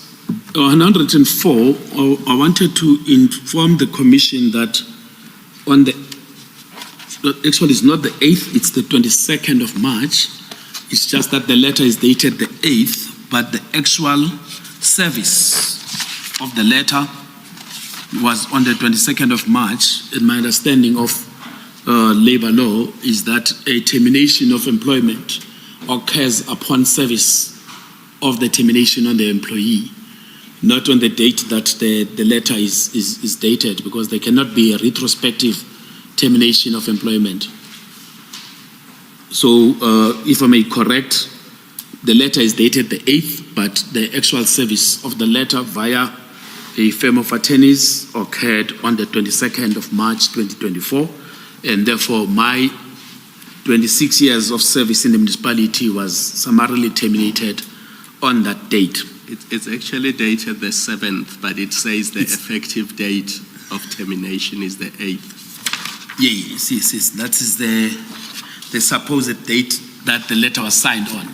And I would say it's supposed date, the next page, yeah. Commissioner, because on the 8th I was called, and there's an area where I actually tabulate my experiences. I was called by an inspector, I think it was De Villiers, who requested that indeed I must meet him at my offices. I must bring the office keys and I must send them over, and I must take possession of a letter. When I got there, the letter was not signed. That was on the 8th. Hence I say the supposed signing date was supposedly the 8th. But on the 8th, the letter was not signed. And De Villiers went around looking for the acting city manager and they couldn't find him. And then eventually, after about 2:02 in the afternoon, they indicated that, you know what, we can't find this gentleman, so the letter cannot be signed. When the letter gets signed, we'll indicate to you. And then 2 weeks down the line, I received the letter that was signed, dated the 8th, after 2 weeks. So that's why I'm saying it was supposedly signed on the 8th. But what is worse is the fact that the person who signed the letter on page 250 as acting city manager, because we've got an arbitration that is running on this particular issue since last year. The person who signed the letter, we discovered that his acting was from the 26th of February to the 1st of March. So by the time the person signed, he was no longer acting. That's the niceties of this place. But nonetheless, I was terminated summarily without a disciplinary hearing. There was an attempt to have a disciplinary hearing. At the disciplinary hearing, the presiding officer had made a ruling that if I had points in limine that I wanted to raise, I must raise them within a specific time period. I did raise my points in limine. The municipality was not able to respond to the points in limine. And I must say, in my view and my rep's view, the points in limine that we had raised were dispositive of the matter. But the legal representatives of the municipality, which was an attorney and an advocate, also admitted on the 26th of February that, Mr. Ngqiza, if these issues are not responded to appropriately in terms of historical analysis of contracts of employment, then this would be dispositive of the matter if the municipality is not able to respond. Just, Mr. Ngqiza, for me to understand the timeline, what happened first?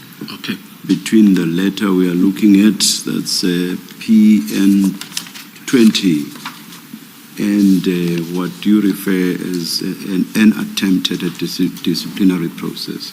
Okay. What happened first? Because this letter does not, I hope I've read it correctly, it does not seem to refer to any disciplinary process. It just said, we called upon you to give us documents proving your legal qualifications. You failed to do so, you are terminated. So, yeah, just the time, what happened first? What happened? Mr. Chair, I was suspended effectively on the 7th of September, because even the representations on the suspension, when, I raised issues, they didn't consider them. I was suspended on the 7th. I was then served with a charge sheet, and there's a table where I articulate how our service was done on me. I will come to that. I was served with a charge sheet on the 23rd of January, and then we had a disciplinary hearing on the 26th of February. In between, there were all sorts of exchanges, and then the presiding officer was appointed, was an attorney, ruled that we must submit points in limine. I was supposed to submit my points in limine by the 23rd of February, which was on a Friday. And the employer was to respond on the points in limine by 5 o'clock on the 25th of February, which was on a Sunday. And then the chairperson was to make a ruling on the 26th, the Monday morning. And then we were to sit for the disciplinary hearing on the 26th and the 27th of February. I made my submission. The employer, instead of responding to the points in limine, sent an email on the Sunday. And in the email, firstly, they suggested that I had waived my right to raise points in limine, even though there was a ruling by the chairperson. But nonetheless, they said I had raised issues about contractual dispensations, and their client, which is the municipality, was not aware of these things, so they are not able to respond. We met on the 26th, which is the Monday. When we met, we dealt with the issue of the points in limine. The chairperson requested me to assist the employer with retrieving the council resolutions that I had submitted in my points in limine. There was a 2003 council resolution, and there was a 2011 council resolution. I then assisted them, went into the system of the municipality, and we did get the council resolutions. The prosecutor, the advocate, I'm not sure whether I should have mentioned names, but the advocate that was dealing with the matter then raised an issue to say these resolutions make reference to reports, and there's a need for them to get the reports. So we tried to get the reports on that morning. Then there was an agreement that no, these reports are not on the system of the municipality, on the intranet. So they are archived off-site. We are in Germiston, they are archived in Birchley, Kempton Park, where there's a major archive center for the municipality. Then the municipality will go and retrieve the reports, which of course were named in the council resolution. They'll retrieve the reports, and then we should postpone the hearing to the 20th of March. All nice and nice. We agreed. The matter gets postponed. On the 1st of March, which is the Friday, this was a Monday, on the Friday, I received a letter from the municipality. I get accused in that letter that I have delayed the disciplinary hearing by raising points in limine. And therefore the municipality has taken the decision to put the disciplinary hearing in abeyance. And I must give them reasons why I should not be terminated. They list their issues about even the criminal case that I referred to earlier on. They list the issues about my advanced labor law program. And I said, fine, no problem. I'm called upon to make submissions by the 5th of March. I made the submissions. The total submissions that I made, commissioners, was 64 pages.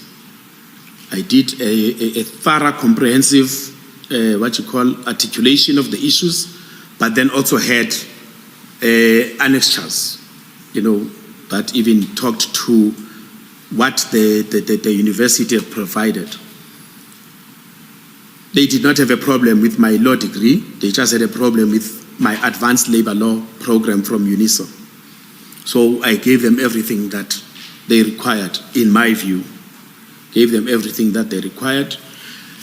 And then on the 8th, I gave them on Tuesday the 5th. On the 8th, there was this attempt to serve me with this letter. When I took the letter, I noticed that the letter was not signed, and therefore the employee who was serving me with the letter had to go back and get the letter signed. They failed to have the letter signed on the 8th. We proceeded, because now I was not served with a termination letter, and in our understanding, the matter has not been withdrawn. The matter is still scheduled for the 20th. On the 19th, my representative sent them an email to say that the matter is proceeding tomorrow and the likes, and the attorney then responded to say, no, the 20th was a provisional date.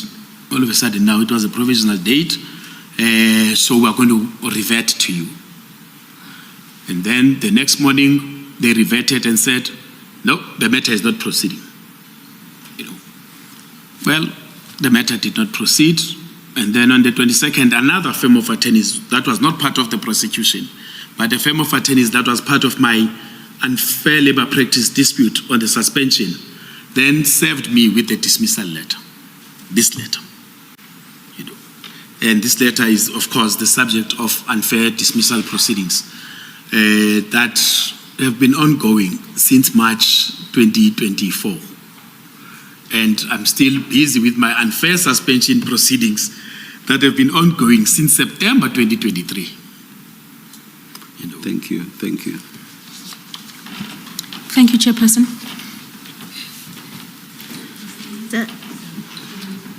Mr. Ngcuza, this process, this shorthand process where you are called upon to make representations why you should not be dismissed, and then a decision is made on that basis to terminate you, is that provided for? Is it something that is regulated by the collective agreement? Not at all, Madam Commissioner. What they said in their letter dated the 1st of March, they invoked Schedule 8, Item 4, Sub-Item 4, which speaks to, I think,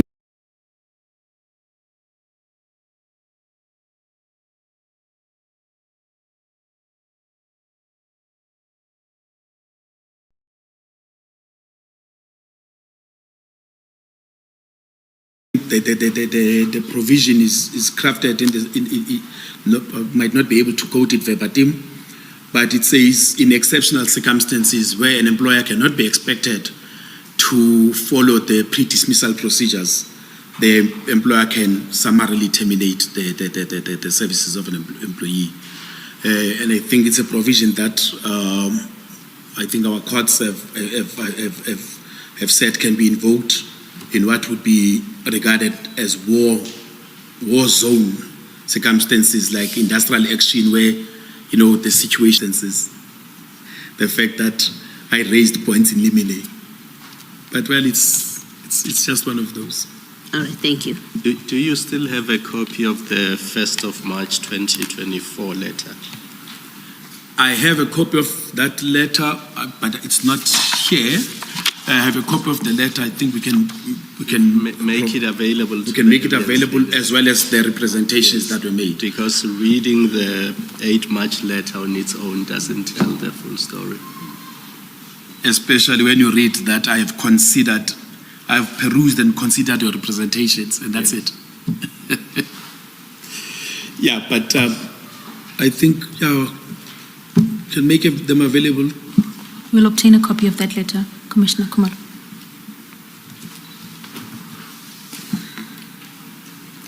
Mr. Ngcuza, that then brings us to paragraph 105. You're on page 32. paragraph 105. Yes. Indeed. Please inform the Commission about your receipt of the report. Yes, Commissioners. In October 2024, I was forwarded a report that is titled Forensic Investigation Report into Allegations of Defamatory Statements made against the city, breaches of the Protection of Personal Information Act and irregularities relating to the engagement and payment to attorneys, the name of the attorneys, in and about May to August 2023. That was forwarded to me by Chief Mapie. That report is, you'd find it on page 351 of your annexure bundle.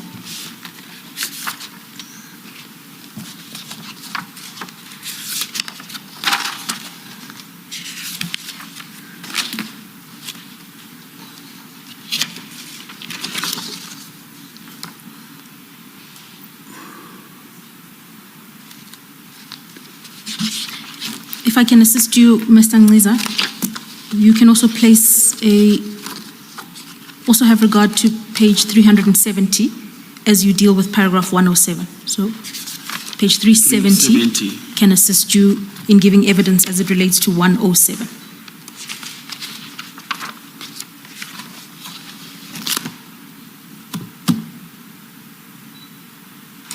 Yes.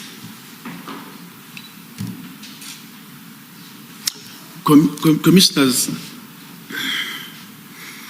at the offset, I need to indicate that, again, this is unheard of. This was unheard of. On two counts. Firstly, I still even have in my phone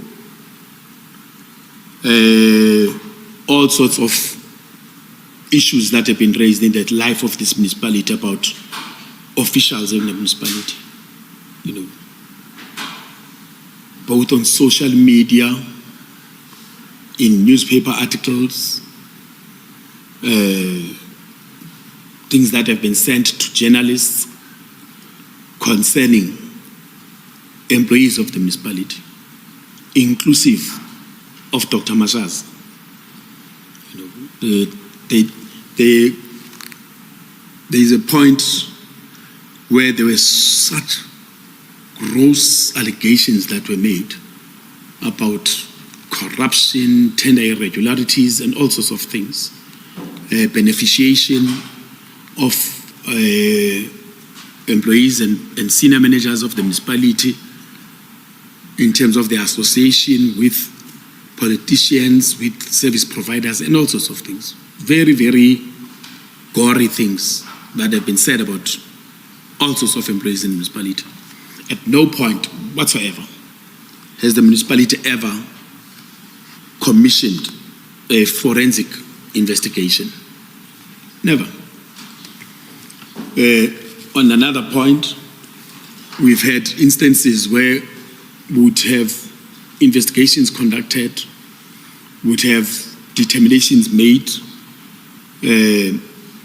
some determinations, attorneys appointed to assist the municipality in making those determinations. That has happened long before even Dr. Mkhwanazi was a city manager. This report seeks to firstly say that there is an investigation that is conducted because of some remarks that are associated with the Nhlanhla emails, the 20 August 2023 email and the 2nd September 2023 email, number one. It seeks to investigate that, who's Bikli and all sorts of things, and whether indeed the remarks that have been made by Bikli are defamatory or not. That's what that's how they've characterized the investigation. And it makes that finding that they were defamatory. However, we don't know who's Bikli. They can't find who's Bikli. But also then it goes to the dismally hearing, and it makes all sorts of findings about the disciplinary hearing. But key, amongst the findings that it makes about the disciplinary hearing is... Let me... Yes. If you turn to page 391, 391. 391. 91. Yes, 391 is where the heading conclusions begins. I don't have on this bunch. In the annexure bundle? I don't have, unless... Remember, this is not my original annexure bundle. Let me... Give me a few minutes, let me address. Yeah. Don't you have...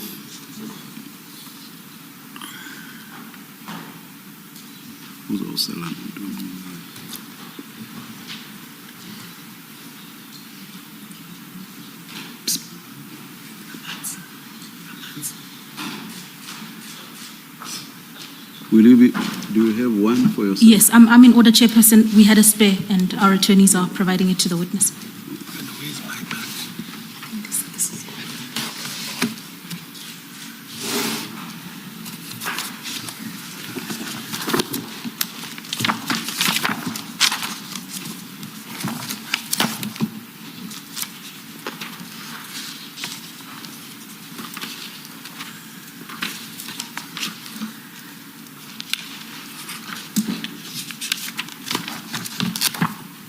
Page 391. I'm there. Thank you.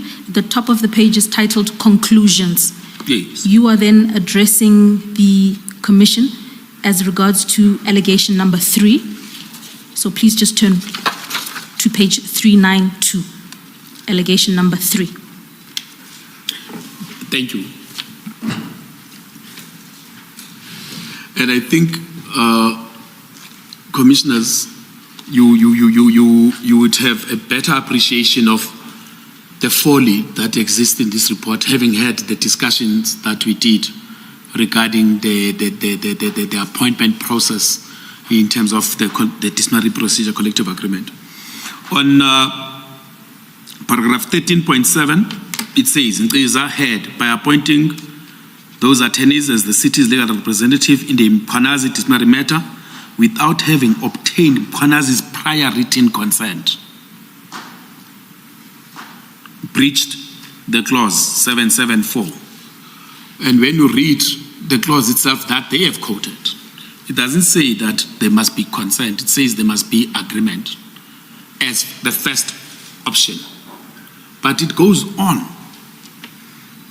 after saying that unless both parties agree in writing to allow legal representation, or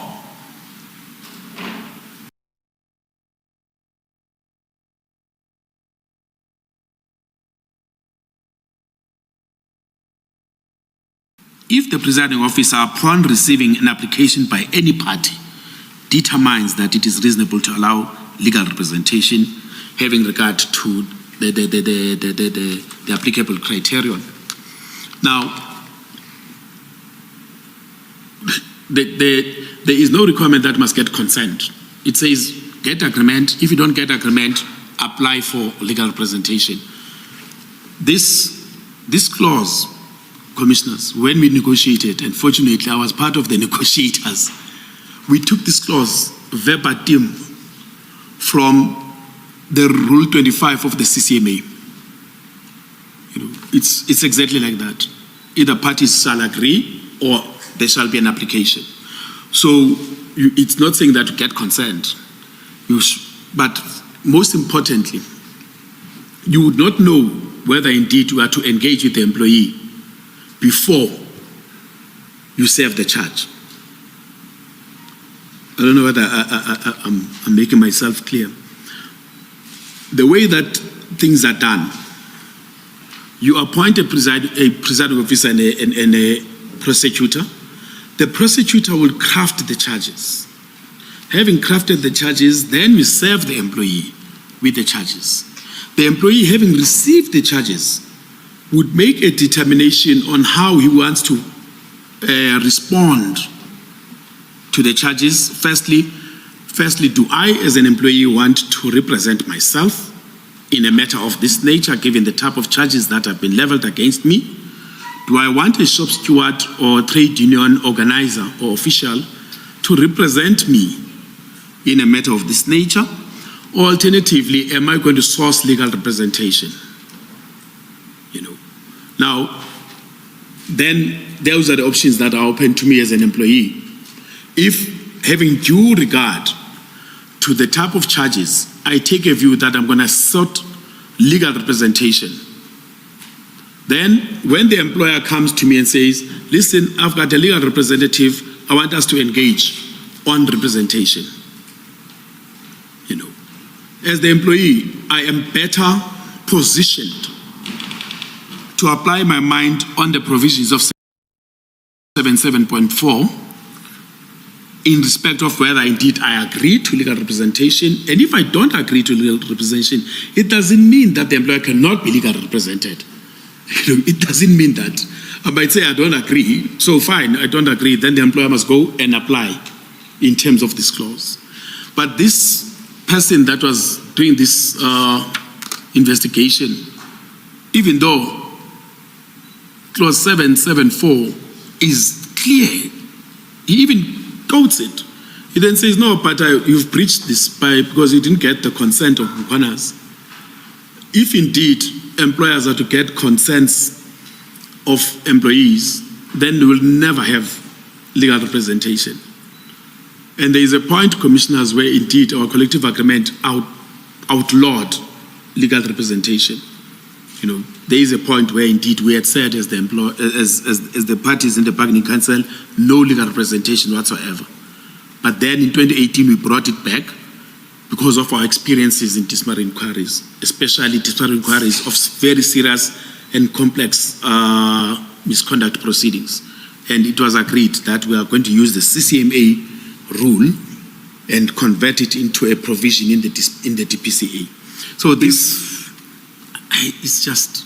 If this disciplinary process had not been terminated prematurely, how would this have unfolded to get to a point where legal representation was allowed? All right. Firstly, let me make the point that clause 7.6, this is 7.7 that talks to legal representation for employer representative, the prosecutor. But 7.6 does not talk to legal representation in respect of the presiding officer. Okay, so you can appoint an attorney to be a presiding officer. There is no application that is required there. There is no agreement that is envisaged. Let's just zoom in on 77.4. Yes. Which I understand to be about legal representation for the employer or the employee. Exactly. So how would that have unfolded to get to a situation where there would be legal representation as envisaged? Now, what would happen and what happens in practice is that we appoint a prosecutor. If I appoint a firm of attorneys to prosecute, because I have to appoint them, the prosecutor must generate the charge sheet, no one else. The prosecutor that is appointed is the only person that is empowered to actually say this is the charge sheet. So I can't draft a charge sheet and then after having drafted the charge sheet, serve the charge sheet on the employee, then appoint. It cannot happen that way. So we appoint, the prosecutor drafts the charge sheet, we serve the charge sheet. The employee then, even in the charge sheet, we mention that we have a right to have legal representation. So if the employee gets legal representation, it makes life easier then, because then it's easy, both of us are legally represented, we get the agreement, we even submit it in writing that the parties have agreed and that's it. Or the employee goes to his trade union and the trade union can also agree that it's fine, employer can be legally represented, no problem. But where the employee says, no, I'm not agreeing to legal representation, then we make the application to the presiding officer. It is then the presiding officer, having followed the criterion that is enumerated in the collective agreement, he will then make the determination that indeed legal representation is allowed or not. If he makes a determination that it is allowed, the process continues. If he makes a determination that it is not allowed, then the process comes back to me to then make an appointment of a suitably qualified person, either in the municipality or outside of the municipality from another municipality. So that's how we do it. All right. At which point, though, leave out the stage of the preparation of the charge sheet and so on, I want you to address us closer to the stage of the actual hearing. At which stage would the employee and employer have engaged each other with a view to reaching agreement or not reaching agreement on legal representation? What we normally do, commissioners, is that we first appoint a prosecutor, and then we engage the employee at the point of we serve, then we engage the employee after serving the charges. So it would have been at some point before the hearing. It would have been at some point before the hearing. Before the hearing, yes. Okay. After the service, then we engage to say that, for instance, in the charge sheet, it would reflect who's the prosecutor in the charge sheet. And then the employee would know that the employer has appointed a legal representative in the charge sheet, you know. And then we because from the service of the charge sheet to the sitting of the hearing, there are timelines. So in that process, we get into this engagement with the employee.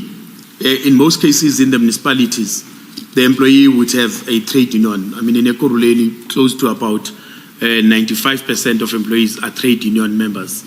So you would then have the employee would, sometimes you serve the employee, you also copy the trade union, the charge sheet where we've got the employee's trade union details on file. Then we're able to serve the trade union as well. Mr. Thank you. And just perhaps to assist in tying up your answer to the chairperson, if you have a look at page 295 of the annexure bundle 295.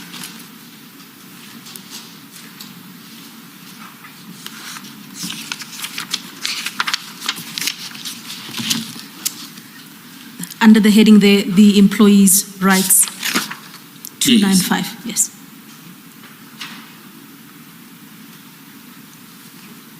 Should I read them? You're entitled to, if yes. Thank you. Commissioners, this is the charge sheet for Julius Mkhwanazi as reflected on page 292. 295 refers to the rights. The first right is the issue of representation. The employee will be entitled to be represented at the disciplinary inquiry by bullet 1, a fellow employee of his or her choice from within the employer, or any member, office bearer or official, or the employee's registered trade union, or a practicing attorney or a practicing advocate of the High Court, or both. So the employee has that right. If he elects to use the right to legal representation, we don't have a problem as the employer. And if you turn the page to 296, please. The page 296, the second paragraph starting, please take notice. Please take further notice. Please take further notice that the employer appointed Mr. blah blah attorneys who have subsequently briefed blah blah advocate to initiate these disciplinary proceedings against the employee. The employer will accordingly accept service of any correspondence or process at the following address. And it lists the address of the attorneys. Thank you. Mr. So that effectively firstly gives the employee the rights, but second and most importantly, in the charge sheet we always demonstrate as the employer who is going to be the prosecutor, and if indeed the employee then having regard to such, in practice, commissioners, employees would then also revert to the employer to say, okay, here's my rep, if it's a legal rep, you know, these are the people that will represent me, is my trade union, and we take the process forward. We have those engagements. If indeed there's an agreement, when we go to the disciplinary hearing, as it was envisaged there, to take place on the 3rd of July, by the 3rd of July, if indeed Mr. Mkhwanazi would have appointed an attorney, which was within his rights, we would have then gone there to indicate that here is a written agreement between the parties, both of them are legally represented, or for that matter, you could have had a trade union rep who says, I don't care that the employer is represented by a trade union, it's not a problem. I mean, a legal rep, it's not a problem for us. It has happened as well. But isn't there a problem with this formulation?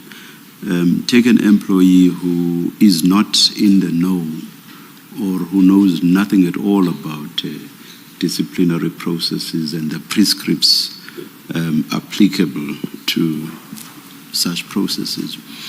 That employee would not know that there is a clause 7.7.4 which says neither party can have legal representation unless there's agreement. So what your formulation or the formulation that we've just gone through now, it just says you are entitled to be legally represented.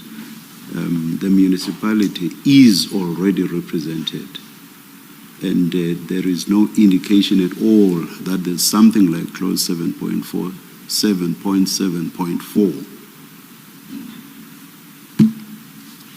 Okay.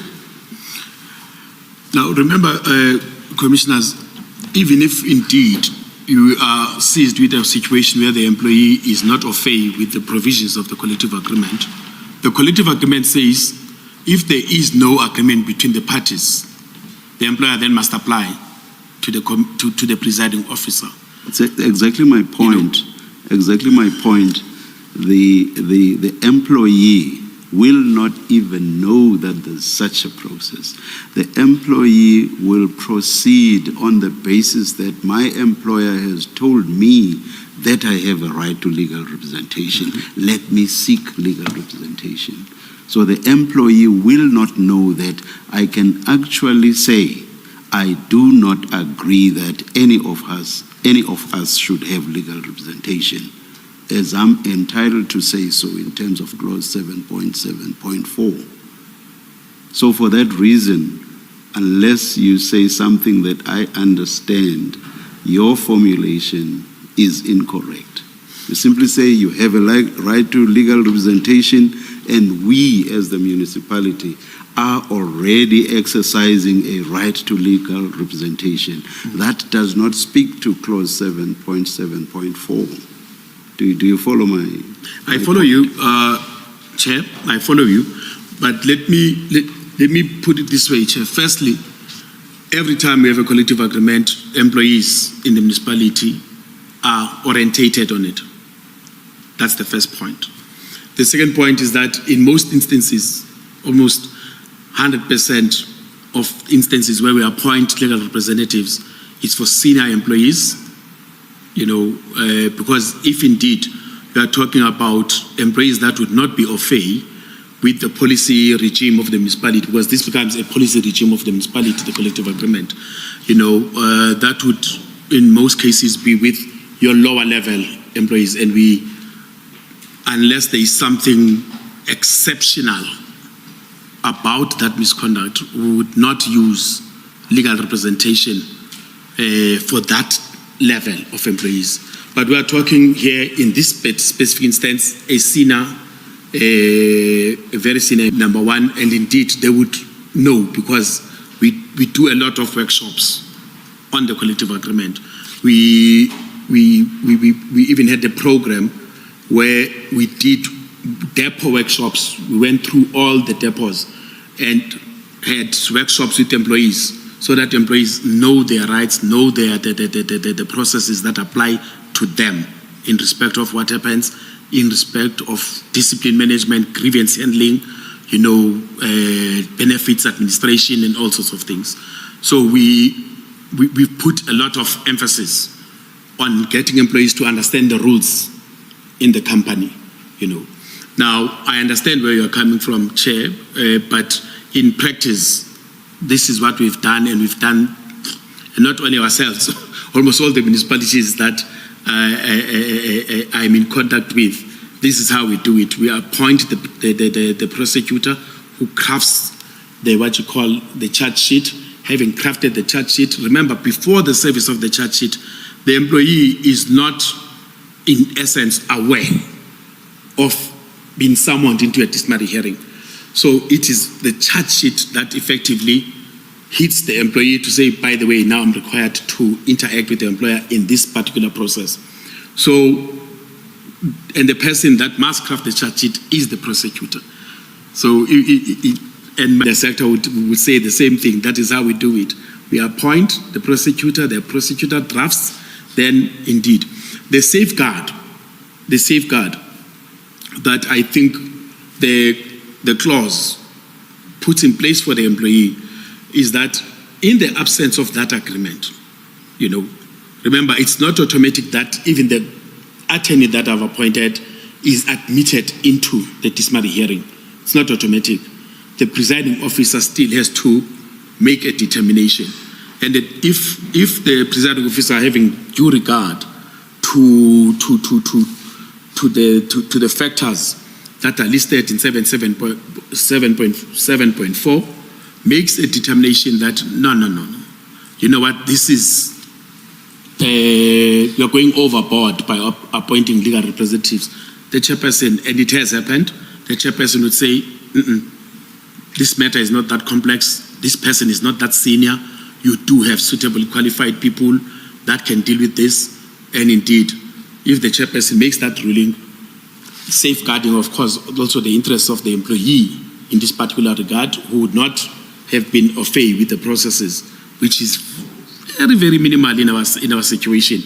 Then the employee, the employer would then do away with legal representation and appoint a suitably qualified internal prosecutor.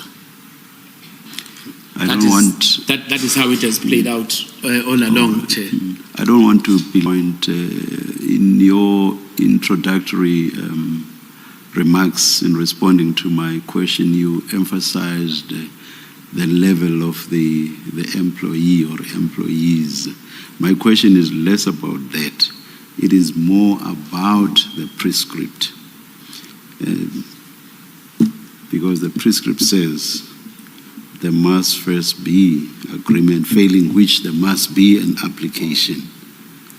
So this proceeds from your formulation, proceeds from a premise that already says you are free to get legal representation. It says nothing about you are free to refuse or not to agree that either of us should have legal representation. But as I say, I don't want to belabor the point. You've given your response. Thank you. Thank you, Chairperson. Mr. Ngqiza, you've had an exchange with the Commission regarding the findings summarized in paragraph 109.1 of your statement. 109.1. On page 33. Yes. Yes. With regard to the actual report, as it's set out on page 393, I would ask you to comment to the Commission in light of the contents of paragraph 109.2. Do you see that? At 110? Paragraph 109.2. Yes. Thank you. Now, this finding that was made is linked to the one that says that I should have gotten prior consent before appointing the what you call the attorneys to prosecute. And unfortunately, again, it talks to how we have always interpreted this particular provision. And quite honestly, we have never actually even received a challenge that our appointment of attorneys was incorrect, and the manner in which we've appointed them. even in terms of unfair dismissal disputes that were in the municipality and elsewhere. So this one then says, because we have appointed those attorneys without having received prior consent from the employee, therefore, you know, the monies, because the attorneys then submitted an invoice to the effect that certain fees were owed for the services that they rendered, the attorneys as well as the advocate, and the total value thereof was 45,470. Perhaps one of our biggest challenges, commissioners, and I'm sure that other labor relations practitioners in the sector would also have this view, because that is what we do, is if indeed it is correct that you must first get the consent, remembering that even if you don't get the consent, you can still apply to the presiding officer. So it is not automatic that legal representation is not allowed. You know, so even if indeed there was no consent, the application could still be made to the presiding officer, and that is what we always do.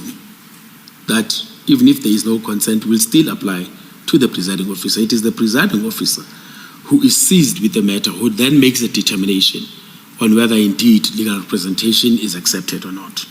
You know, for the record, Mr. Ngciza, I don't want you to go home on the understanding that my questions were suggesting that you should not have been assisted by attorneys in formulating the charge sheet, for example. And also, I would imagine that an application failing agreement for legal representation could be made even on the day when the proceedings are to commence. And if that is correct, if that's a correct interpretation, you would obviously be going there with your lawyers ready to run with the process in the event that the application for legal representation is successful. So don't leave this room thinking that I'm saying that you should not have engaged lawyers. I'm by no means suggesting that. It's more just about the formulation of that initial document that I'm saying perhaps there is a need for a reconsideration. That's all. Okay. I'm not at all saying. So I'm not saying that there was anything the matter with, for example, having lawyers in respect of whom costs to the, or costs in the amount that has been indicated ought not to have been engaged. I get you. Or rather that attorneys should not have been engaged with the result that the indicated costs were then incurred. I'm by no means suggesting that. I'm not there at all. Thank you, Chair. Thank you, Chair. And I appreciate, Chair, the wisdom that the chairperson is actually sharing on this particular aspect. And I think my colleagues around the country who are observing these proceedings would also, take them to heart, take their wisdom to heart, so that indeed we fine-tune this. We fine-tune this. Thank you, Chair. But the point that I was making, Chair, is that indeed the determination that is then made by the forensic firm to say that it was wasteful expenditure to have appointed the attorneys to deal with this matter is off base, because had Mkhwanazi been charged, he accepted the charge sheet as per any normal situation in the city, and the matter would have gone to the dismally hearing on the 3rd of July, and indeed the dismally hearing would have proceeded. We are confident, and we were confident that even in our application for legal representation would have been successful. But when you read this report suggests, Chair, that there was a withdrawal of the dismally hearing. And now we have actually dealt with the so-called withdrawal. If I can Yes, assist ma'am. you, Mr. Ngisa, page 393, paragraph 13.8.3.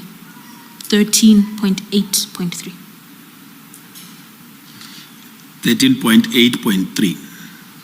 Now, this finding, Chair, that actually wants to say that the expenditure becomes fruitless because there was already a withdrawal.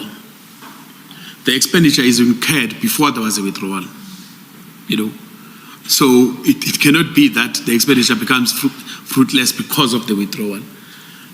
Now, and secondly, I still maintain that there was no withdrawal of the disciplinary process. I never withdrew it as the person that had the delegated authority to establish the process. Now, and it actually, in the entire report,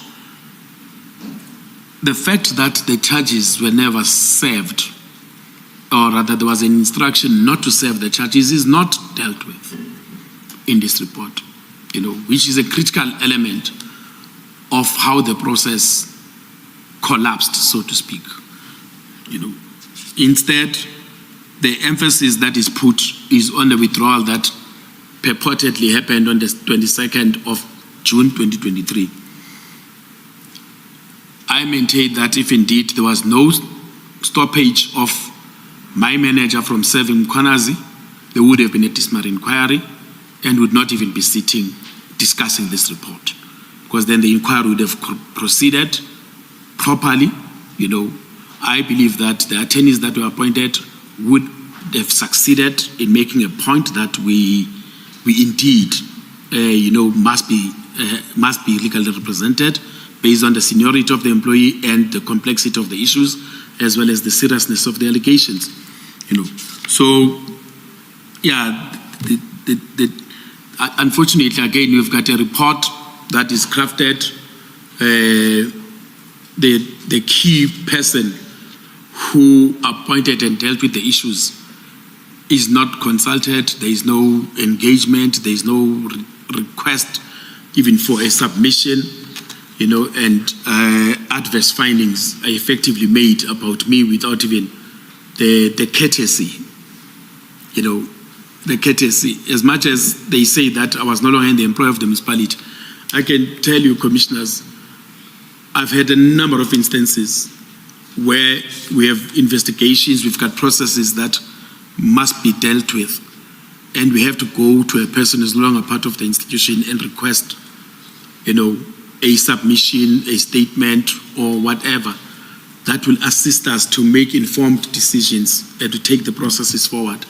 We even, if indeed the person is no longer part of the institution and it's a legal process, we subpoena the person to come and provide critical information or evidence pertaining to the matter. But this report gets produced and there is no engagement at all. Isn't the simple point, this, Mr. Ngisa, on this, that if there was a fruitless and wasteful expenditure within the meaning of Section 78, you couldn't have been the cause of it because you didn't make the decision not to continue with the disciplinary hearing. Yet, whatever happened to it, you didn't make that decision. You didn't prevent it proceeding. It's that simple, really. You are correct, Madam Commissioner. Actually, I think your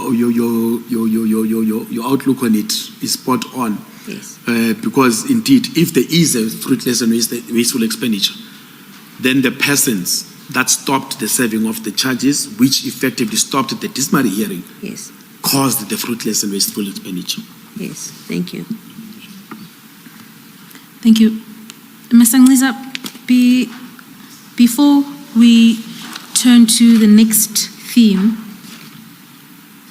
I would ask you to have a look at paragraph 110.4 on page 34, 110.4, and please make some concluding remarks to the Commission on what you believe was the true aim or the real purpose that motivated the commissioning of the report. Thank you, Commissioners.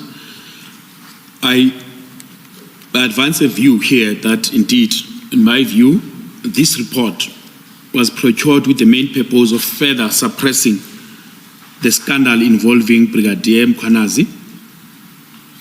Because we read this report nowhere, and I think at some point, Madam Commissioner, there is an interaction that we had about whether indeed there is a report that actually speaks to the merits post the Erasmus report.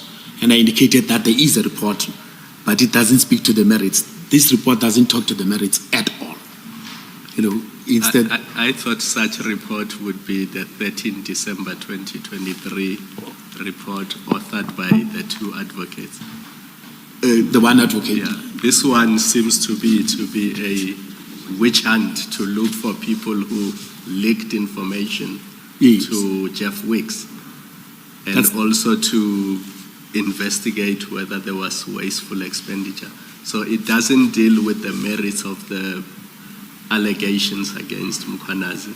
It's really a witch hunt to go after people who exposed that wrongdoing. Exactly, Commissioners.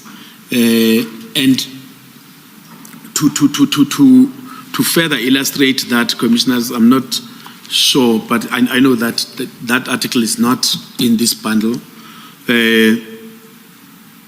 In the News City Press newspaper on the 28th of September 2025, an article was published in City Press Online, where indeed this issue of the blue lights is articulated, and the response of both Mkhwanazi and Behari in that article quotes this report to say that Mkhwanazi was vindicated by this report.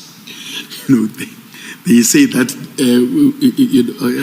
I think I even saw another article where, I think on Saturday or so, where indeed Dr. Mkhwanazi says she had commissioned an external investigation, and that external investigation proved that Mkhwanazi did nothing wrong.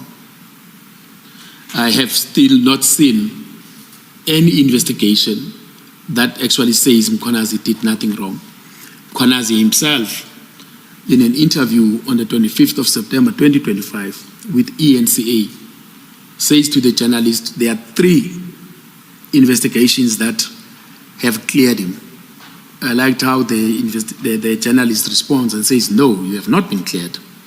And he effectively makes reference to this report as one of those investigations. He is making reference to the letter of the 22nd of June 2023, the so-called withdrawal letter, as well as the legal department letter to IPID, that those have cleared him of wrongdoing. But in my professional expertise and experience, I have not come across any investigation that has cleared Brigadier Mkhwanazi of the actual misconduct that was alleged. None whatsoever. So indeed, I agree with you, Commissioner, that this was intended, firstly, to sanitize the blue light scandal and therefore go after, because it doesn't only go after me, it also goes after the senior management of EMPD and says they must be dealt with as well. And what have they done? All they did is to investigate allegations of misconduct as what is expected of any manager. Thank you, Counsel. Thank you, Mr. Ngciza. That then brings us to our last major theme on page 34. It's titled Weaponization of the Metro Police and Labor Practices. Do you see that? Yes, ma'am. Thank you. Before you address the Commission on that, please have regard to the table you've prepared at paragraph 119. Yes, ma'am. Thank you. And that, please then use that table to assist you as you address the commission from paragraph 111. So I can just go through it all once. You can summarize it with reference to the table, because the table condenses and reflects your experiences to the commission. Thank you. Commissioners,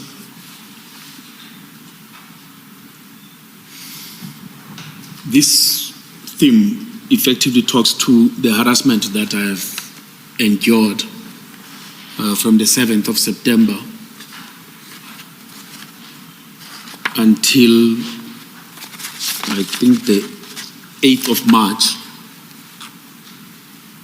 On the 7th of September, when I was served with the pre-suspension letter that we've looked at earlier on, I was approached by 3 Metro Police officers. You recall, commissioners, that I described how the offices are situated. I was in the building where Mr. Sheka sits, and then I was approached by 3 Metro Police officers at the parking lot. It's an open public area where I was served with a letter saying I must go home. I come from my boss's offices instead of in the privacy of an office. I was given a letter in public with Brigadier Mkhwanazi observing and monitoring the situation when I was served with that letter. On the 11th of September, in the early evenings, it was already dark, something to 7, I received a call from my wife indicating that there were police at my house with sirens and blue lights. I stay, commissioners, in a relatively quiet suburb, Faramia in Benoni. And the street that I stay in is next to my house is a estate. It has about only 4 houses. In that block, from the stop sign up until the end of the street, my family is the only black family in that street. So you can imagine sirens and blue lights at night. Then I spoke to the inspector who was there to say, why come to my house? You guys have my contact details. I'm not even at the house at that particular point. When this happens, I just left Benoni town. I was driving to a church meeting because I'm also a leader in the church. I was driving to a church meeting. I'm on the N12 going to Benoni. To Davidton. And I speak to this inspector, and he says, no, but this is the instruction we got. Sorry, DH, this is the instruction we got. Got from you. From who? From Klashega, that you must come to your house at this time. I'm like, but to come and serve a letter with 4 cars. You will see on page 36, paragraph 119, that the people that were at my house were in 4 vehicles, 8 officers. All of them alighted the vehicles to serve a 2-page letter. What are you alluding to when you mention that on your street you are the only black family?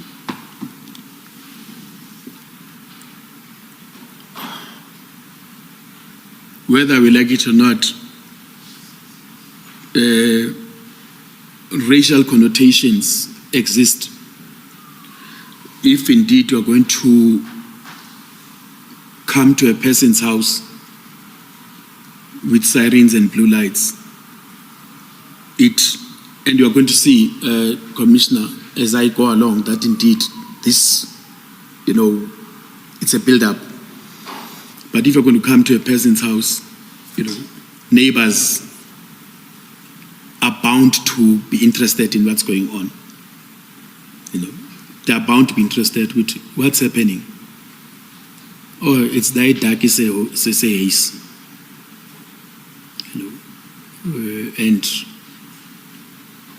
But I'm going to illustrate it even further with another incident, other incidents. I get you. I did think that's what you were alluding to. Yes. So I spoke to the inspector and suggested to him that I am on my way to Davidton. Why don't we do this? Why don't you leave my house? Because you have no business at my house. Your business is with me. Leave my house. Let us meet at Davidton Police Station, which is not far from my church. So we can meet there and then you can serve me. It's not a problem. He agreed. Because he was actually talking to me on my wife's phone and it was on speaker. So my wife is standing inside the gate. They are outside. She hears the conversation. And then hardly 5 minutes, 2-3 minutes thereafter, my wife phones back. No, these guys have left. What do you mean they've left? No, after he spoke to you, he called somebody, and then I could hear him saying, okay, HOD, no, it's fine, HOD. So they were then instructed that, no, we're not going to do that. Leave that letter with the wife. So the man insisted that my wife must sign for receipt. Now, my wife has got nothing to do with employment processes. In all the 25 years of our marriage, she has never had to deal with anything that has to do with employment processes until that day. Mr. Ngwiza, I mean, it may sound silly, but I imagine that this letter would have been carried by just one of the officers in the car, in one car, right? Yes. Physical possession of the letter. Yes. So you would have had 4 vehicles with 8 officers. Yes. There's a cost involved in having 4 vehicles and 8 officers coming to deliver one letter that is in one car. In the hands of one person. Yes. Am I correct? Yes. Do you think that whether the HOD or whoever might have had concerns that they may not be safe when they come to deliver the letter, and so they need to come in numbers because this might have been a risky operation? Do you think there might have been a basis for that? If we try to make sense of this, which on the face of it appears like a fruitless and wasteful expenditure, actually. But if we try and make sense of it, do you think that it may have been informed by an anticipation that there might be some risk involved in delivering this to you? If, Madam Commissioner, Ashega didn't know my house, he had never been to my house, didn't know the area that I stayed in, I might even venture such a thought. But this is a person that had been to my house. She knew exactly where I stay, the environment in which I stay. She knew me. At no point would there be a basis to believe that indeed I would pose a risk to a police officer. Police officers that I've worked with for all these years. Thank you. So it was not about risk. It was about humiliation. At that stage, you were still an employee of the municipality. So if they wanted to serve a letter on you, they could have summoned you to the office to come and sign the letter. You were still an employee on suspension. Not even on suspension. Remember, Commissioner, I have not yet actually been suspended. Oh, that was before, yes. Because this now is to serve me with a suspension. The suspension letter, yeah. Exactly. Besides me going to their offices, and Commissioners, I've dealt with service of documents. Myself, in my office, we've utilized the EMPD to go and serve documents on especially senior employees. Firstly, we'd have a person or two people in one car. There's never been a point wherein you send a squadron to an official, you know. But secondly, we would give those people that person's cell number so that they phone the person to say that, hey, we need to come and serve you this particular document that comes from HR or comes from the city manager's office. Make arrangements. Can we meet somewhere? That has always been the arrangement. You meet somewhere, you serve, they signing, and that's it. You know. But even after I'd spoken to the inspector and there's an arrangement, there is this HOD, and the only people that I can think of would have been Kashega and or Behari. But those people had said that it was Kashega that had instructed them to come to my house. I then sent, because now when my wife told me that this is what had happened, I then sent Kashega WhatsApps. Page 396, Mr. Ngisa, 396.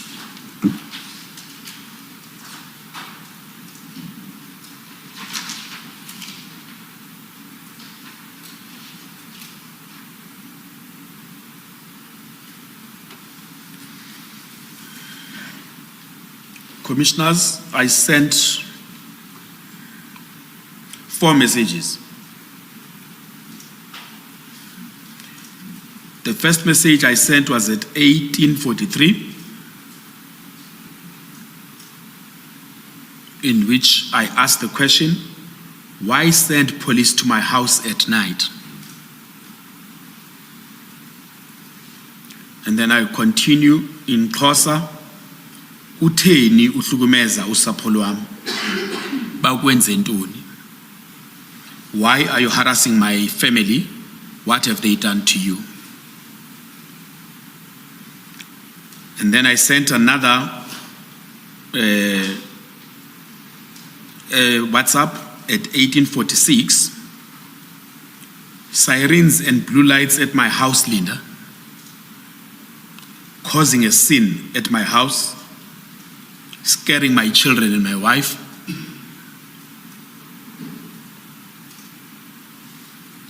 Then I sent another WhatsApp turning the Metro Police into a security branch of old, where people would be raided at night by police.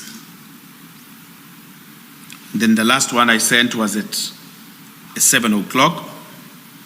Kulungile, akuqhutywe. It's okay, let's proceed.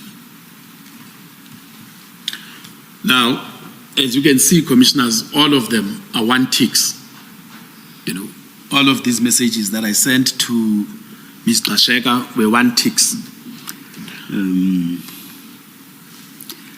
Please forgive me for a bit of levity on something so serious. I see that 2 of the messages are deleted.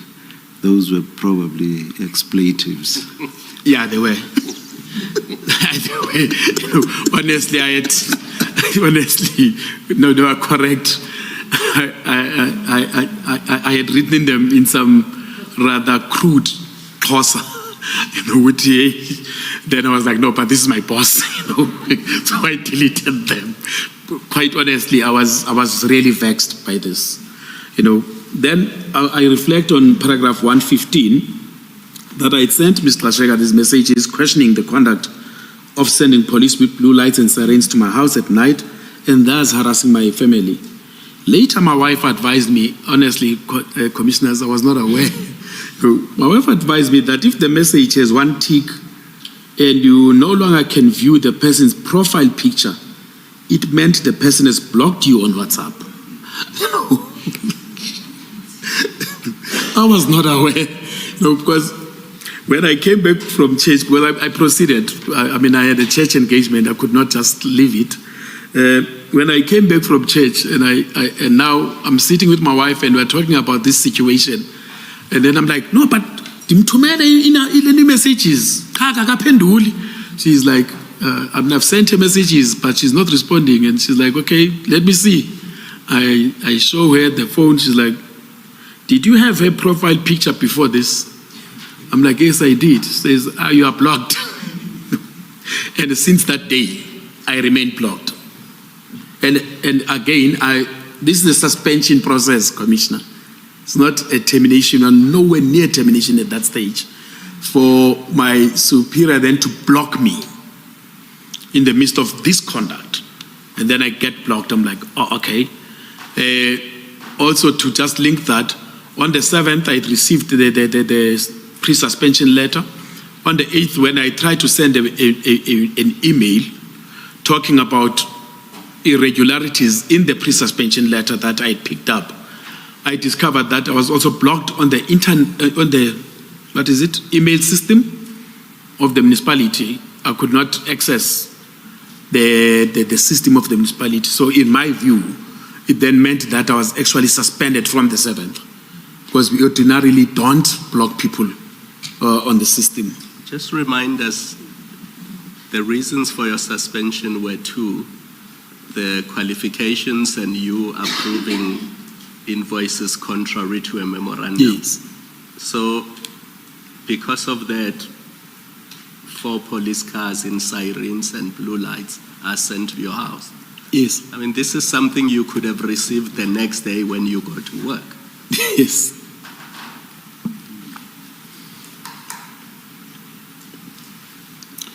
The next morning, on the 12th of September, we were awakened by a siren at the gate. And this is around 6 a.m. in the morning. You know, my third-born son was already awake, preparing to go to school, and he comes to the room. Tata, kukhona abantu 18. About 18, and I think at that time he was doing grade 8. So he's like, but there are people at the gate, you know. I wake up, I rush to the gate, I find 3 vehicles, branded vehicles of the Metropolis, at 6 a.m. in the morning. Again, I get into a discussion with them to say, but why? What's going on? Do you have to come at this time of the day and sound a siren? They're not only waking me up, they're waking my neighbors up. You know, and this is a very quiet and serene street. Now, they indicated that they were instructed by Xashega to collect the laptop of the municipality at that time. I'm like, but this is not even working hours. Why specifically at this time? No, we're given instructions last night that must come here and collect this laptop. You also mentioned that they had 3 vehicles. This time it was 3 vehicles. 3 vehicles. With 6. Each vehicle has 2 people inside it. There were 3 vehicles that came to my house at that time of the day. That is reflected on my table on page 37.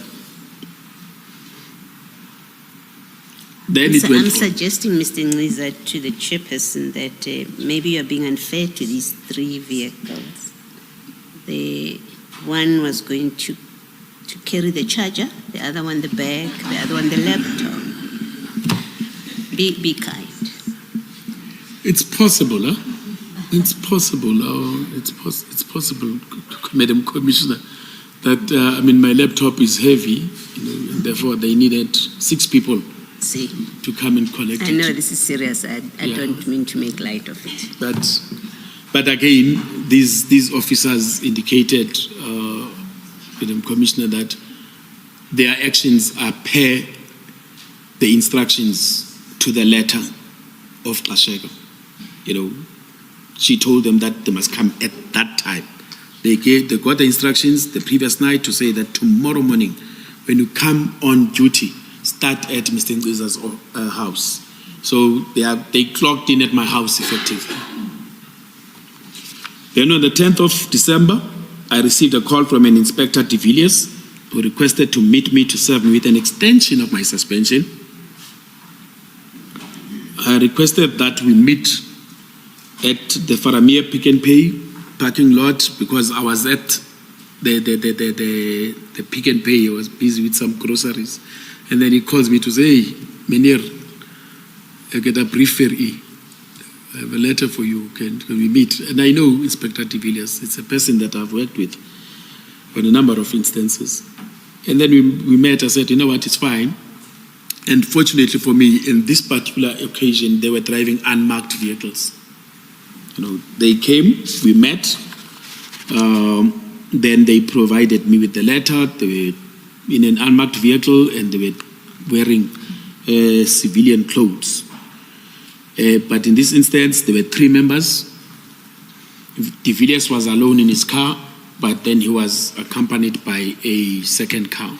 You know, again, I signed for the thing, they left. The one that then became, or rather before they left, I asked de Villiers why they need to use so many cars when they come to me. He indicated that he was instructed to use at least 2 cars with 4 members to come to me. Okay, it's an instruction. The one that commissioners, I think, was a bit, okay. Let me not characterize it. Let me just tell you what happened. On the 23rd of January 2024, there was no investigation, firstly, that was ever conducted regarding the allegations that was suspended for. No investigation. I was then formally charged in the sense that a charge sheet was brought with 4 Drug Enforcement Unit branded vehicles in the middle of the day. It was around 2 p.m. What exactly does the branding say? Does it make reference to drugs at all, or is it just EMPD? It's EMPD, Drug Enforcement Unit, written in big blue letters. You know, and I recall when they arrived, because they came and they did their siren thing. I came out. It was a siren thing again. It was right in the middle of the day, around 2. Came out. There were some neighbors of mine who were taking a walk. They stopped, of course, to see what's going on. And here comes this drug lord to come and receive a charge sheet from 4 Drug Enforcement Unit vehicles. But the charge sheet, even though it's a drug unit cars, the charge sheet still relates to the invoices and qualifications. Exactly. You know, but in this instance, Chair, one of my neighbors actually felt the need to come and talk to me. You know, came just to ask what's going on. You know, I was like, no, man, it's work issues. You know, it's work issues. He says, are you sure? I'm like, no, don't worry. You know, must I work for the municipality? So, no, these are my guys. You know, and they'd driven off that time. I'm like, no, these are my guys, don't worry. You know, it's part of my work. You know, because, I mean, clearly, if you're going to be visited by a drug unit, drug enforcement unit, it says perhaps you are part of a drug syndicate. I detail on paragraph 119 further instances in that table that on the 10th of February, again, I had people coming to my house to serve a further extension, an extension on top of the extension of suspension. And then on the 13th of February, the municipality in their charge sheet had invited me to a pre-trial hearing. I said that is not regulated by the prescripts of the DPCA, nor even the regulations on discipline, and therefore I don't see the need for us to have a pre-trial hearing. But then de Villiers, when I met with him on the very same 13th, because after I did not attend, they then sent de Villiers with a new letter where now they were changing the disciplinary procedure, because it was going to be a normal case. That all of a sudden now they want to invoke what is in the DPCA in terms of clause 9, something called the summary procedure.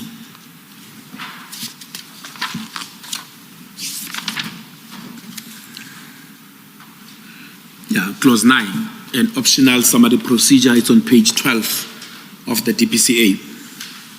They wanted to do an optional summary procedure, which would have meant that instead of having a trial type of arrangement, a proper hearing, you just simply make submissions, and the chairperson takes a decision based on submissions, of which I in any event, objected thereto. But de Villiers indicated to me that your matter is hot, yo. We were stopped from going to other operations that we're supposed to go to. We had stopped and instructed to go to the head office where the disciplinary hearing was going to be held.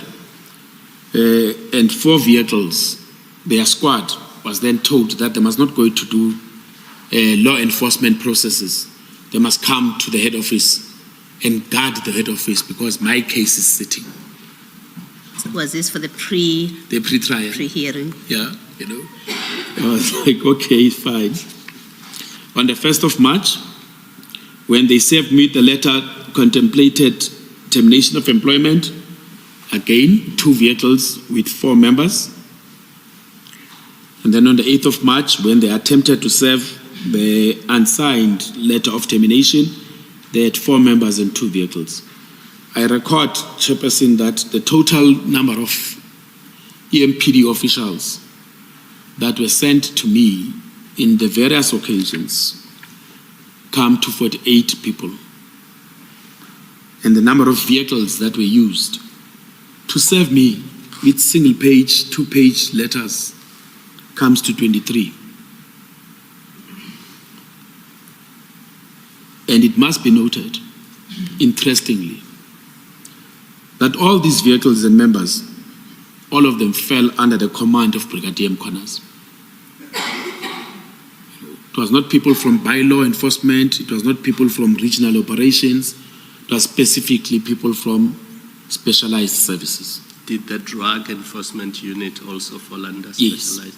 Yes, it also fell under Mkhwanazi. I must say that all of this was completely unnecessary and unpleasant, you would imagine. It was intended to humiliate me and my family and to cast aspersions on my person, my dignity and my character. Mr. Sheka was doing all of this knowing fully well where I stayed, my role in the community, and leadership in the church. Mr. Ngisa, ordinarily, when assuming that the employee relations or in fact even HOD, Human Resources, Kasheka, is responsible for all these disciplinary processes in your absence, the serving of the suspension letter, pre-suspension, pre-termination. Ordinarily, how would you serve process on an employee who is on suspension? They are not in the office to receive the extension of a suspension because they're already at home. Maybe even termination. Is there specified unit vehicles that you use? How does it work? And I ask the question to try and see if indeed anything is amiss in the fact that Mkhwanazi's section is the one that was delivering these documents to you. Thank you, Madam Commissioner. And indeed, it's an important question that you're posing. The default position is that you arrange with the employee to come to their office, their place of work. Remember, when a person is on suspension, one of the suspension conditions is that you must avail yourself at any point the employer requires you during working hours. That's the default position. It's during working hours, and you must be available. If the employer gives you a call today and says tomorrow, and you are working at the Kempton Park Waste Depot, you are required at the office. So my team would then make that call to the employee. You are required at the office. One of my team members would then go to that depot and meet with that employee and effect service. Now, when do I use Metropolis? I use Metropolis, Madam Commissioner, when there is a senior person involved. And at Metropolis, it's unfortunate that our person that used to do this, one person, unfortunately, he had passed away, I think, early 2023.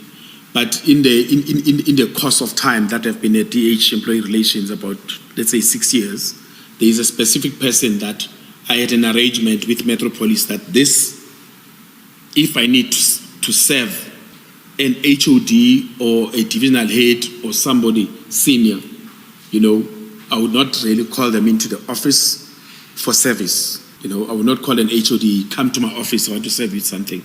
I would request this gentleman who was a senior in the Metropolis Department, I think was a deputy director.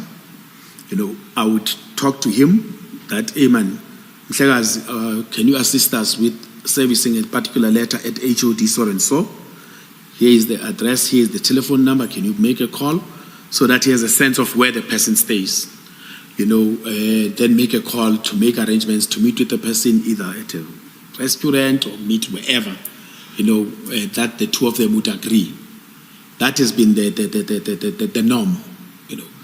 I would not use Metropolis officials or even this specific gentleman. And even when I use that gentleman, it's via the chief's office. If the chief Mapia is not there, I would talk to Chief Mzolo, Deputy Chief Mzolo, then we'd make those arrangements. Oh, no, Poland, it's fine, I'll talk to him. I would not go directly to him. I'll talk to the chiefs. They are the ones that will then engage with him. He will call me, we'd meet. I'll give him the necessary documentation, contact details and everything. He makes that arrangement with the person. The service is done. He brings back proof of service. In respect of officials lower down, no service via Metropolis, except for one. There is a gentleman who actually we had to dismiss because he was refusing. He carried a firearm to work, and he was very obstructive and very rude, insolent. We charged him, but eventually the municipality was like, this person has to go. And everybody, the head of department, the supervisors, the city manager, the mayor, everybody was like, this person has to go.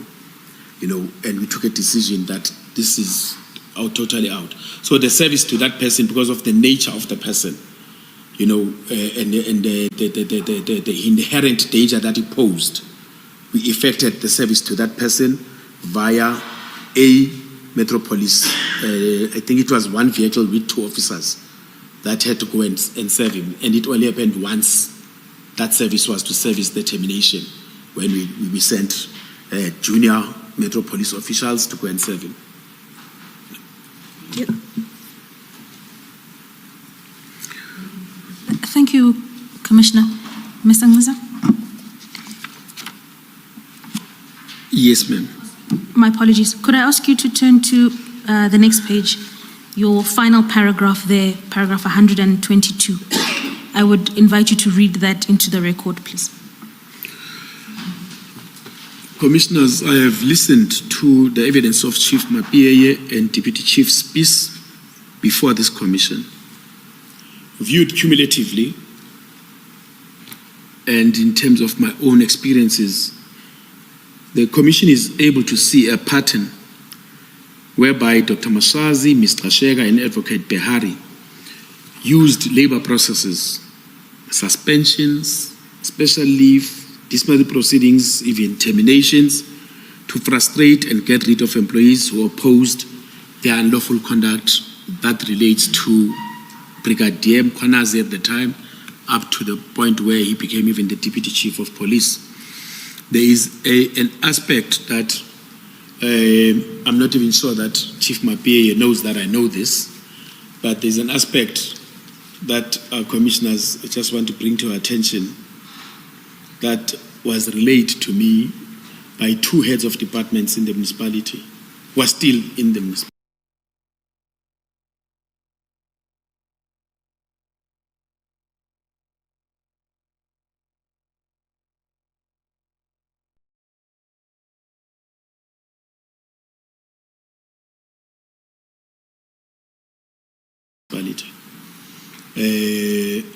And the person is like, no, man, we went into a senior management team meeting.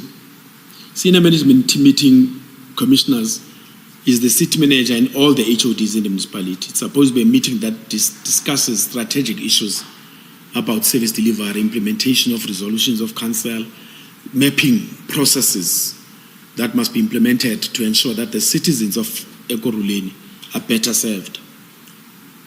And this person says to me, you know, we went into a meeting where for about 45 minutes, the discussion was about Mapieye and Mkhwanazi. Like what? Yes. Where Mapieye was lambasted from start to finish on why is he not able to work with Mkhwanazi, and told that whether you like it or not, you will work with Mkhwanazi. If you don't want to work with Mkhwanazi, you better leave.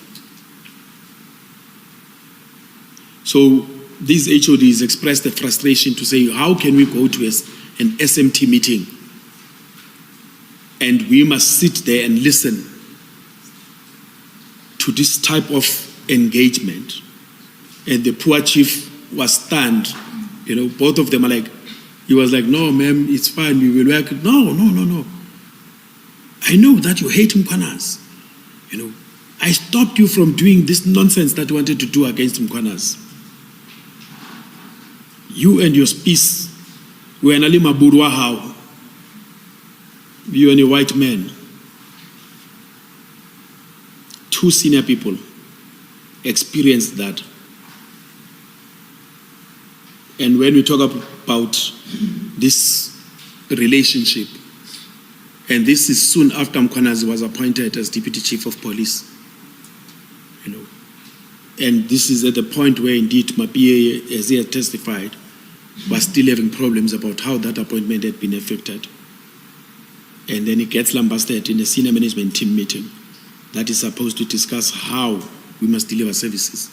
That meeting became about Mkhwanazi and why Mkhwanazi must be treated as the Prince of Ekurhuleni.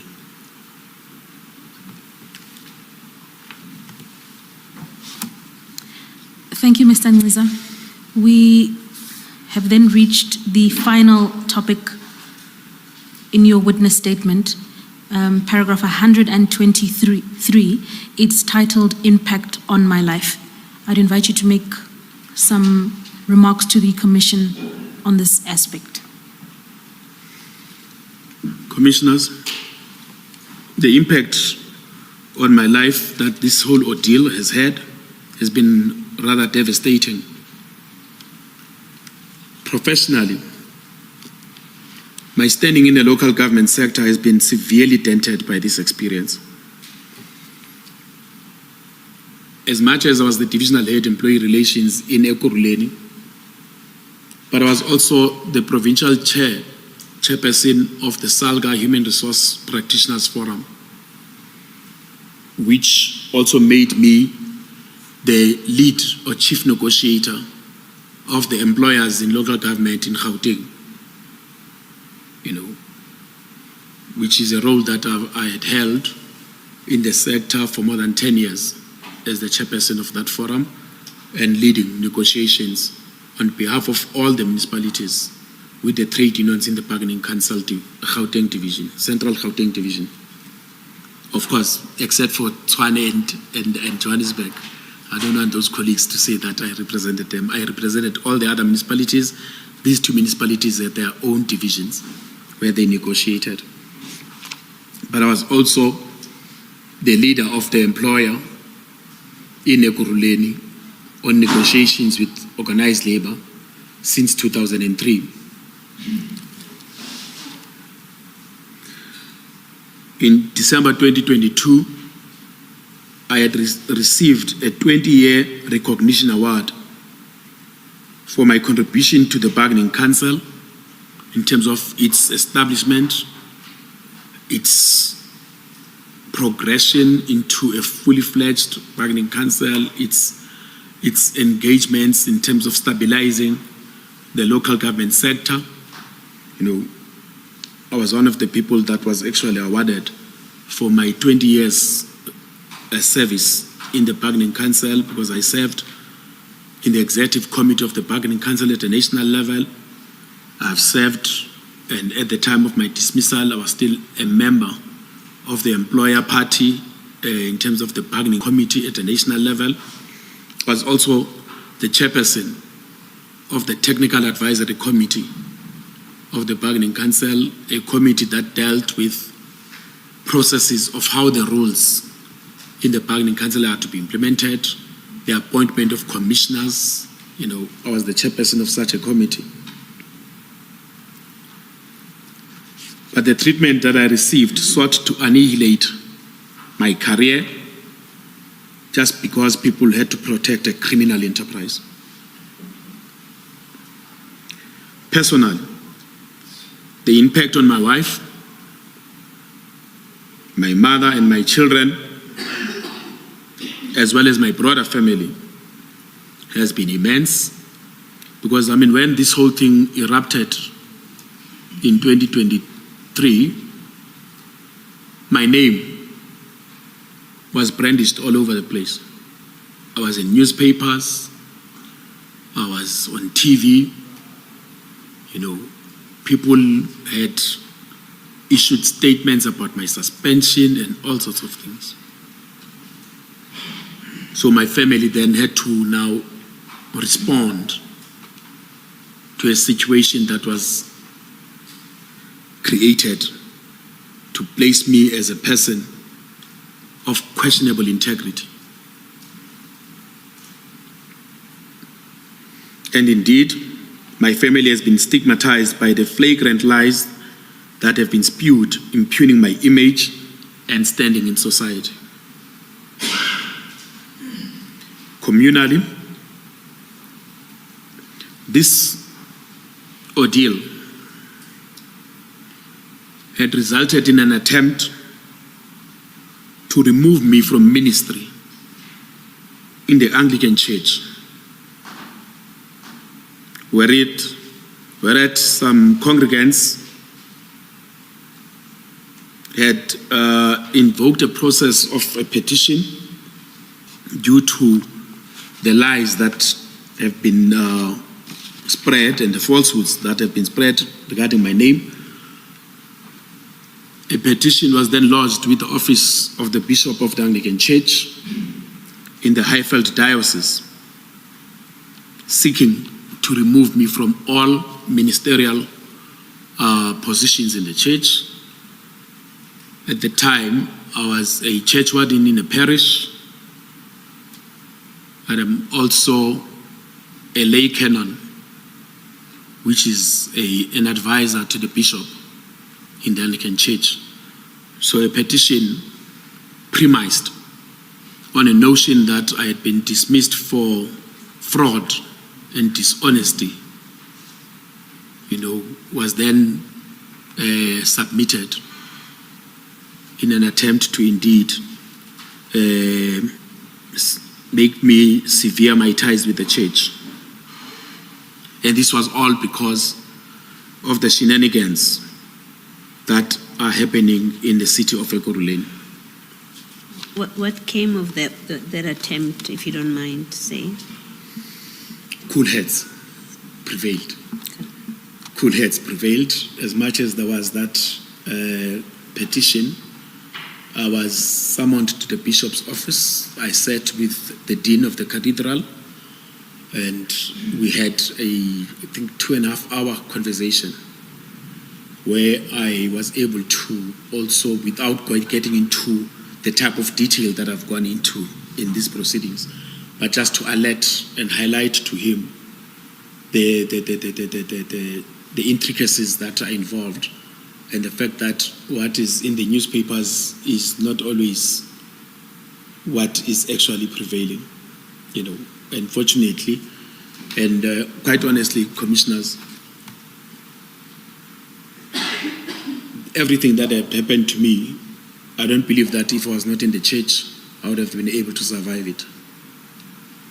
The fact that I was suspended, fortunately, the rector of my parish at the time held a meeting with me because my name was all over the place, called me into a meeting.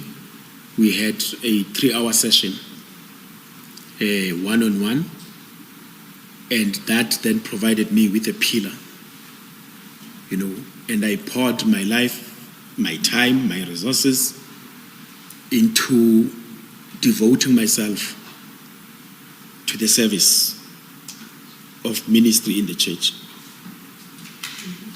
And that soothed my spirit.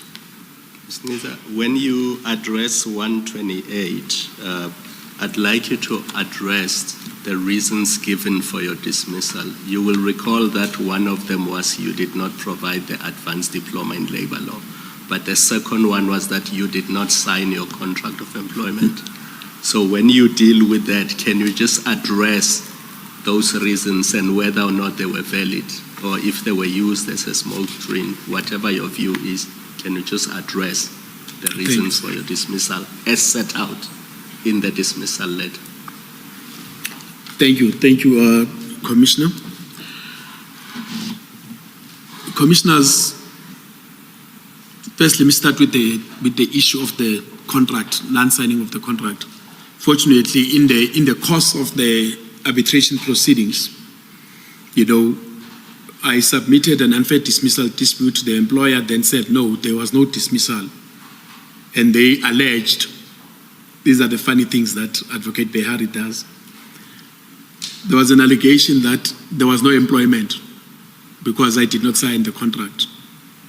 The commissioner in the proceedings said, but signing of a contract is not a requirement for the existence of an employment relationship. And the reasons why I did not sign the contract are well known to the employer. My second contract, my first contract I had signed, it was perfect. My second contract had issues, and I said, no, but I can't sign, correct these issues, and I submitted to Kashega's office, for some reason they were not corrected, but this was usual in the municipality. There's quite a number of even HODs. There's an HOD or 3 HODs that I know of that had not even signed their contracts, even though Section 57, especially for HODs, is very clear that if there is no signed contract within 60 days, then the offer of employment is withdrawn and therefore the relationship is terminated. But this is now, in respect of myself, 20 months down the line, the issue that there is no signed contract was raised as a basis upon which I'm terminated. But if you look at the letter that we have requested, Commissioner, where there is the call for representations, the issue of the unsigned contract is not raised to say that make a representation on this. See, so make a representation why the contract is not signed. And then on the issue of the so-called non-submission of the advanced labor law, there was a submission of the advanced labor law, commissioners. Firstly, UNISA had provided, because I had lost the certificate around about 2009, We had applied, and then they provided a record, a transcript to say that this gentleman, Mr. Ngeza, you have done this course, you have passed the exams, indeed, you have the course. And they even indicate the mark I had gotten in the exam. And then in 2022, again, UNISA issued a similar letter to say that, no, you've got this. Now, the argument that effectively gets raised is to say, but this communication from UNISA, as much as they are from UNISA, the academic institution that you went and did the course at, and surprisingly, I was part of a cohort of employees, 20 employees of the municipality, that went to do the advanced labor law program at UNISA. We didn't even register ourselves. We don't even have student numbers. It was a workplace skills program in partnership with UNISA to do the course, paid for by the city of Ekurhuleni, administered on our behalf by the city. We did not even go to campus. The lecturer went to the municipality and lectured us in a lecture room of the municipality. Beautiful arrangement. I then get dismissed that I don't have that course, even though everything was submitted to the municipality and all the records. So indeed, when this thing was becoming hot as it was, I communicated again with UNISA, and I copied Xhaka in all my communication to say, UNISA, you know what, as much as you've given me these documents and you've given the municipality these documents, the municipality still insists on a certificate. And the people at UNISA then said, okay, fine, do these processes, we are going to issue with a replacement certificate. And Xhaka is copied. And the person who signed the termination letter, Maseko, is also copied. On the 20th of March, UNISA then submitted a replacement certificate. That replacement certificate was then also sent. What they did, they emailed and then indicated in the email that they're also sending a courier to my house with the replacement certificate. So I took that email and I sent it to Xhaka and Maseko to say that this thing that you're complaining about, here it is. 2 days later, I got dismissed. That certificate exists? Exists. So can you share it along with that letter that you referred to of 1 March? Exactly. Thank you.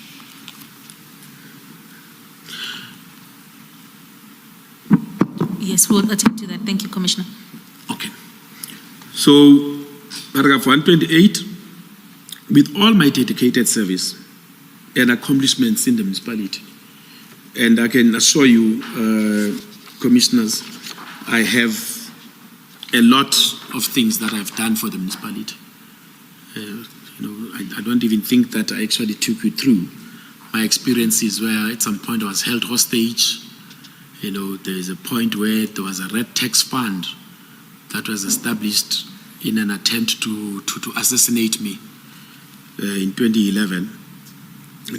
And all sorts of other things where indeed I have experienced a lot of attempts even on my life and my person as a result of me defending the municipality. I was suspended surreptitiously without even being afforded a contractual opportunity to advance representations to be heard. This matter is still to be finalized in arbitration proceedings. I referred a dispute in September 2023. Some 26 months down the line,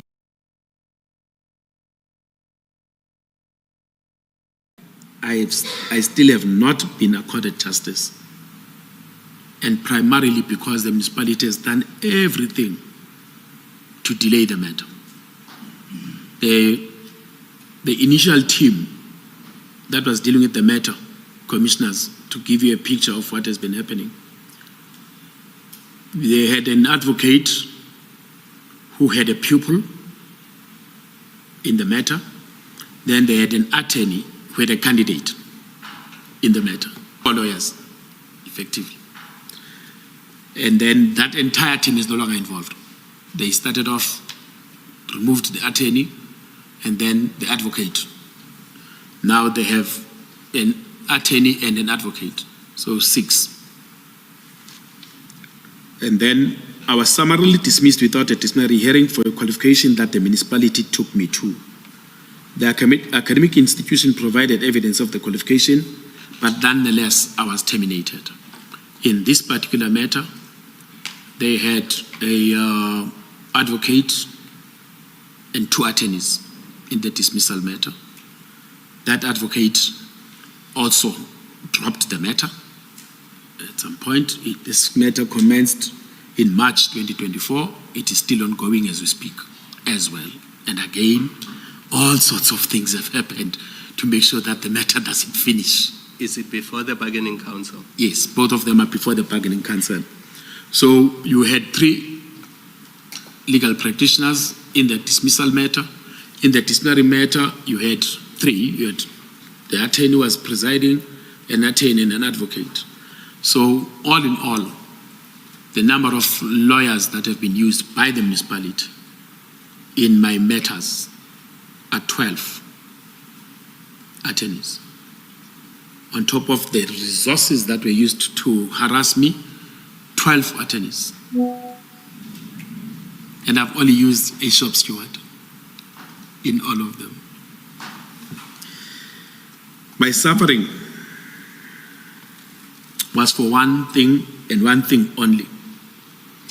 On numerous occasions, commissioners, Dr. Mkhwanazi would accuse me of not being loyal to her. She has done this in front of the chief of police, the CFO, the CIO. She has indicated, when you are not loyal to me, I appointed you, but you are not loyal to me. And that is exactly why I find myself in the predicament that I'm in. I was not loyal to Dr. Imogen Mkhwanazi. Thank you. Thank you, Chairperson. That's the conclusion of Mr. Ngciza's. My apology. Mr. Ngciza, it's unrelated to this last part of your evidence, but it is touched.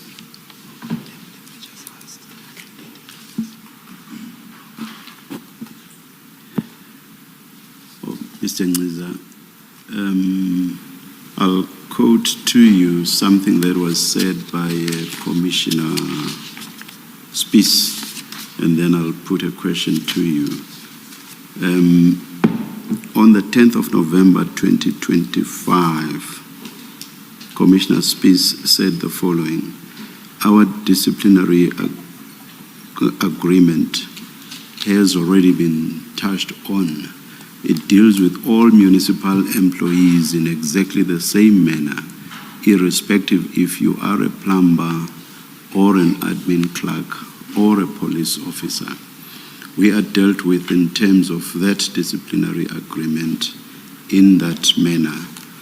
I skip some parts of this evidence, and he continues. A municipal police officer is treated, does not matter what crimes they committed, they are treated as if they are a normal council employee, and they are not treated as if they are police officers, which can intimidate witnesses, and therefore the public does not want to come and testify in our disciplinary cases. I skip again. That is one of the problems that we have in this environment where we are dealing with officers. I end the quote there. As an expert in HR management issues, do you share Commissioner Spies' concerns about disciplining Ekurhuleni police in exactly the same way civilian employees are disciplined? If you do, why is that so? I will deposit a response, Chair, by referencing something that the second chief of police of the city of Ekurhuleni once said, we were at a budget steercom meeting. Unfortunately, I'm an institutional memory person. This is around 2007 or so. And that chief of police was one Robert McBride. We're sitting in a meeting, we're dealing with the budget issues, trying to make a determination of how to adjust the budget of the municipality. And the then city manager had problems with the submissions that were made by EMPD. And Chief McBride, as he was then, commented to the executive mayor, the late Dumangosi.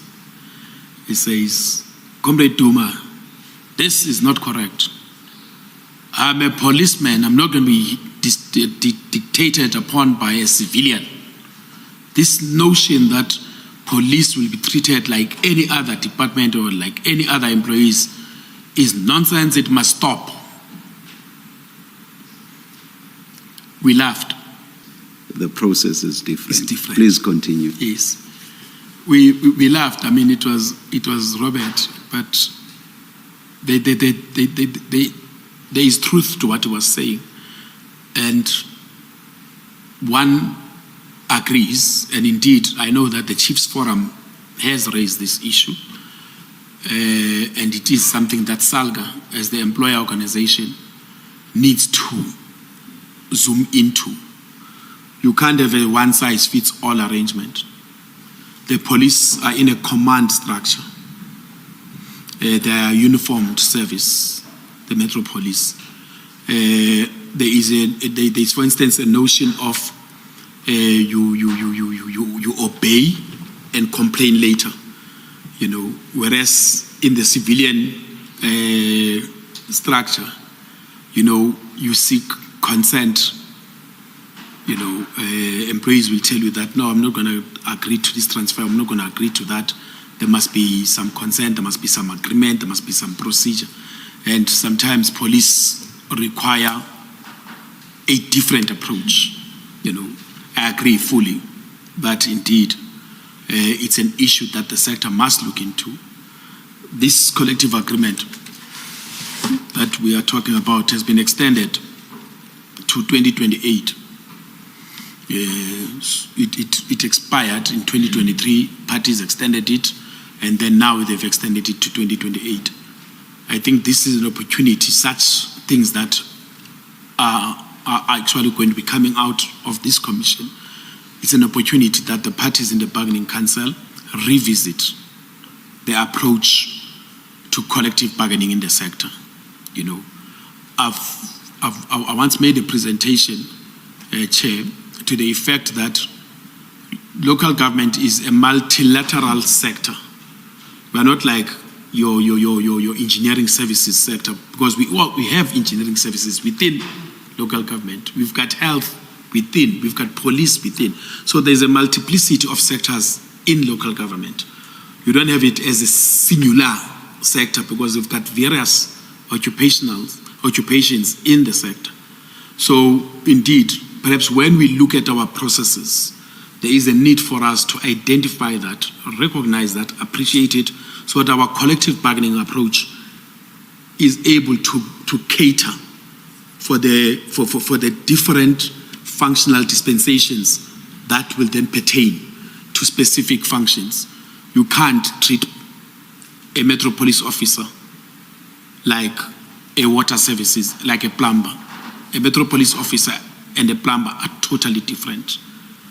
They're totally different. The environments in which they work is totally different. I totally agree that indeed the issue is in the approach that the employer must adopt in the negotiations. I know organized labor would prefer a situation when there is a singularity of processes, because it's their members that they seek to protect, but it's not protecting the citizenry and it's not protecting the sector itself. So I want to agree with it.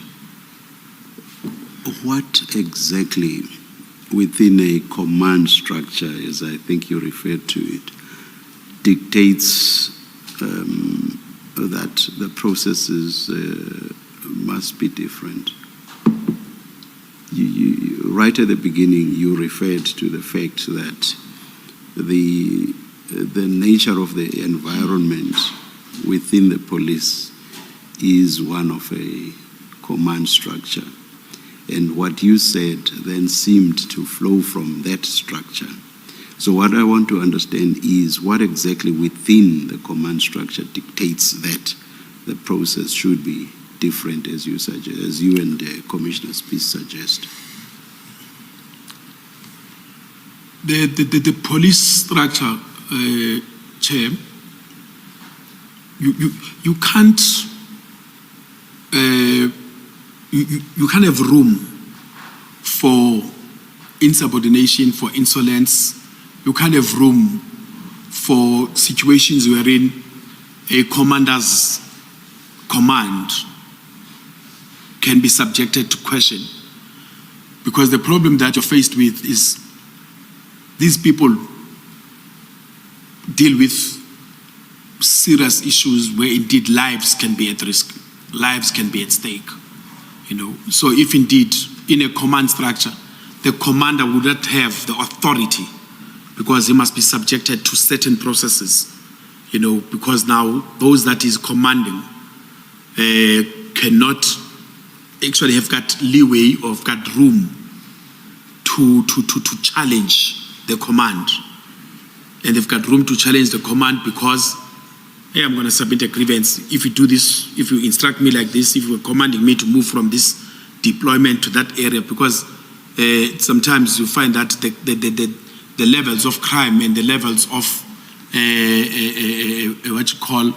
of risk to the community differ, and therefore you need to move resources and move them with immediate effect. And people tell you, but you are transferring me, you are doing this to me, and my terms and conditions of employment require that you must consult me before you can transfer me. And if you're going to transfer me, this. That is what a normal employee raises, and that is what we are faced with, even in Metropolis, where indeed, because as much as they're in a command environment, but they've got the rights and everything that accrues to a normal civilian worker. Now, then your command structure is compromised. It's a command structure. There are instances wherein indeed decisions that are taken by the commander must be implemented with immediate effect. Otherwise, we are not able to respond to life-threatening, to risky situations with immediacy. That's where I find the challenge. And lastly, again, right at the beginning of your response, you said within this command structure, it's a case of obey and complain or challenge later. Yes. Why do I seem to think or recall that there's something that police are entitled not to obey an unlawful order? I may be wrong, but it's something we can check because it's a question of law. It doesn't really require evidence. But I'm asking you, or I'm engaging you on it because you mention it in the context of saying it is justified to have a different process for police. So why do I seem to recall that there's something that says exactly what I've said? You are correct, Chair, that indeed where the instruction or the command is patently unlawful, an officer would have the right to disobey it at the instance of the instruction being issued, as opposed to follow it and then, because if indeed the command is that shoot this person and the person is unarmed, the person has not done anything, and the instruction is that commit murder effectively, then we not excuse an officer because it was an instruction from a superior, because that is patently unlawful, but I'm transferring you, there is nothing unlawful about transfer. It might not be procedural, and therefore you would want to lay a grievance or do whatever. But if indeed there is a basis upon which I'm saying as a commander that you need to move, as much as you are deployed or you are located in precinct A, but the situation requires that we need you at precinct B. As much as you might not agree with it, but we need you because the situation calls for it now. You can go to precinct B. That is what is obey and complain later. You go to precinct B, and then you submit your processes. But you go to precinct B and you perform as instructed at precinct B. Otherwise, if indeed you allow that a policeman would say no, because he's citing that there is a labor process that must be followed before I say yes.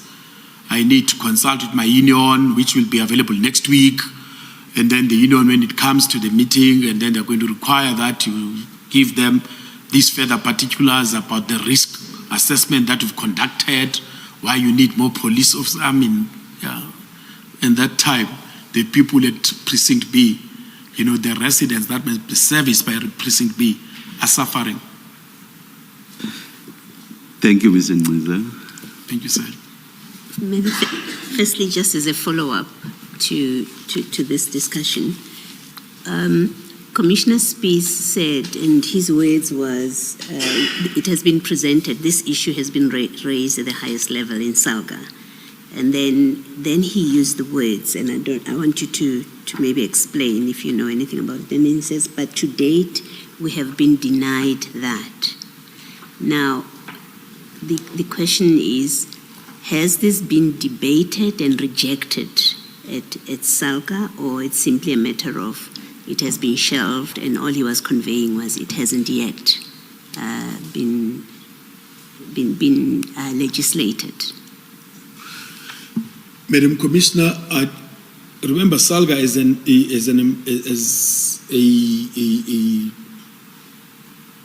institution of organized local government, and it deals with the many facets that inform local government. Indeed, Commissioner Spies might have had that discussion in one area that deals with community safety processes in local government. From an HR working group perspective, like I indicated that one even made a presentation in Gauteng, where indeed we're talking about the multilateralism of the sector and the need to differentiate in terms of our terms and conditions, in terms of our processes, in terms of our discipline management processes and all sorts of things, to differentiate amongst the various categories and occupational arrangements. So their process as the cluster of community safety and the likes might have raised the issue, but at a national collective bargaining level, the issue has not actually taken root yet. And before you can even get to that point of the collective bargaining regime, the employer body as SALGA, inclusive of the HR components of SALGA, must first come to a determination that as the employer, we want therefore to advance this multilateralism of the conditions of service, inclusive of discipline management, as informed by the various occupational categories. At this point, we have not gotten there. It hasn't come up yet. Lastly, Commissioner Spies also testified to 3 police officers who are in Brigadier Mkhwanazi's section who have appeared in court, and he did name them. This is Stolz and Mackenzie and Twala. Yes, and this relates to the matter of Smokes and King's supermarket where cigarettes and someone was kidnapped.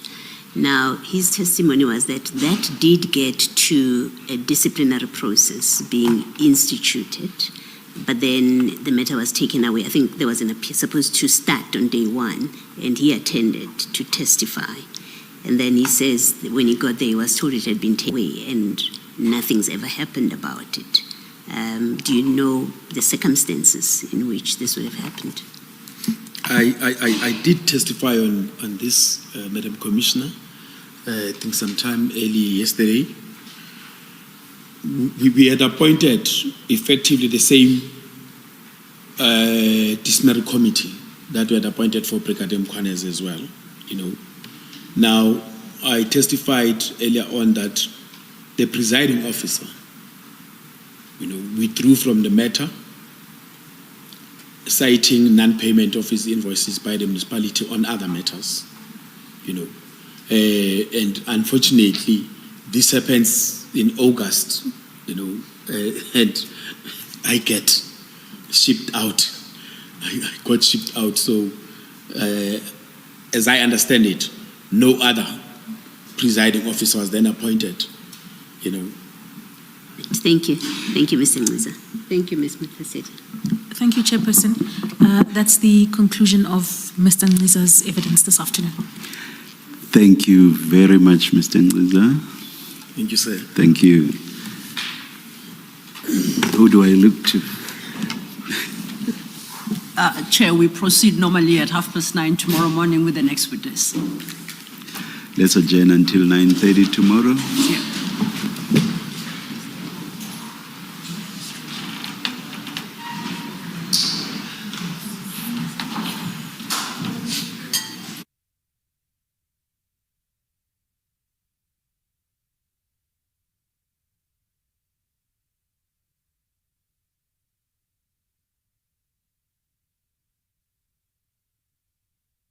Thank you.